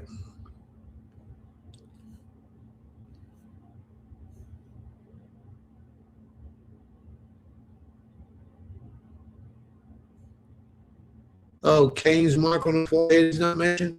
Okay. No mic. You don't have no mic? Okay, it's no problem. It's all right. May the Most High be with you.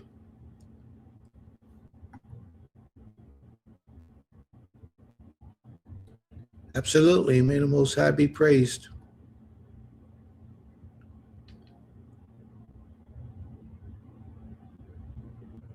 May the Most High be praised. Okay, there you go. All right. So any other questions or comments at this time, family? Is there any discussions that we need to have? Talk to me, family. If there's a question or comment, we got all night to talk. I'm not in a rush to go nowhere. Is there anything that you guys would like to discuss? Anything you heard today or anywhere in your life you may have heard something that you feel is worthy of discussion? Are there any questions or comments? Anyone? This would have been the perfect time for the brother that left to have the opportunity to ask this question so it can be explained to him about angels and demons being one and the same.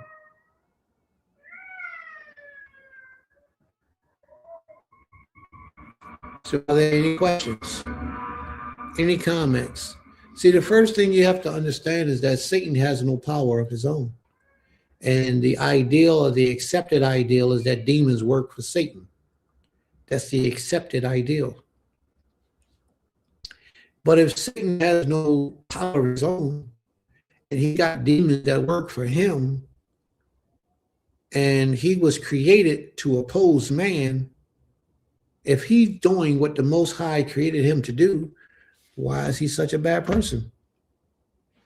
I just don't see the answer to that. It doesn't make sense.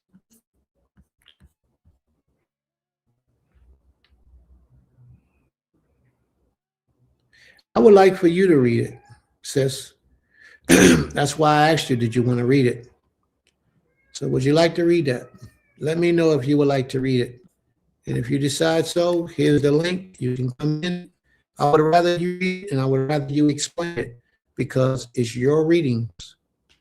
Give us your version of what you understood or what you got out of that. Would it be appropriate to ask you to share your thoughts on issues of Venezuela and the Caribbean?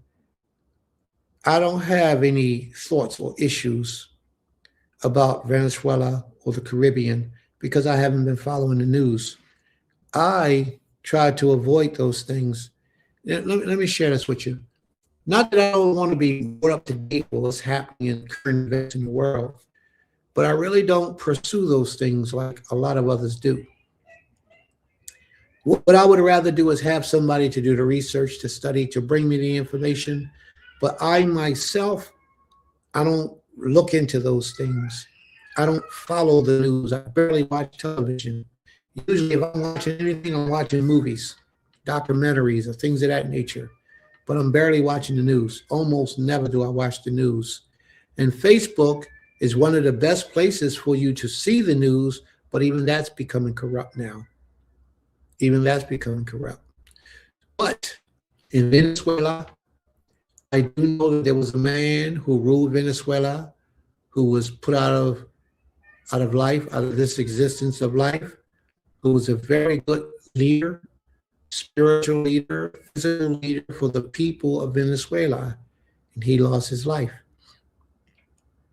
So I don't know Muammar Gaddafi. I don't know what's going on now in Venezuela, but from what I understood at the time, and that's why it's surprising to me when my wife said something is going on in Venezuela, because when Muammar Gaddafi died, the one who was put in place was supposed to have been a puppet for the United States government. He was supposed to have been put there by them to do what they needed done. So now if this guy has rebelled, then I don't know. Maybe he stepped out of order. Brother, here's the link. If you want to come, what you can, come and share your information. Whatever you got, share with the people, because I don't know. Yeah, that's what my wife said. My wife said they got bombed and the president and his wife was taken hostage. That's all I know, and I only know it because she told me. But I don't watch the news. I don't follow the news.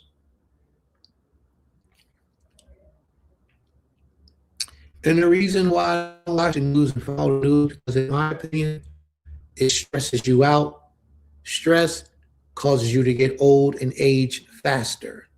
I'm 39 3/4. I don't need to get no older, no faster. 39 3/4. Y'all remember that, right? 39 3/4. Don't let nobody tell y'all nothing different.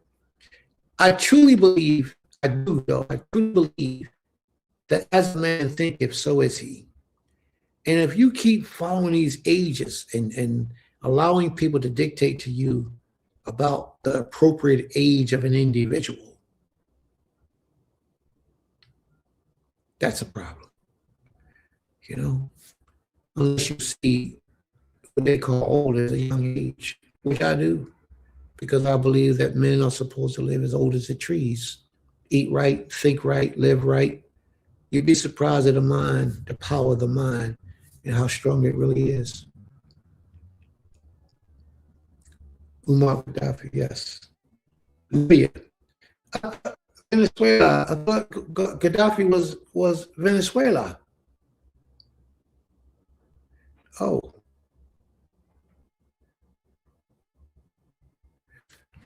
Oh no, let me tell you why I'm thinking this. I just got my mind off. Forgive me, please. I was thinking about when the guy took his shoes off and threw his shoes at Bush. He was in Venezuela. That's why my mind was there. Please forgive me. Now, Gaddafi was Libya. And Venezuela was where the guy took his shoes off when Bush was over there speaking. He took his shoes off and he threw his shoes at Bush. I was confusing the two. Please forgive me. You're all right. Thank you for the correction. I appreciate that. No, you sure? I'm all twisted up then. I thought that was in Venezuela. When the guy took his shoes off and threw his shoes at Bush, he wasn't in Venezuela? And if not, I'm shutting up for the rest of the night because I don't know what I'm talking about. I got to go find my places, and I don't like to talk about things I ain't sure about. Oh, okay. Well, now you're going to have me looking it up later on because I swore that's where that man was at. I swore he was in Venezuela. My man Gaddafi, that's my man. And I did a whole research on Gaddafi. And I don't know how I mixed those two up, but please forgive me. But I did think that that man took his shoes off was from Venezuela. So I was wrong. Right, right. He was Libya. I ain't got no problem with that. But I thought the other guy was in Venezuela. But if I'm wrong, please forgive me. Don't follow, don't believe nothing Prince said about the man with his shoes who threw his shoes. Don't believe nothing that Prince said about Venezuela because he was wrong. Now somebody else said it happened in Iraq. She said it happened in Pakistan. He said it happened in Iraq. The shoe guy was a news journal. That's correct. From Iraq. Okay. All right. I don't know. Well, I'll look it up. No, sir. No, sir, what? What did I do wrong now? What did I say wrong now? Sister Esther, are you going to come on and do that reading for us, Sister Esther, before I close this platform down? You're welcome to come on. I sent you the link. Just hit the link and come in. And I would like, once you finish the reading, I would like for you to give your perspectives on what you got out of it and what you read. Are you willing to do that today, Sister Esther?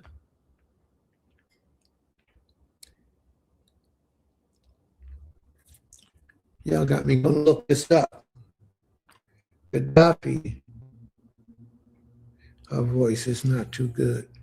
Okay, well, let us know next week when your voice get a little bit better. Or if you want to do it with your voice not that good, just speak softly.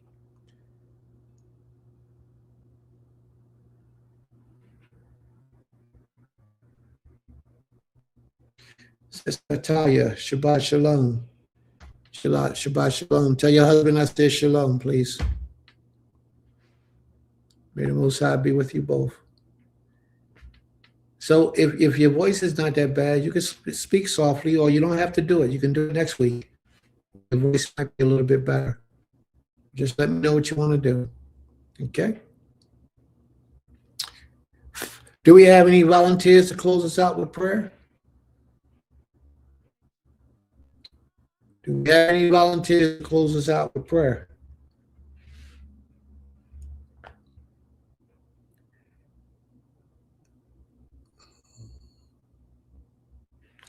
Okay, she's on the screen. She's coming in.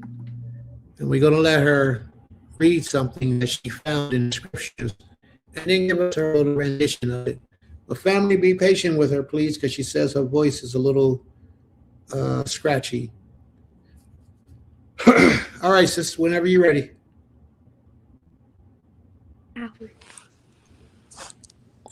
Shalom, everyone. Shabbat shalom.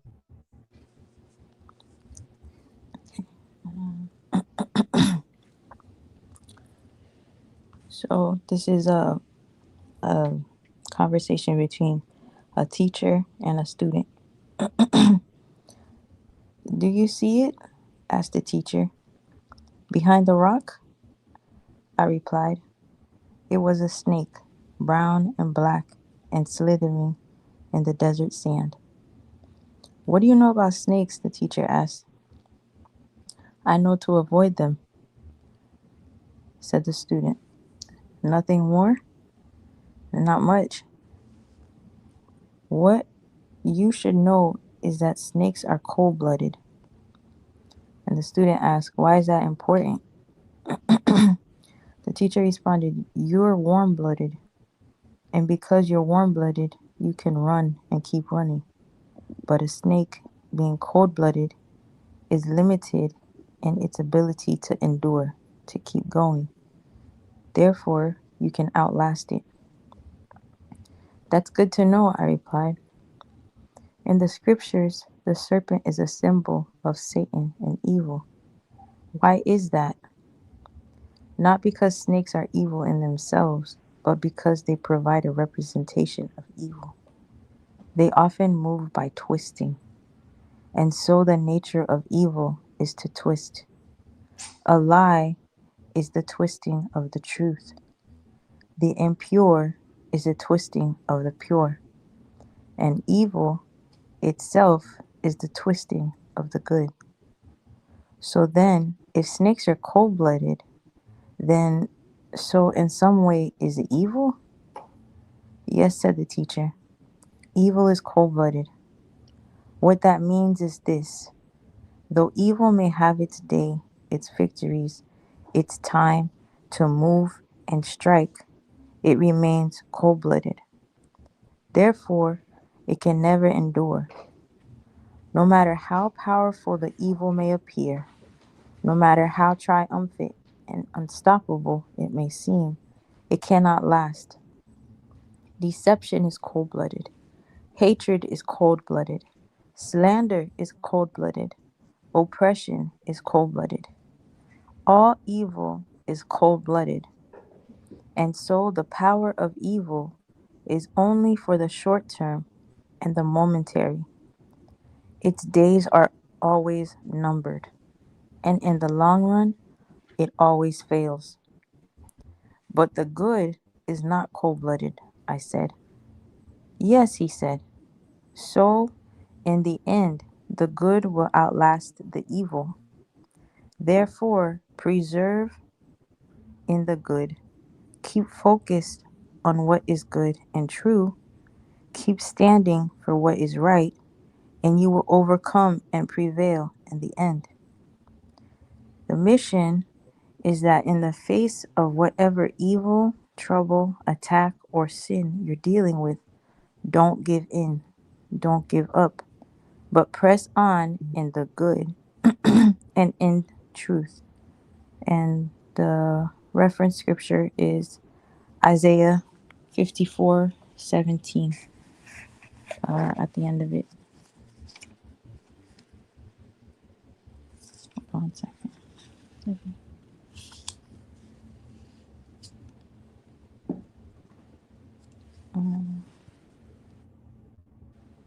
Were you able to hear that? Yes. Are you reading Isaiah 54:17? Yeah. I think I know it by heart. I'm just double checking. Hold on a second. Yeah. I got it highlighted somewhere. Okay. No, it's here. 17. 16, 17 there. Okay. No weapon. Isaiah 54:17 states, no weapon formed against you shall prosper, and every tongue which rises against you in judgment you shall prove wicked. This is the inheritance of the servants of Yahuwah, and their righteousness from me, declares Yahuwah. So what I got from this this excerpt here that someone shared with me this morning, a couple of things. One of them is just like we were reading in Ezekiel. There was a lot of devious and twisted things that were going on in the house of the Most High. And just like he kept referencing, everybody thought that nobody could see what they were doing. It was almost like a hidden society kind of thing, where a group of people, let's call them the elites, were privy to be in a certain section, hidden from everybody else. And Yah had to literally take Ezekiel chamber by chamber, room by room, in his house to show the abominations of what was going on. But it's just the audacity of our minds when we're straying from Yah to say that Yah doesn't see. I remember in I think it's Tehillim 14. Hold on. I think it's Tehillim 14. Where's the verse? 14 and 80, 38. What's the verse? 83 and 14. No, the verse. It says verse hold on. Tehillim 14 verse 2 says, Yahuwah looked down from the Shamayim, or the heavens, on the sons of mankind to see if there is a wise one seeking Yahuwah. Then they have all turned aside. They have together become filthy. No one is doing good, not even one. And the Most High asked the question, have all the workers of wickedness no knowledge, who eat up my people as they eat bread? and do not call on Yahuwah, there they are in great fear, for Yahuwah is with the generation of the righteous. You would put to shame the counsel of the poor, but Yahuwah is his refuge. Oh, that the deliverance of Yasharel would be given out of Zion. When Yahuwah turns back the captivity of his people, let Yaakov rejoice, let Yasharel be glad. I just learned a new word today with the part about Anah, the sighing and crying that Ezekiel had a heart for Yerusha, for the people of Yah, and that Yah was showing him all the twisted things that his own people were doing, and Ezekiel was put in a place in a dispensation of time to be the Nabi that Yah would speak through and to deliver that generation of people from their sins. So it had gotten to the point where they were so invasive in what they were doing, it moved the Most High to jealousy, to I would say it was rightful anger, and that if he wanted to pour out his wrath right then and there, he could have done it and just burned up everything and started over. But he didn't. He was showing Ezekiel, this is what the nation has come to. Like, and it's so interesting that, again, it was the Levites, the same Levites that were supposed to carry out the law and order of Yah and manifest who he was in the earth to the people, were the same ones who were turning their backs on him, like slapping him in the face. And it's like they didn't have any remorse because they kept doing it. First you start off with 70 and then you go to 25. It's like the numbers were there, like, let's all collectively go against Yah. This sounds exactly like the Tower of Babel. Like, you had so many resources, you could have done so much, but you want to build something to reach Yah and then overtake him. Like, we can't do that. And all he wanted Ezekiel to do was like, tell my people to turn from their sins. And going back to the story I just read, the enemy, yeah, he has a part to play in this whole scheme of things. He doesn't want anything that would prove Yah to be Yah. He doesn't want any of us that are left, that are going through day by day, to call upon the name of Yah, because Yah is our strong tower. He is our defense. He is our lawgiver. He is our judge. He's everything that we need. But the moment his people stop and recognize their sin, the enemy loses its power. Just like a snake, whenever it's on the prowl and it's looking for something, some of them, they don't look for prey smaller than them. They look for things bigger than them to prey on. And knowing that the enemy has certain characteristics that make his I would say make his make him who he is. He has strength in so many places, but he also has weak points, because Yah has proven himself over and over and over again. If my people are humble and they repent from their sins, then I will forgive them of their sins and I will heal them. Once the Most High's people are healed, there's no stopping us. Once we've gotten out of the realm of wickedness and operating in the flesh, there's no stopping us from doing what Yah wants us to do. And the enemy loses power when he does that, because that's a whole group of people now who've turned their backs to him and turned their focus on Yah. So I think there's another verse in here in Tehillim 18 where it says, where's it at? Tehillim 18. No, this isn't. It says, here. 18 verse 20. Yahuwah rewarded me according to my righteousness.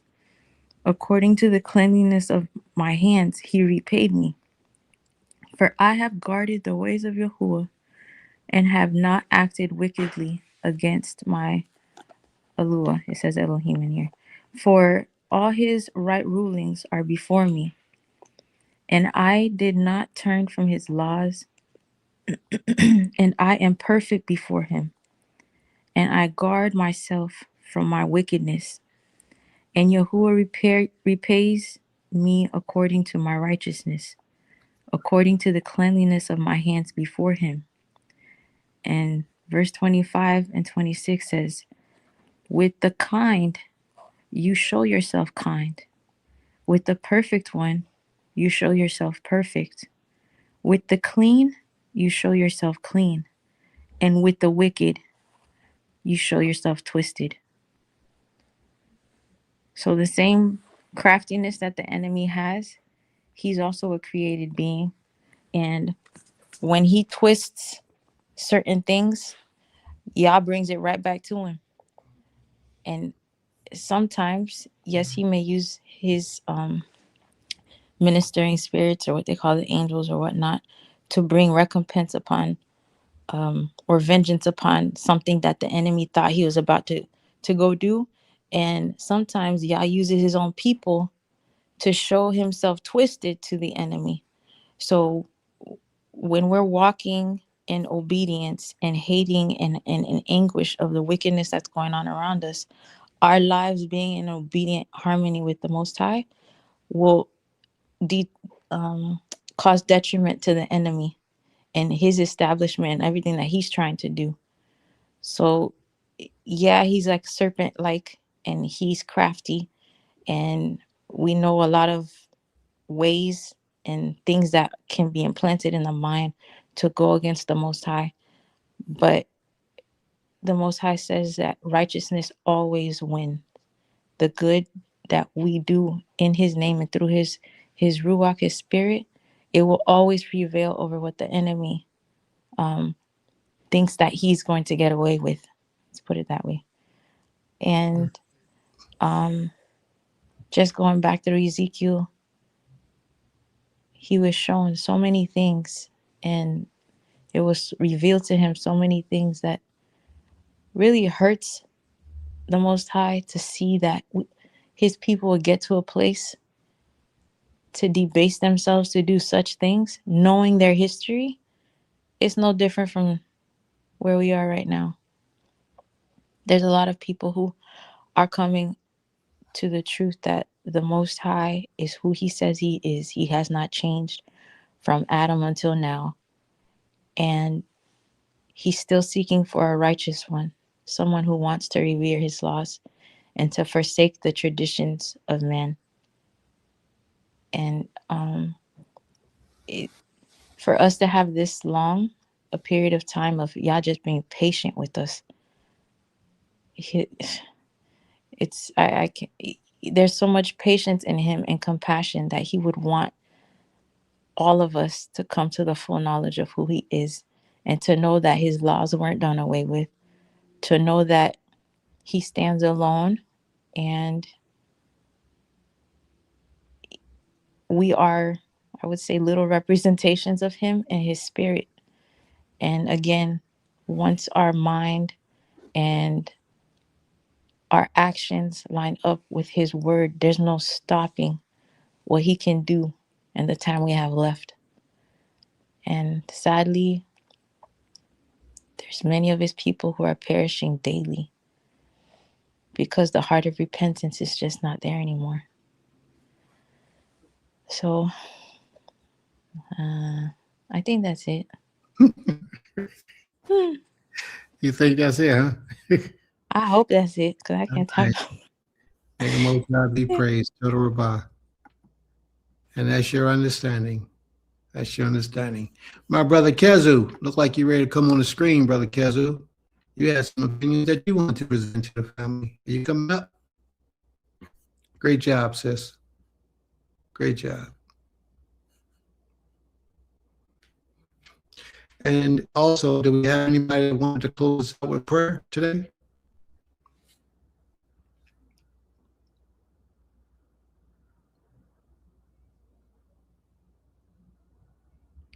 Brother Kazu, are you coming up, Brother Kazu? If not, just let me know, bro. Maybe he's logging on.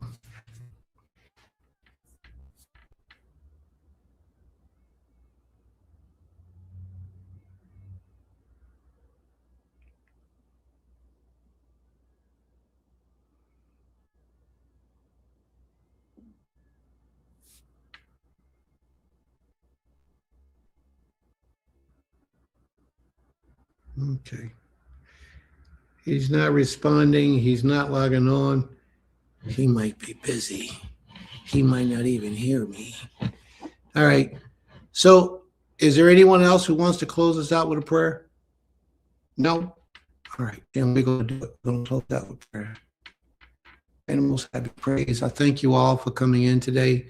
And Sister Bahira, I didn't get to say Shabbat Shalom to you. Please forgive me.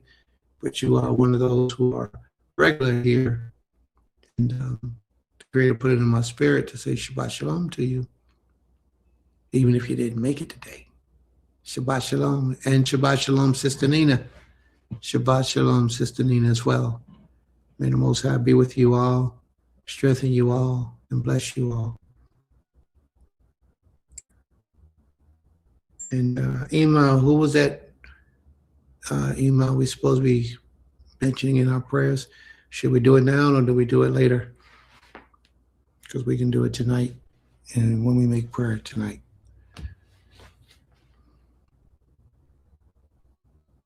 Just gave a good presentation. I like that. I enjoyed that.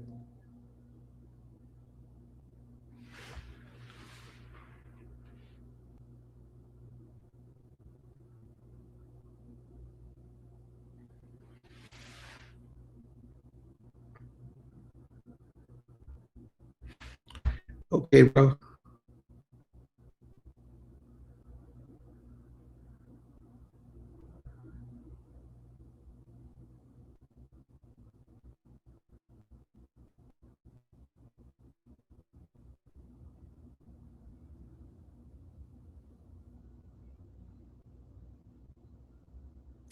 All right. Can we all rise and face the east, please?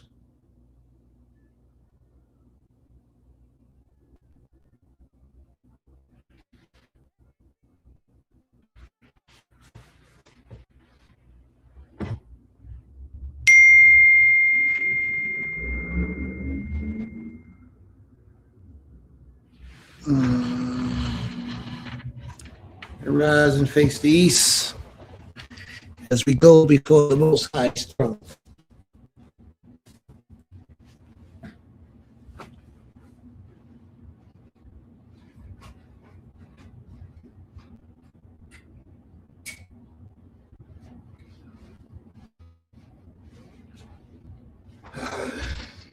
It's be a perfect time for me to sing, right?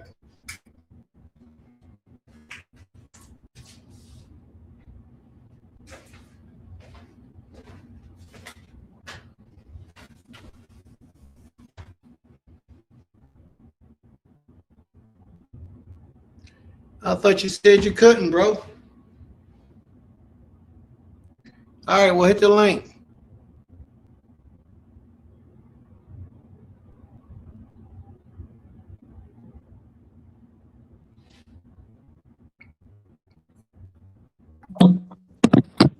Wake up.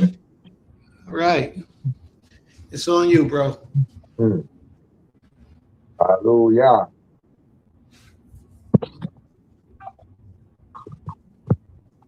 Hallelujah. Hallelujah. Toda Rabah.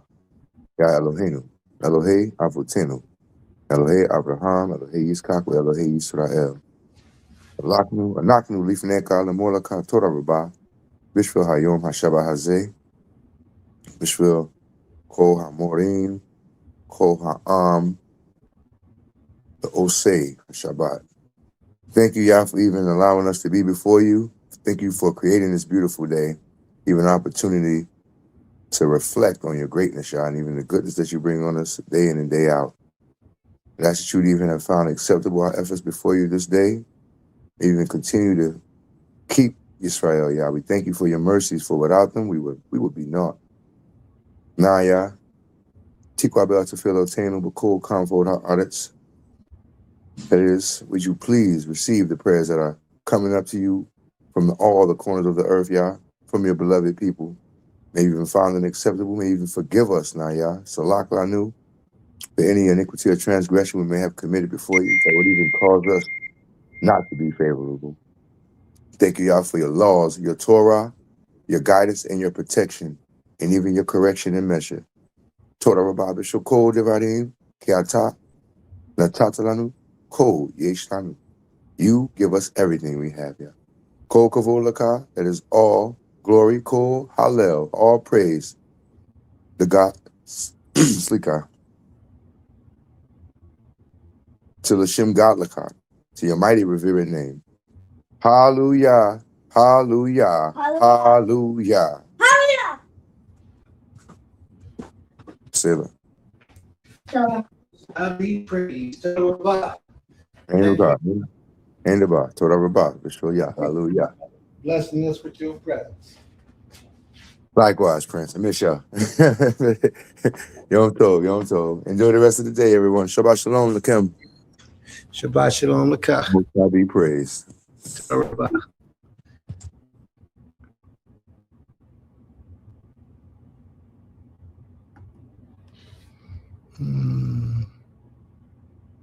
All right. May the Most High be praised.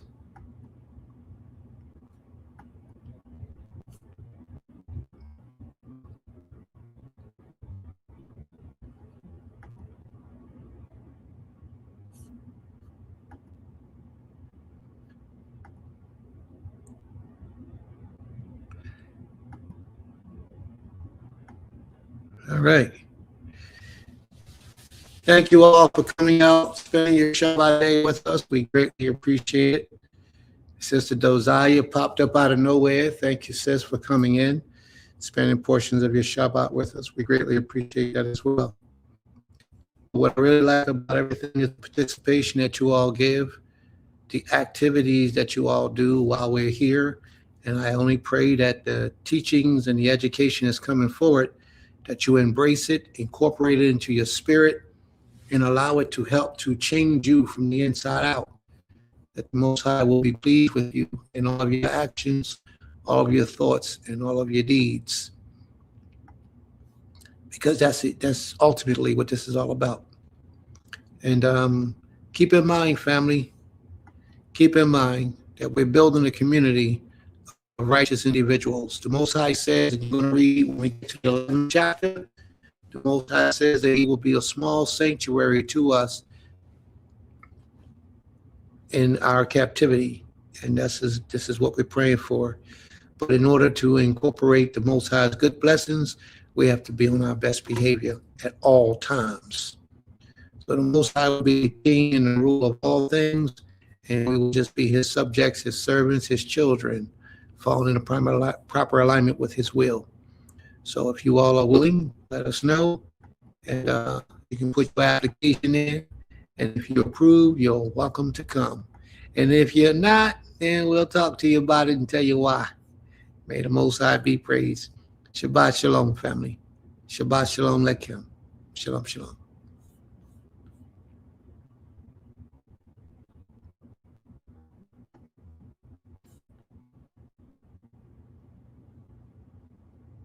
Beulah land at Temple Kefar Yim. This is for the people in the front and the back. Going through the gate. Had a lot to do, but you know you got a lot on your plate. We are Beulah land at Temple Kefar Yim, a community, a school, a family of faith working to build something greater together. Our mission is simple but powerful: to restore, to teach, and to grow. Here at Beulah land, we bring together the vision of Temple Kefar Yim with hands-on action. Stop it, you got it, yeah, you got it. Through our Goshen Hebrew Academy, we teach our children the Hebrew language, history, and principles that ground us in our faith. We celebrate Shabbat services and holy days with joy, keeping our culture and traditions alive for generations to come. Our work also reaches beyond the classroom. We focus on community growth, agriculture, training, and safety, building a place where families can learn, worship, and thrive. The name Beulah Land comes from scripture, representing covenant, renewal, and a people restored to their land and purpose. That is exactly what we are doing here, restoring faith, culture, and community life. But we can't do it alone. If our mission speaks to your heart, we invite you to support us. You can give through Cash App or PayPal at Build Yisrael, or learn more at www.goshenhebrewacademytemplekefaryim.org. Feel free to contact us at beulahland@templekefaryim@gmail.com. You can also subscribe to our YouTube channel and even become a member to stay connected and help spread our message of faith and restoration. Change up in a minute, as fast as change clothes out the